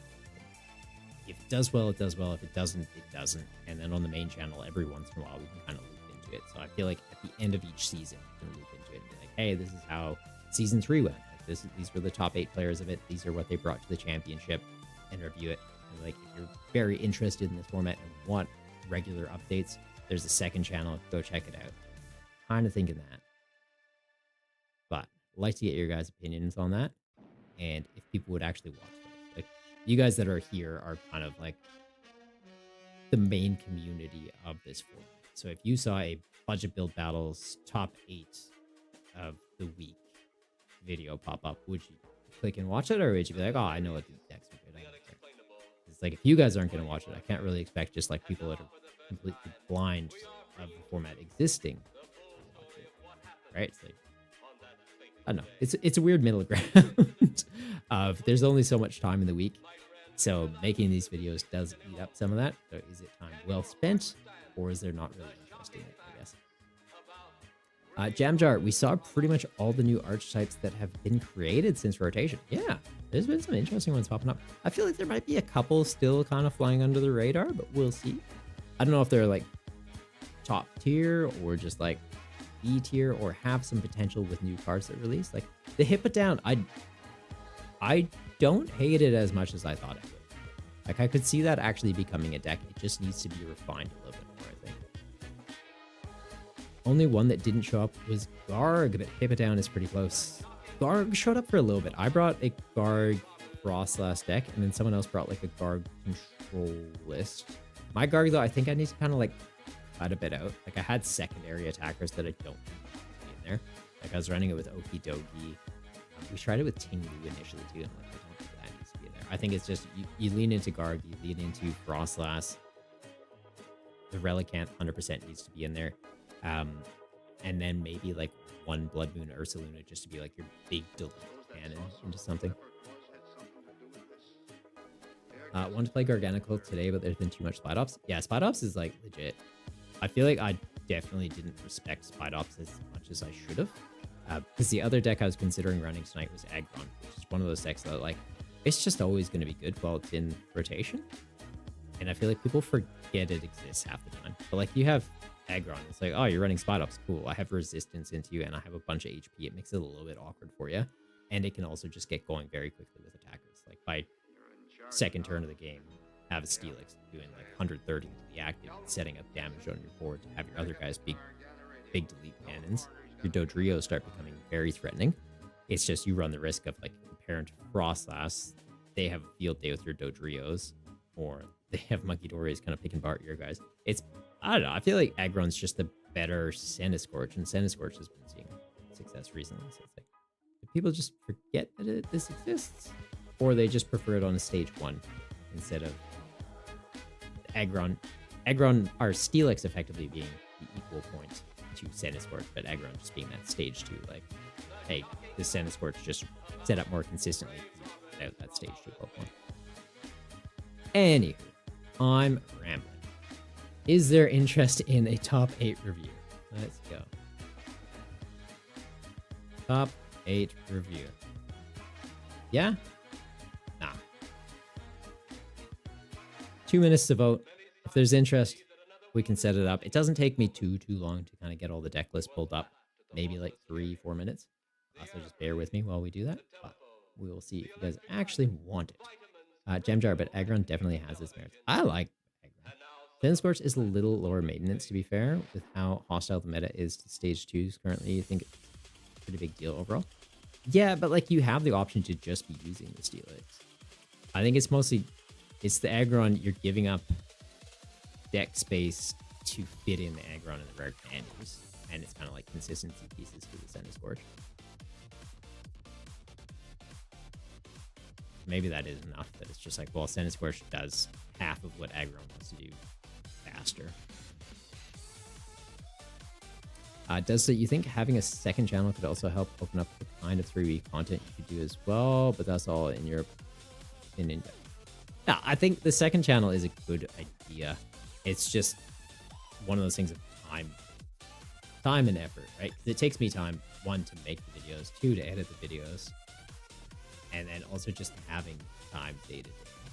Like recently at work, I have changed roles, so there's been a bit of a learning curve. I was on holidays for a bit, just trying to kind of get the mentality back to streaming regularly has been tricky, right? Like you kind of get those points where it's like, oh, like I gotta hop on streams, but I could just like hang out with my partner and play Mario Kart. It's like, that sounds pretty good.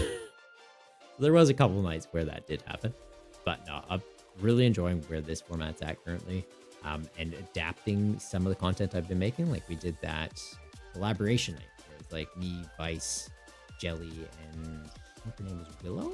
We did like a Mario Kart thing. That was pretty fun. It was a good way to kind of switch it up. So definitely, I think doing that gave me a bit more energy to be like, yeah, no, like I enjoy streaming. Why was I taking a break? So that was good. That was good. All right, top 8 review. We've got one person saying yeah, one person saying no. 25 people in chat, no, the 2 people bothering to vote. I feel like that kind of gives me enough of indication. There's not that much interest in it today.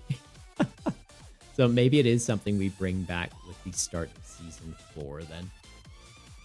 And I'll kind of just do like a more in-depth video after the championship next week. Like, this is what was good in season 3. How's things going to change in season 4? But yeah, I think I'll do a bit more of like not a bit, but like another intro type video of the format, or maybe not even an intro, but just like a quick rundown and be like, hey, season 3 is coming to an end. We're starting off a new season. Times that the events are going to change.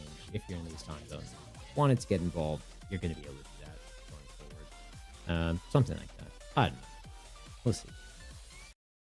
Season 4 shall be the season of content. I hope so. Harold Oliver Molina. Welcome to the Goomba Gang, you little Goomster. Hope you're enjoying the stream, bud. I'm kind of yapping, though. I think we're just calling it there, guys. What do you think? We call it? It's 11:30. I'm going to get to bed. Could also do your own top 5 decks of the set format kind of thing. Yeah, like I do the set list reviews where it's kind of like, hey, here's what's in the next set. Here's what's good. Well, I do it as like a buy list, and then I break down like what's going to be good for competitive, standard, what I think are just like tech cards everybody should have, what's going to be good for gym leader challenge, what's going to be good for budget build battles. But yeah, maybe we should make like a more bite-sized, like 5 to 10 minute video. It's like, hey, budget build battles. And I think that would be one that we would do on the second channel, because then like on the main channel, you can like show it on screen and be like, these are the cards that are good for the format. If you want more information on why, check out this video. We'll see. I like making content. I'm by no means good at it, but I like it. Okay, who else is on Twitch though? Do we raid? We should probably raid out. We should raid out.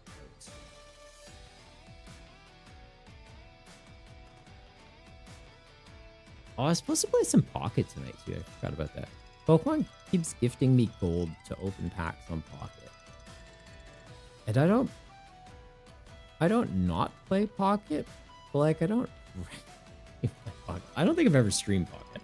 That's one of those ones where it's like, I think I'll make it as a stream redemption thing. So like open a pack on Pocket. Like, or potentially even that's how we could do viewer games, like viewer game, but it's on Pocket. They're a lot faster games. If I play a game on PTCGL and someone's trying to have like a conversation with me while I'm playing a game against them, it could take a while. When you're playing Pocket, it's like, this game's done and dusted in like 3-4 minutes. But yeah, we'll be doing that. Maybe even tomorrow. Maybe I'll just hop on tomorrow for a bit and we open some packs on that. Because like, there's a new Eevee set. You know, I like Eevee cards. I've got an Eevee collection in my binder. Didn't do Prismatic Evolutions because that's just like painlessly overpriced. But like all the VMAXs, I got all the alt cards and like all the OG Eevees. I got most of them before collectors got involved in the game. So like there's a couple of them now where I'm like, that's just outside the price range, like the gold star ones. Like I was hesitant about buying those when they were $100. I'm definitely not buying them now. All right, who do we got online though? Who do we got online? Is there anyone streaming PTCGL that we know or that looks interesting and new? These aren't in English. There's someone playing Sarah Ledge. They're streaming to one person. I think that's where we're going, guys. They got pre-roll ads on. We're not going there, guys. Also, yeah.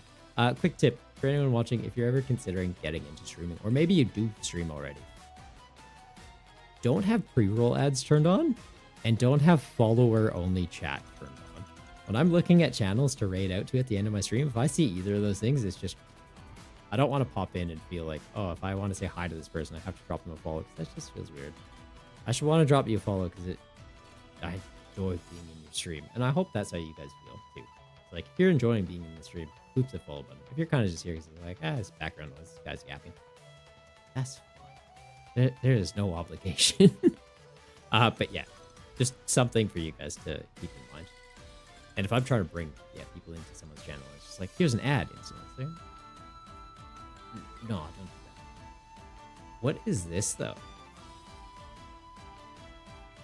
Hang on, is Gym Leader Challenge in PTCGL right now? Is that the trainer trial? Someone's doing Gym Leader Challenge Dragon. Is that what it is? Ah. Cool. But it doesn't have expanded still, right? Is that the issue?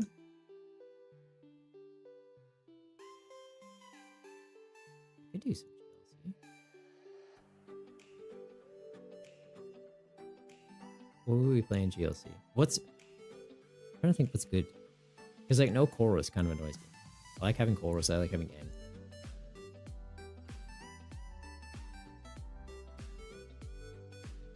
What water guys do we have? Because you'd have Baxcalibur, you wouldn't be able to have Deluge Blastoise, you wouldn't be able to have... Oh, Beacon Vulpix is in it. Okay, Sun and Moon On is in. Black and White's not.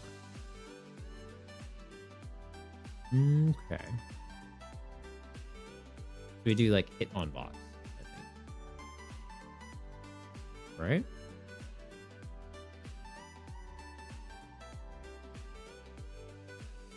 Because these are all in it. Hit and run, do 30. Yeah. Twister kick does 30 damage to each of your opponent's bench. Oh, isn't there a better one? Let me all. Do 90 damage to one of your opponent's bench Pokemon. So it like takes out something they're trying to set up. I feel like that's a good option. Not that I dislike this. That's kind of sick. You can only use this if your Hitmonlee use special combo. It does 60 damage to each of your opponent's Pokemon. Yep. We do that. And then, what's his face? Tyranitar. Ty. We're on a first name basis. He prefers Ty, guys.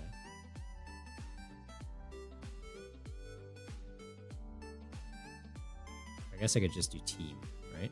That'll probably thin it down faster. Get you, get you, get you. Is there anything else we want in here? What else is good in fighting types? Or do we just lean into setup cards now? Check for 2 basic Pokemon and put them onto your bench. Could be legit for the call for family effect, just to get like this. Take, no, that's not relevant. 30 damage to one of your opponent's bench Pokemon. Kinda don't hate that. I don't know. As long as you have your Pokemon in play, then your opponent, they can't play item cards. Do we have a fighting Omnite? We do. I kind of like that.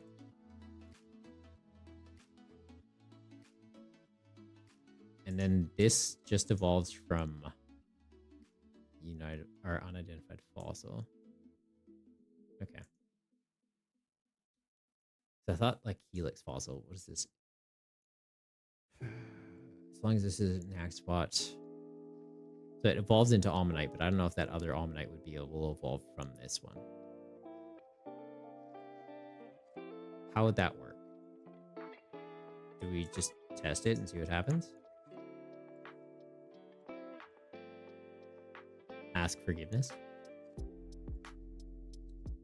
Here, Lisa. Search deck for 2 rare fossils. No, you're no good.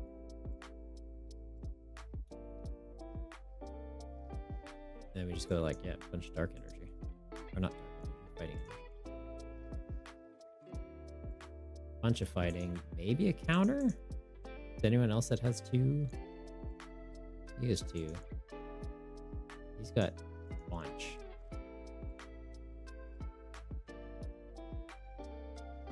As long as this is attached to a fighting Pokemon, it takes 20 less damage from attacks. Yep. Show me everything. Mainly fighting types. There's just that. The other ones were black and white, weren't they? Like stone energy.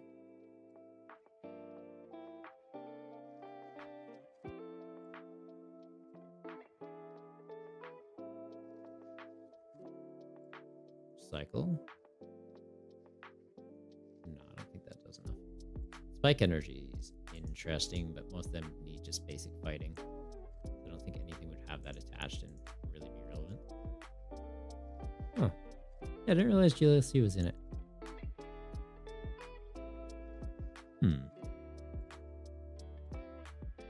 Jamjar could do a top decks of budget build battles video too. Would.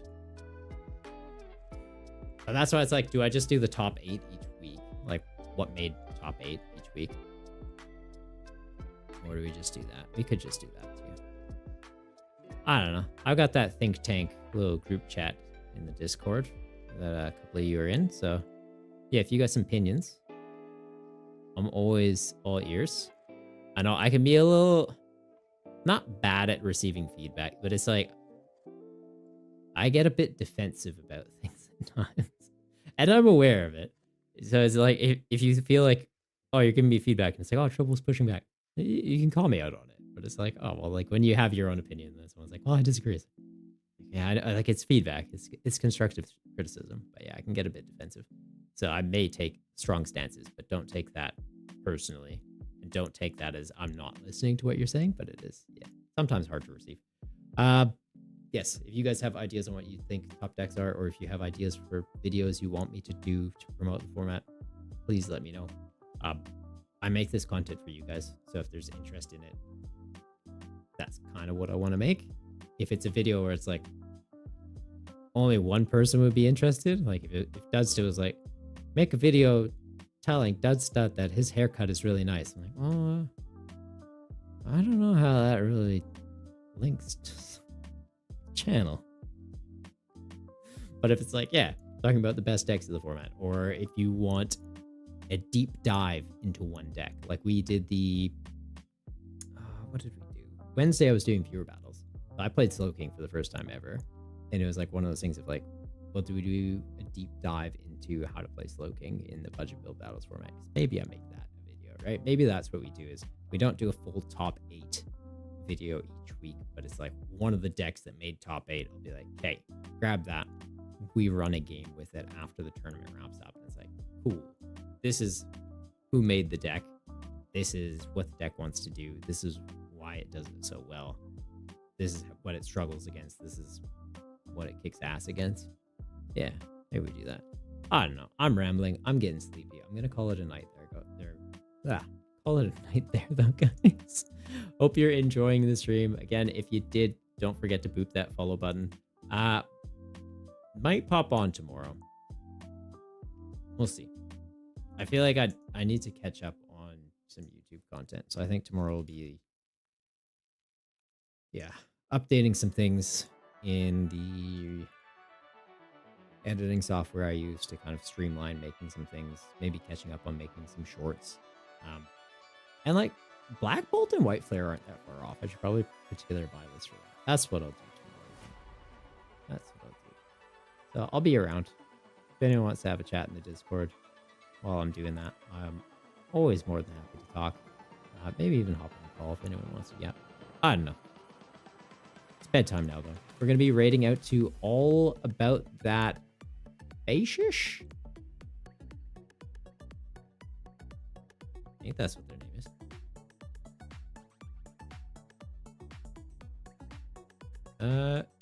Looks like they're playing GLC, though. And yeah, GLC is currently the trainer challenge. Triple, you falling asleep a little bit. All right, if you guys have your Goombas, you know what to do. Pop them in the chat when we go over a raid there. It is a free emote. You just need to be a follower of the channel, and it's all yours. Till next time, though, stay golden, you Goombas. And I will see you definitely Wednesday, maybe tomorrow, though.